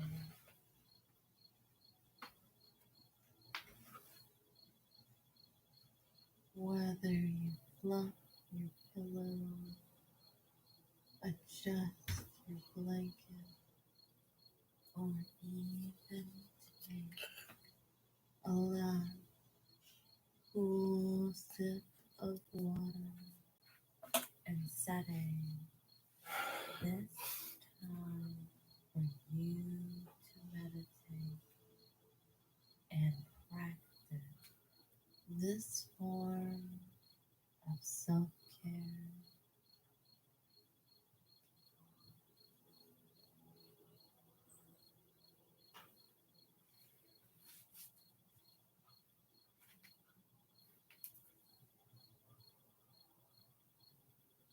Now cozy within your environment, turn your attention to the gentle tingling at the very tip of your toes.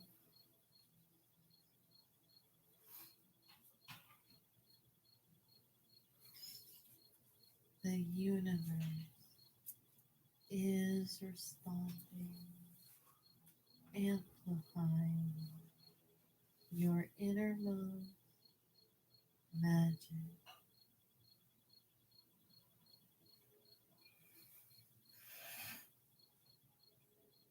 As you begin to give to the sway of the world all around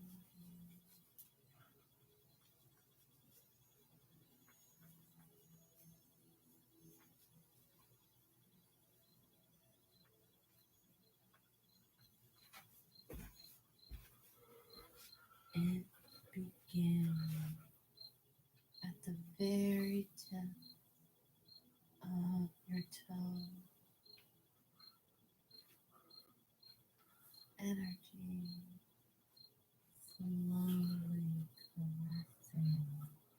the soles of your feet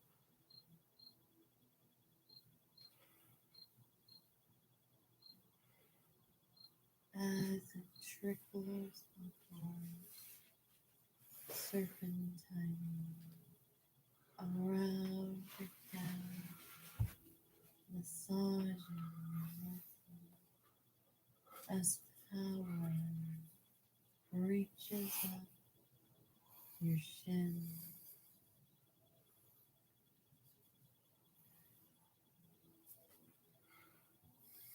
until it touches your knee, your leg. You're now becoming heavy as there to sleep by the soft motion of magic.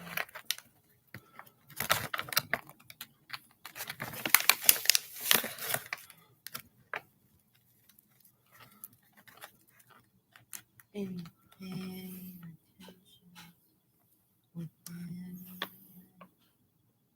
is swept away into the sparkling starry night above you.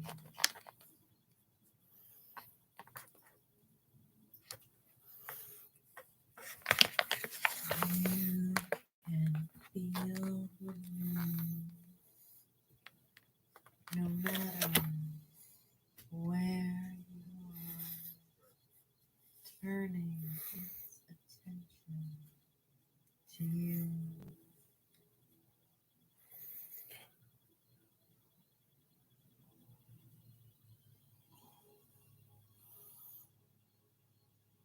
As the force rushes through your thighs until it touches your abdomen.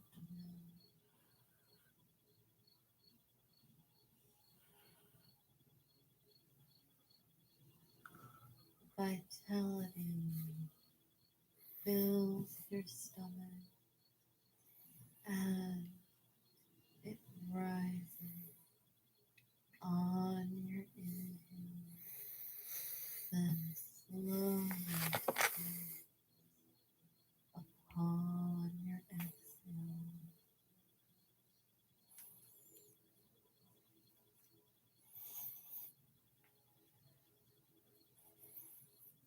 The power within you grows with each breath.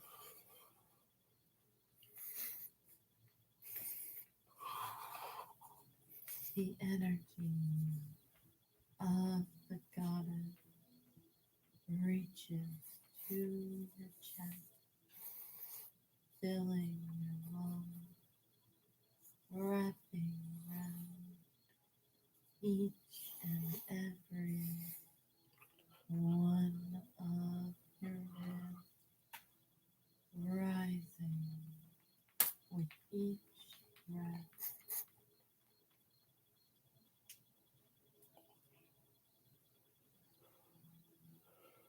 Inhale and imagine a sparkling wave of energy rushing from the sky above, twisting and reaching down to you. Exhale.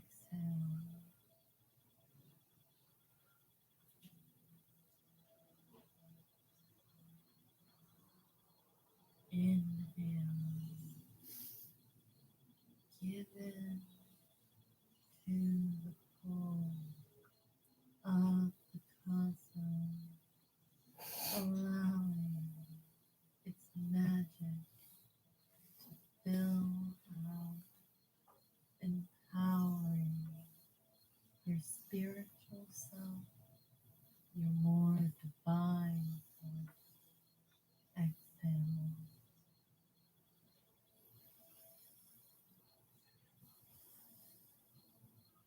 Inhale, your higher self begins to come along, twisting and turning, rushing up along your spine. Exhale.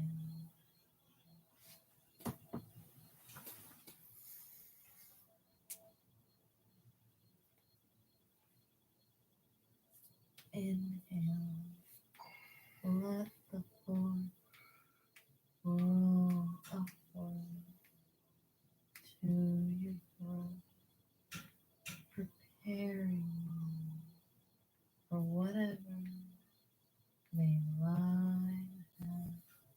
Exhale.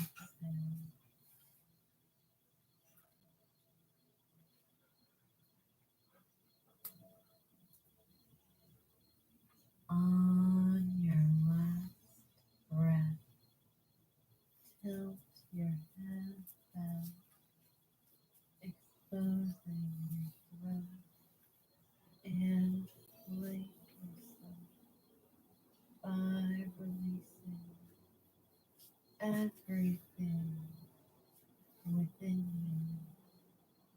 you to her. Your worry, your hope, your fears and concerns, your desires, and begin to focus on one single thing you wish to bring to the attention of one of the oldest gods, Nick.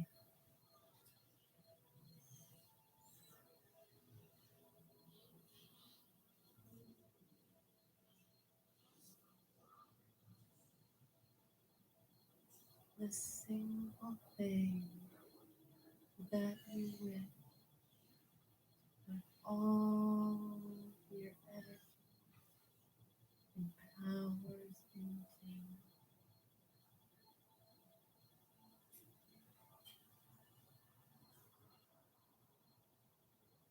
Focus and reduce this desire to a singular word or phrase, whether it be something simple such as love or strength,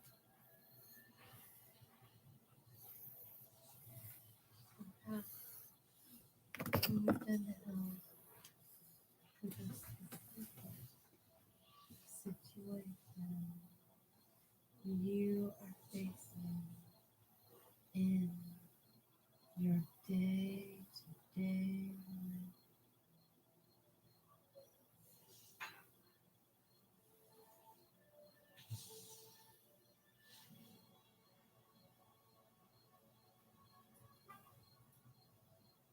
Visualize this change, this desire within your mind, giving form, repeating the expression like a chant over and over within your mind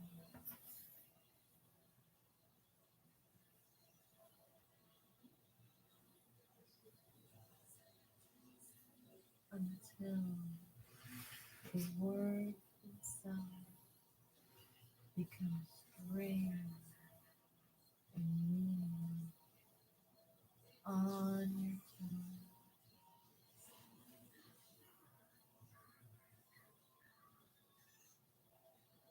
This wish in its purest form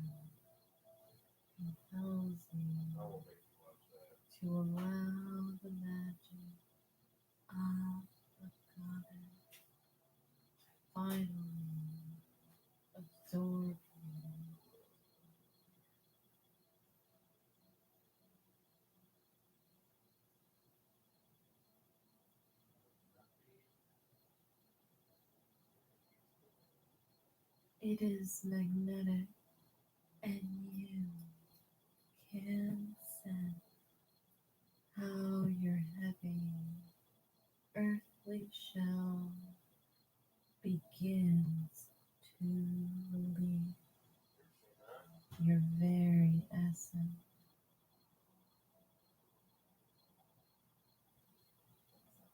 giving way to the flow of the universe. Focus and push your spiritual self out of your form, imagining how you might leave,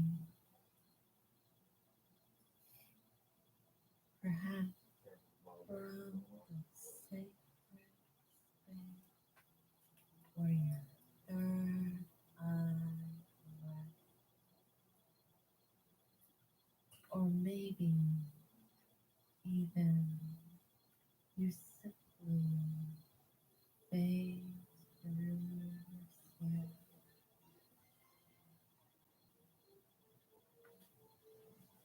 now free. Your spiritual self, your higher self, floats above your form. You watch for just a moment as your chest slowly rises and falls,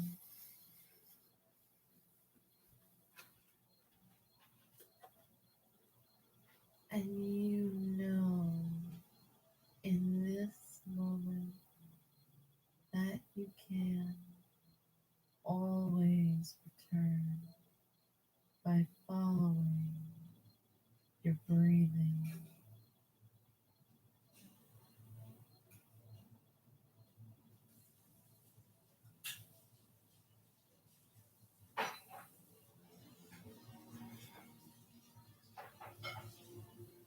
The goddess above calls to you, drawing you closer,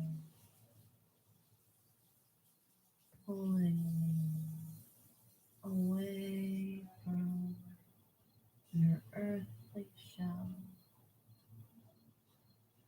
up through your roots, as you are gently swept upward over white, fluffy clouds, through the atmosphere, gently rising at her beckoning into her realm of the nighttime sky.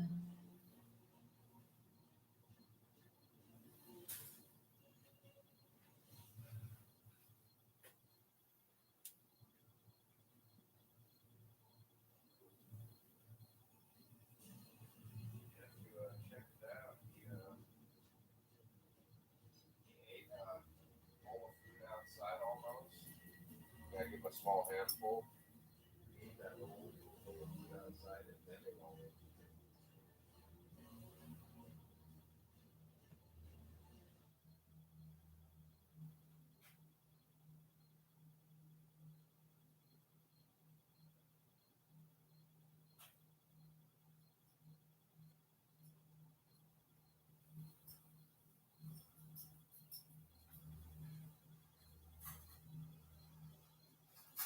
You are surrounded by stars, planets, the very cosmos themselves.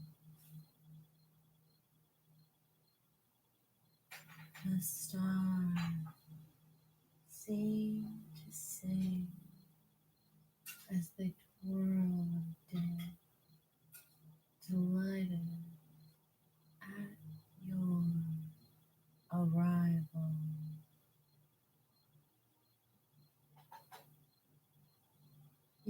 Feel light, love at one with this flame. Tiny, glowing moon of light surround you, swirling around, kissing your skin.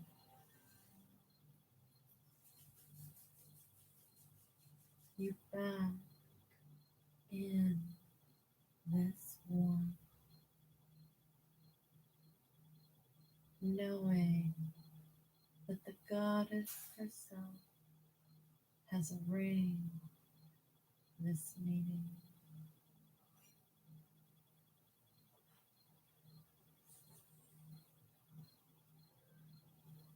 The heavenly bodies around you begin to move as one, washing over you until they gather and form a celestial staircase right before you.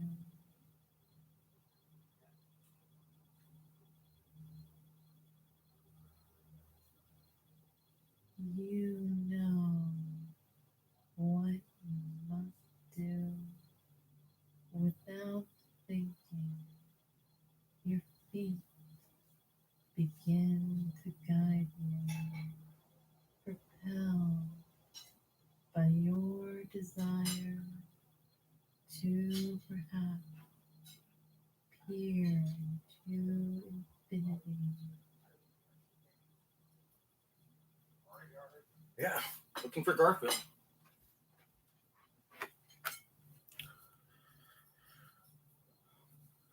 You can feel the cool, slick sensation of the support provided by the goddess underneath your feet.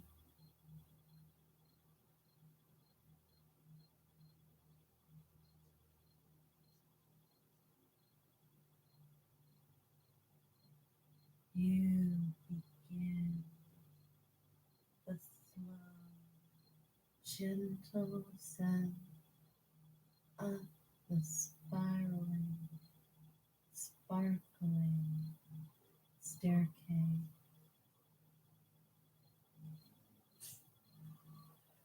Using a glimmering handrail if needed.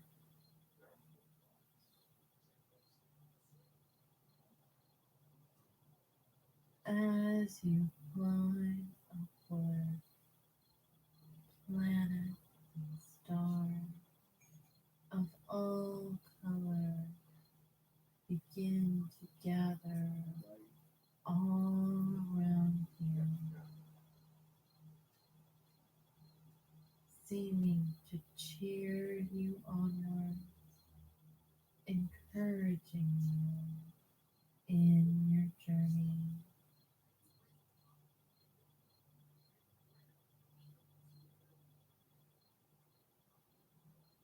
With each step, you softly mutter your mantra underneath your breath.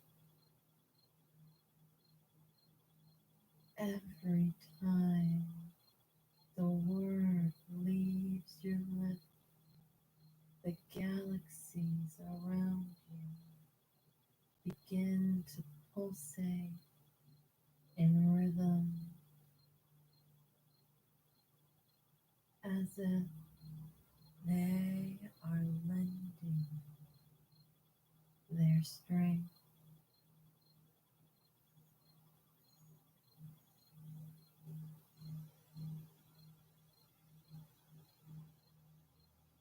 You reach the crest of the stairway, confidently taking the last step, and you are mesmerized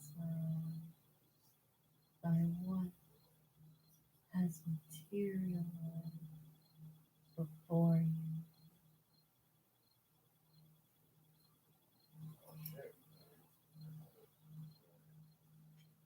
A large, flat platform made of glistening crystal, embedded with runes, shapes, and symbols that is nestled comfortably among the stars.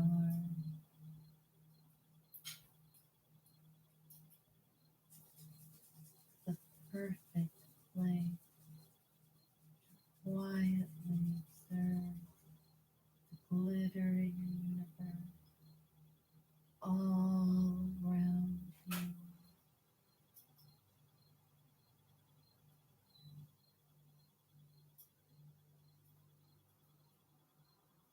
Perhaps you simply lie down, exhausted from your journey,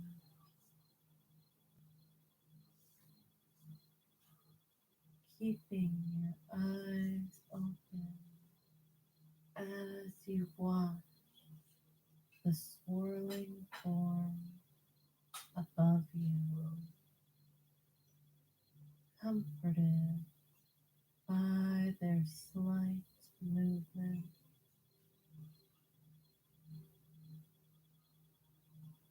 Or maybe you walk to the edge of the flat crystal, your toe curling over as you peer downward at the endless void of glowing pastel backdrop by velvety blackness.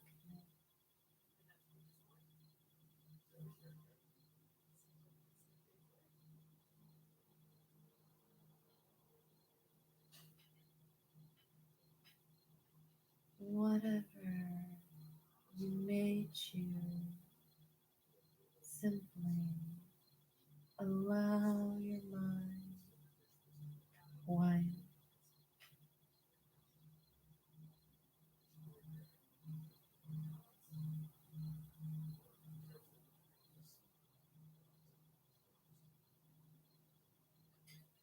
finding peace in this moment, feeling tranquil and powerful as you rest in the realm of Nick.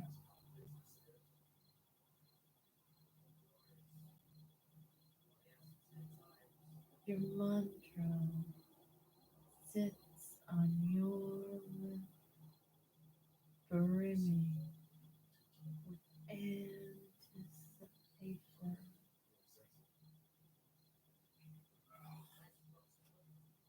as the universe all around you seems to quietly chant your mantra.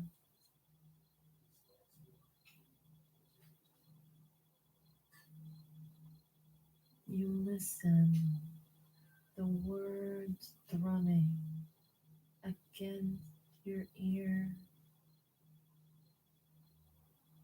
making them warm as sheer raw power fills your form.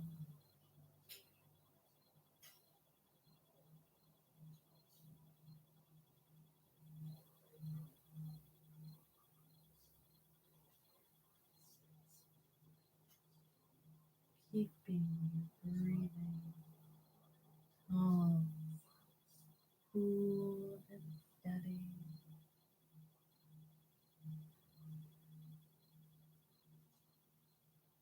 Your lips begin to move in tandem with the realm around you, repeating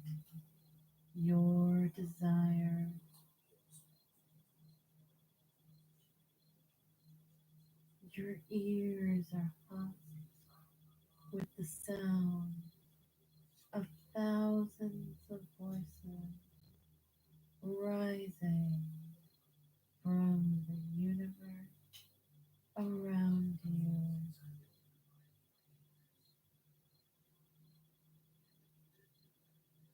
Joining your small voice in your chant, seeming to gather around you,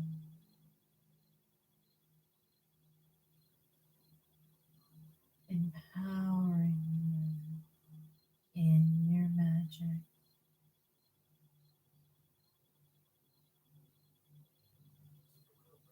Light gathers at your chest as your voice begins to find strength.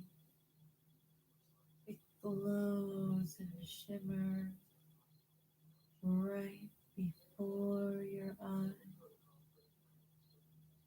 almost blinding.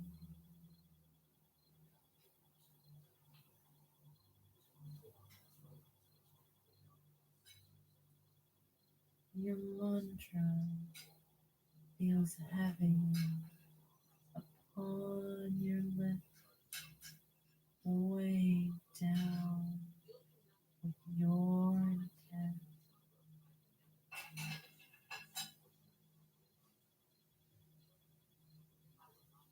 Strengthened by the power that is all around you.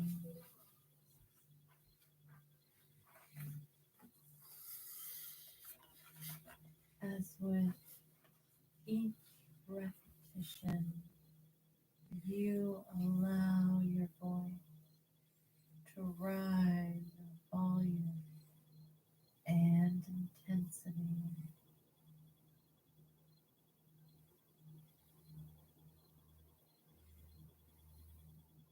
And despite that, your words are drowned out by the chorus of support around you.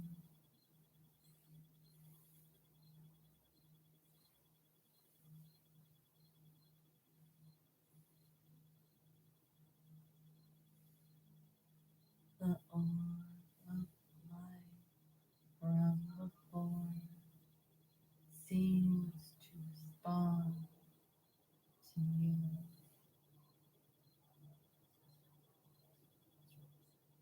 growing in size and intensity with each passing heartbeat.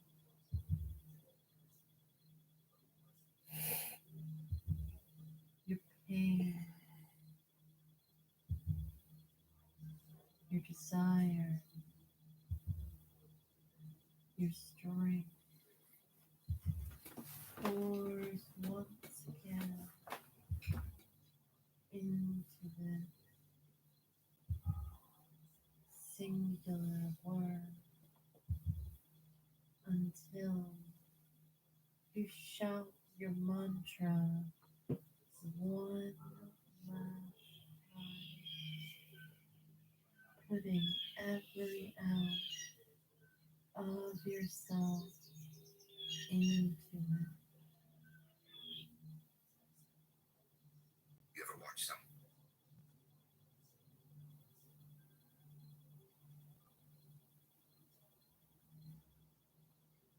The voices in tandem with you come to an abrupt halt,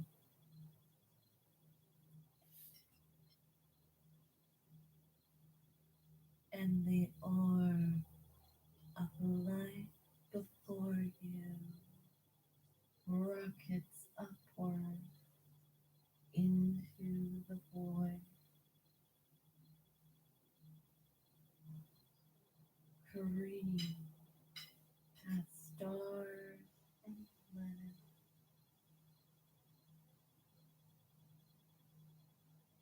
disappearing into the darkness until it is a simple speck twinkling from thousands of miles away.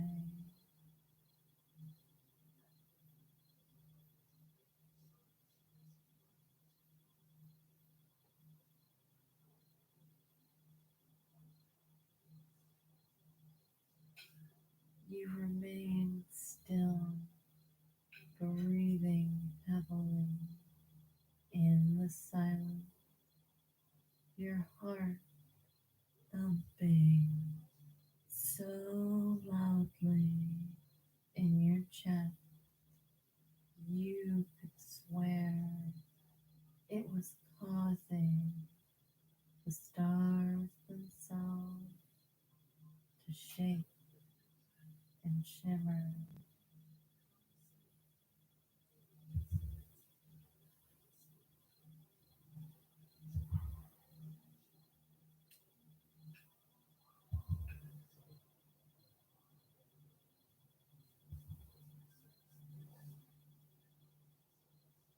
Calm your breathing and return to your serene state.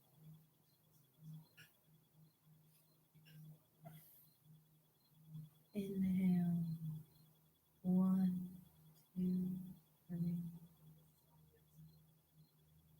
Exhale.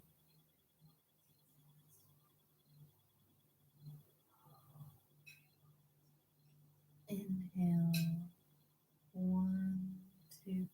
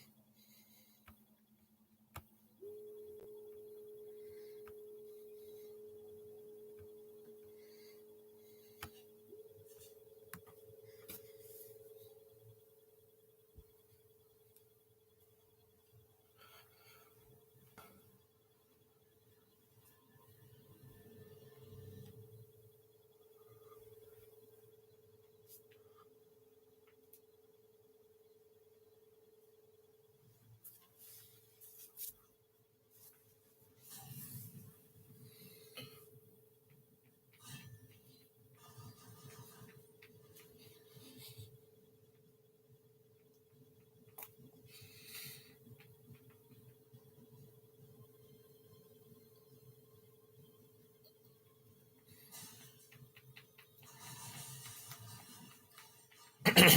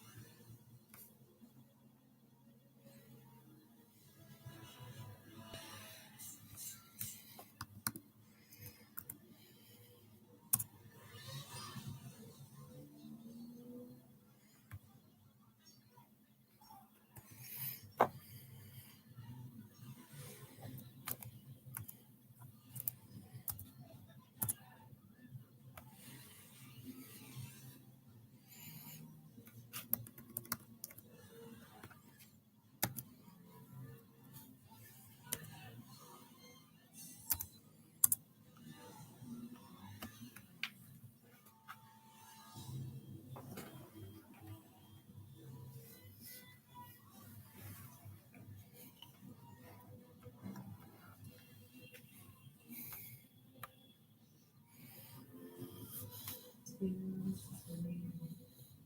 exhale.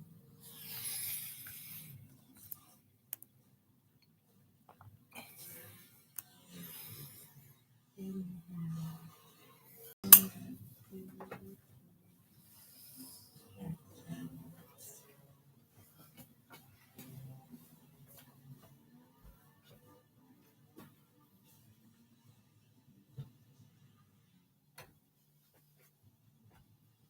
Something shift in the universe around you.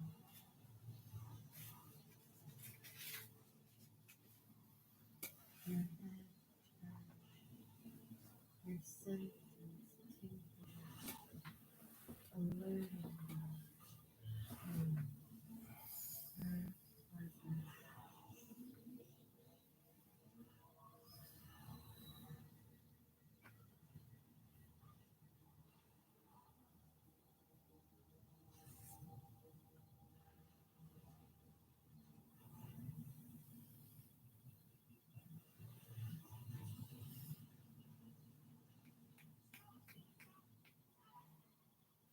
dark beyond seemed to shimmer like a mirage in a desert.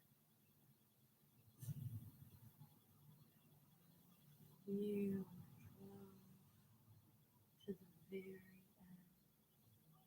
end of the crystal platform,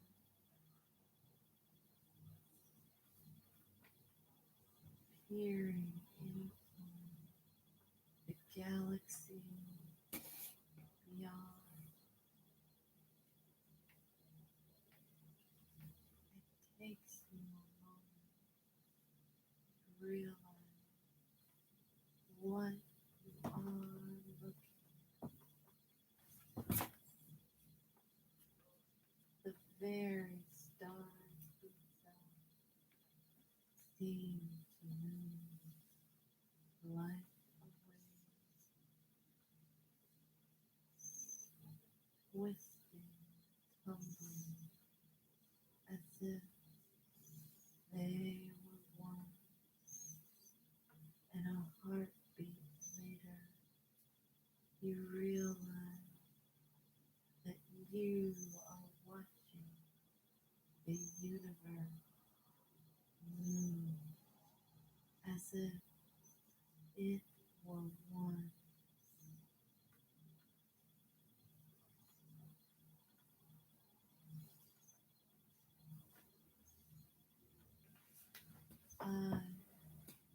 As big as planet,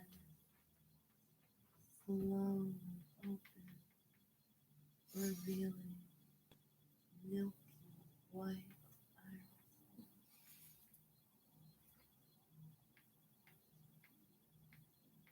The cosmos framed the face of timeless beauty as Nyx herself emerges from the darkness.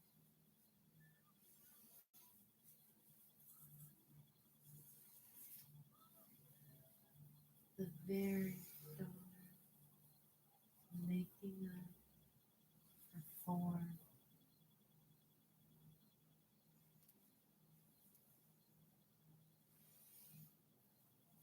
The goddess of the night, the master of darkness, towers over you, hearing it as you stand before her, shoulders back, head tilted upward, unafraid, as you peer into the infinity, reflected in her gaze.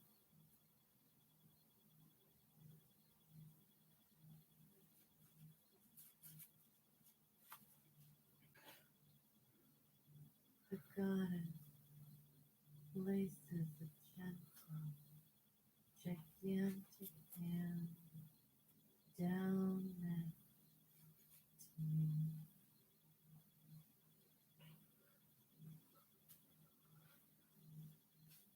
causing the ground beneath your feet to shake slightly.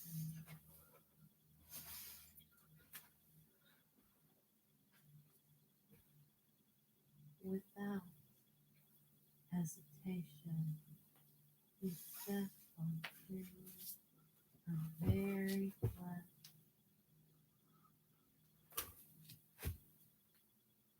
clinging to a finger if needed.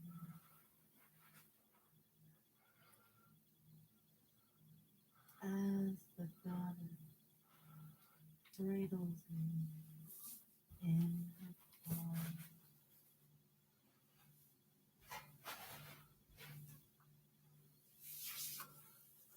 before she draws you closer to her face, as if to get a better look at you.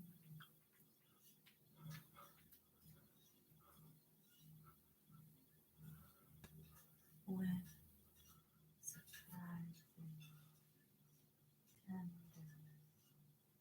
The goddess who has seen all existing before all caresses you with the very tip of the finger from a free hand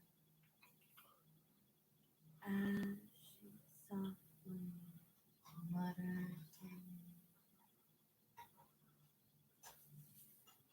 Your body reacts to her, causing cold shivers to run down your spine. The fine hair all over your body springs upward.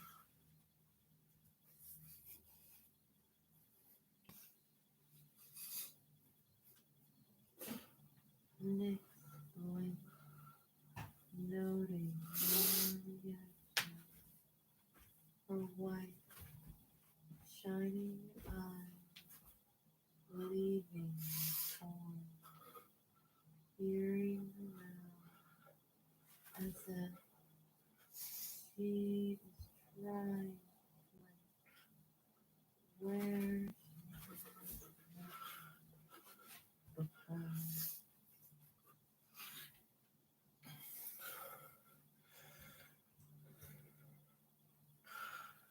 She lets out a soft breath and shooting stars dreamily flow around her lips. Her actions breathing in ancient light, making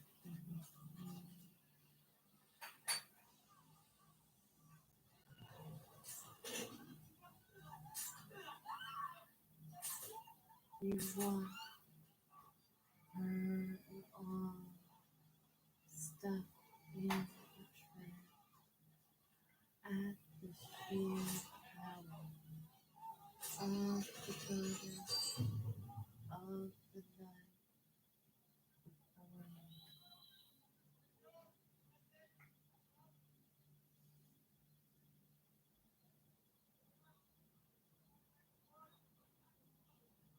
Her head tilts as if she is listening to the words being spoken that you cannot hear.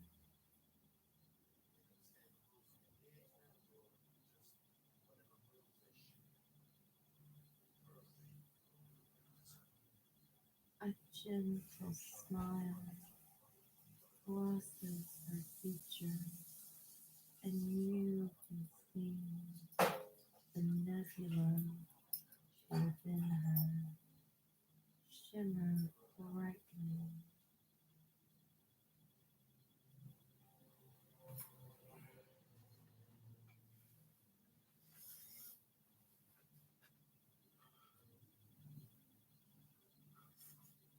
Her eyes meet yours, and she whispers your mantra back at you.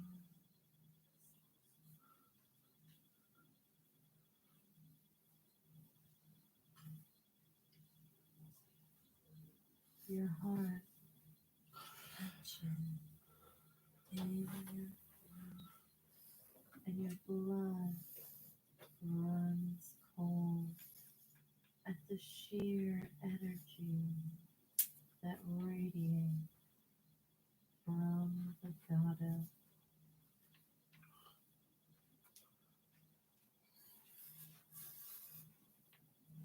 You steady yourself and nod in affirmation, or perhaps repeat the phrase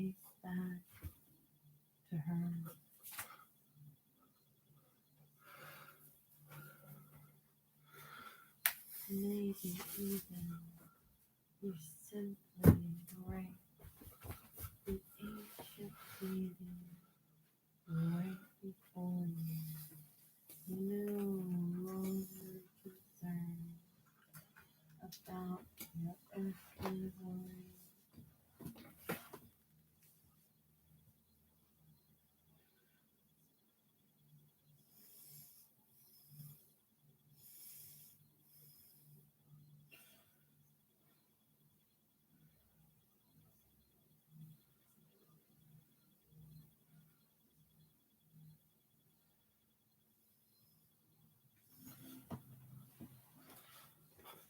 Seemingly at your response, Nick settles her hand back at what you realize now is her ultimate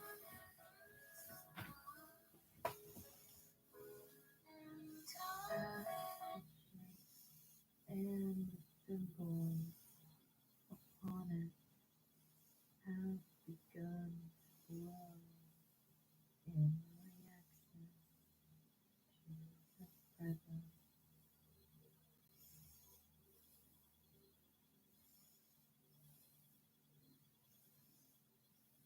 With great care, the goddess settles her hands back onto the altar, guiding you off of the pole.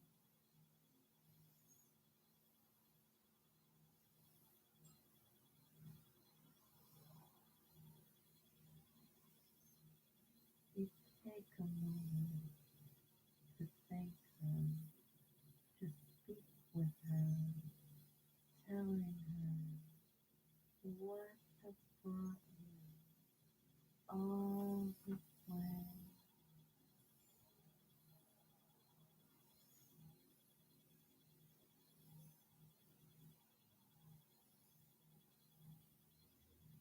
Nick looking carefully, her hair lightly flowing in an unseen breeze. The cosmos within growing and ever changing.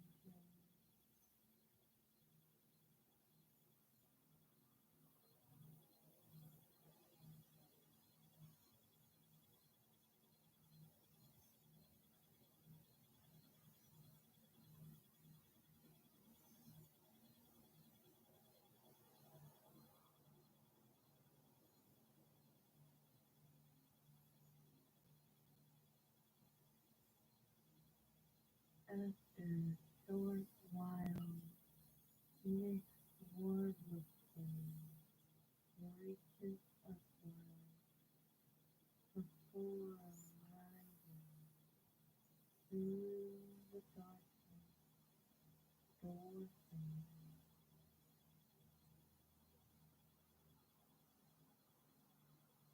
His fingers step drained along, and with his thumb and index finger, the goddess plucks the stars from the surrounding darkness. It shimmers between her fingers, glowing and reacting to her touch. Her white eyes seem subtly just colored.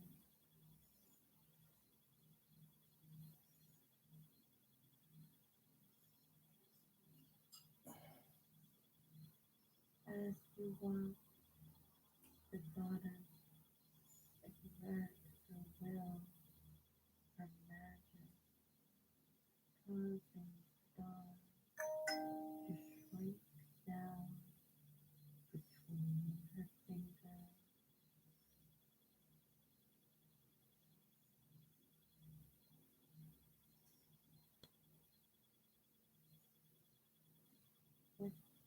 For I next examine the glowing aura,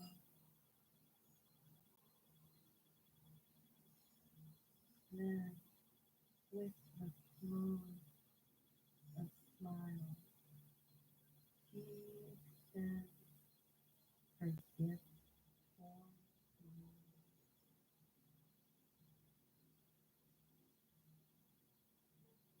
Your heart throbs in your chest as you reach forward,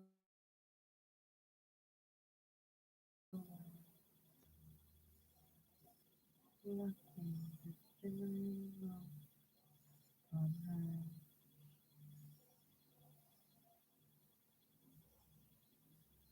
dipping your head in gratitude as you draw the tiny stars in your chest.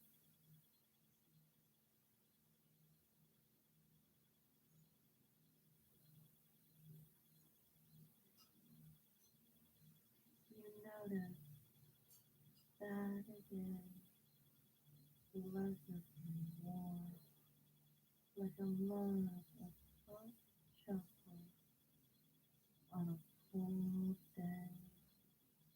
You flush your gift to your chest as Nick watches silently.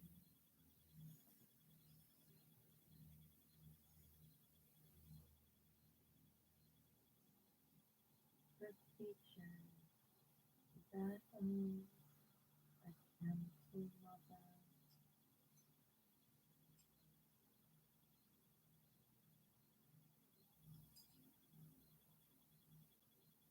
firmly within your hand, or pulsing with power.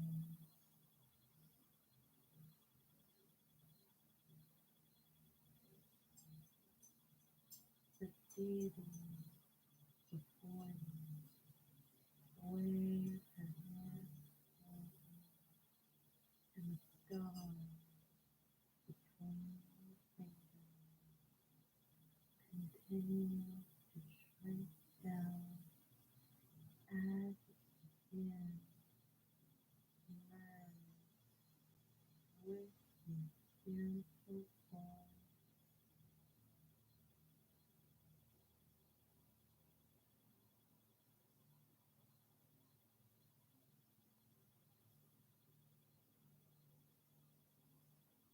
It does not have, but instead feels like a warm hug from a lifelong friend.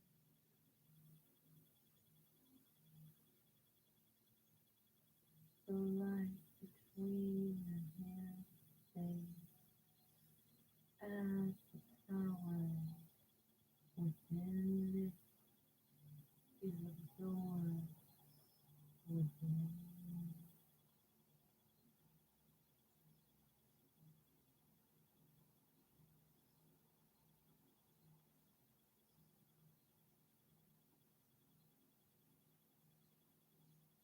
The goddess watches, her white eyes radiating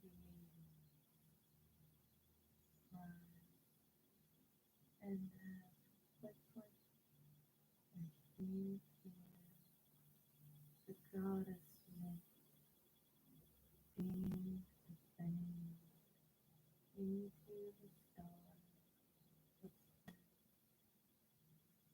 always around her.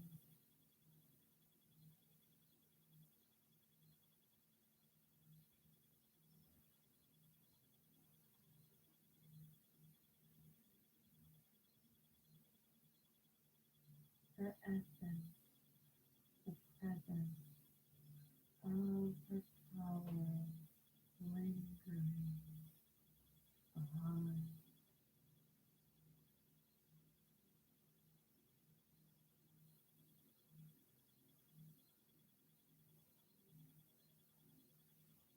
crystal platform beneath your feet begins to dim.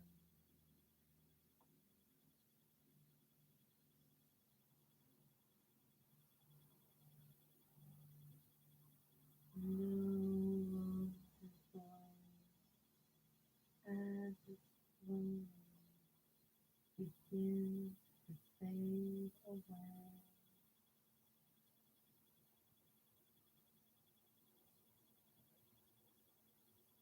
As the stars around you return to their natural state.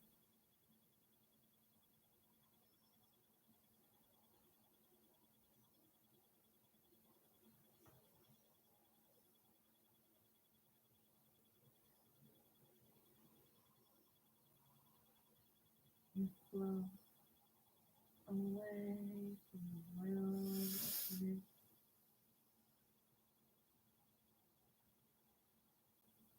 following the soft current back to where your earthly form resides,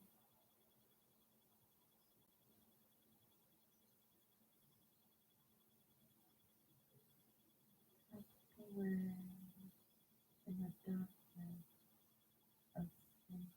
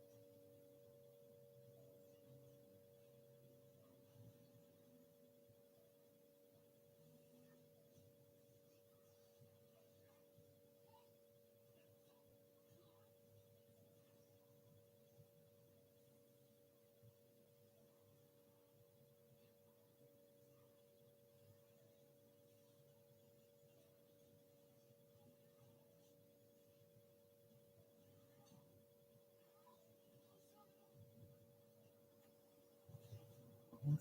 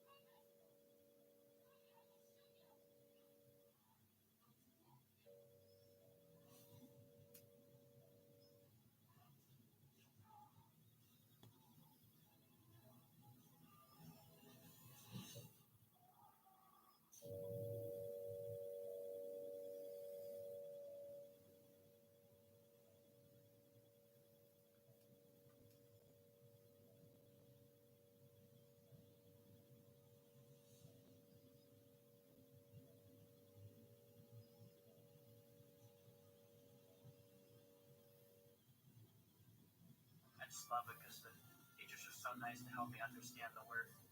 It's just really fun. Every single day I come in here, I feel like math gets easier and better every single day. Mathnasium, changing lives through math.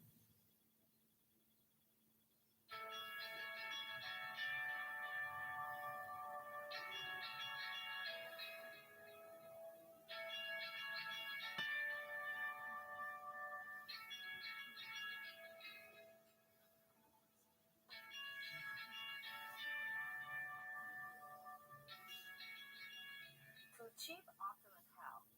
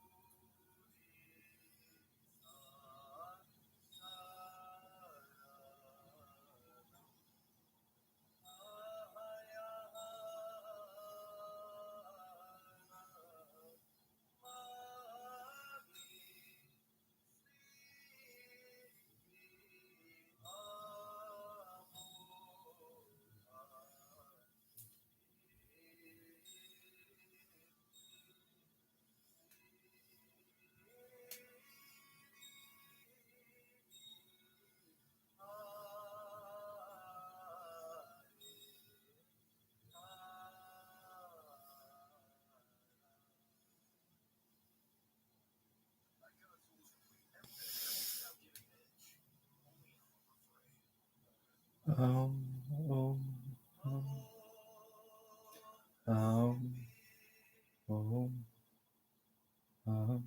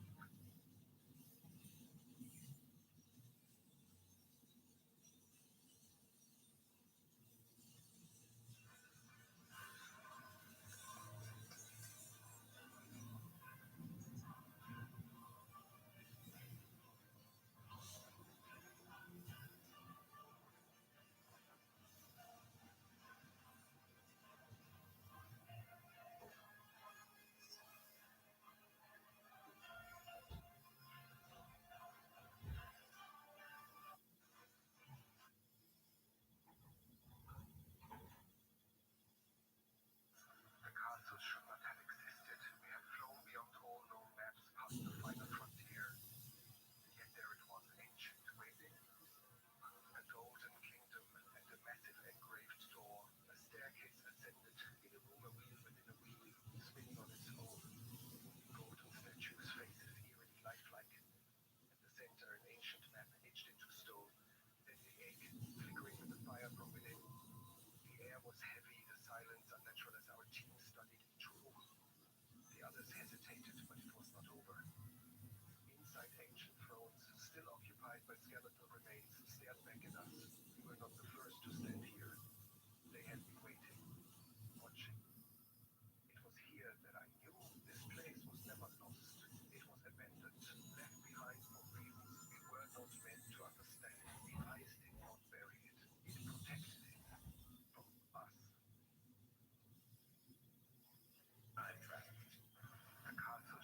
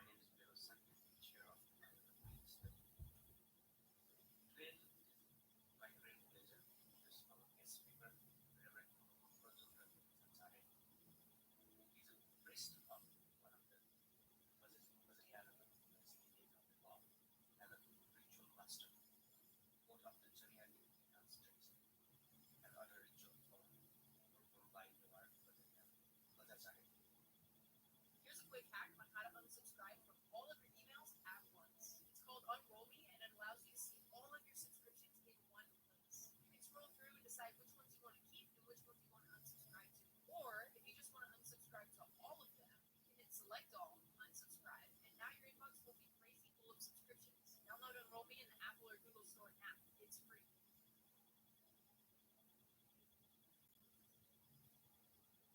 TikTok made me try this Missy Girl letterbox hack.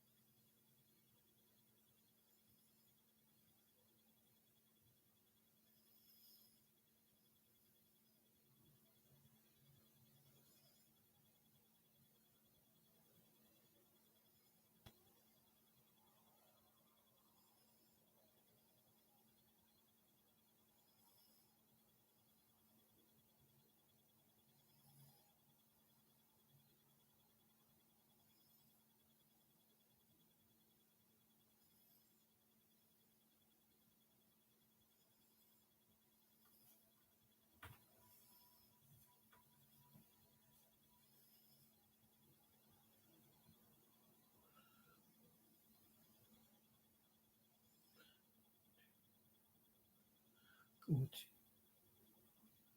Taichi.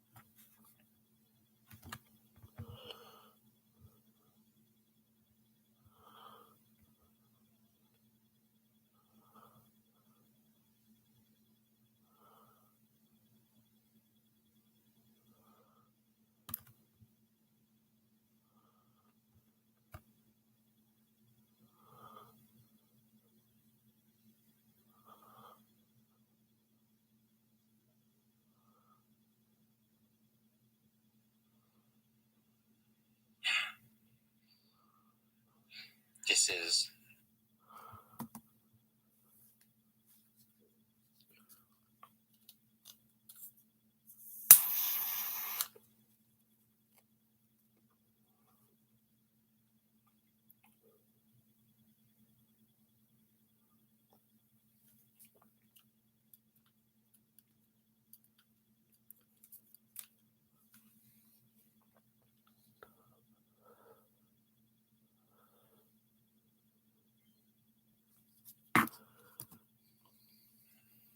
Shiho Sato,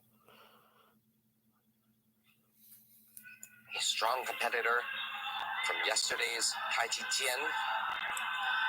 Now we see her performing her bare hand routine. Japan, one of the strongest nations in Tai Chi. Millions of Tai Chi practitioners train daily in parks, recreation centers, community programs. It's part of the culture. So Alan, Shiho Saito got bronze medal in Tai Chi Jin and Tai Chi Chuan in Kazan last World Games 2 years ago. That's right, at the last World Championships that were held in Russia, she won medals in both of her events. Here you see that smooth transition of that front leg extension into that low balance, transitioning into her next difficulty, front stretch jump kick into a nice hydraulic looking landing. She just paces down and lands on that single leg. Front jump kick, outside jump kick into the curve split.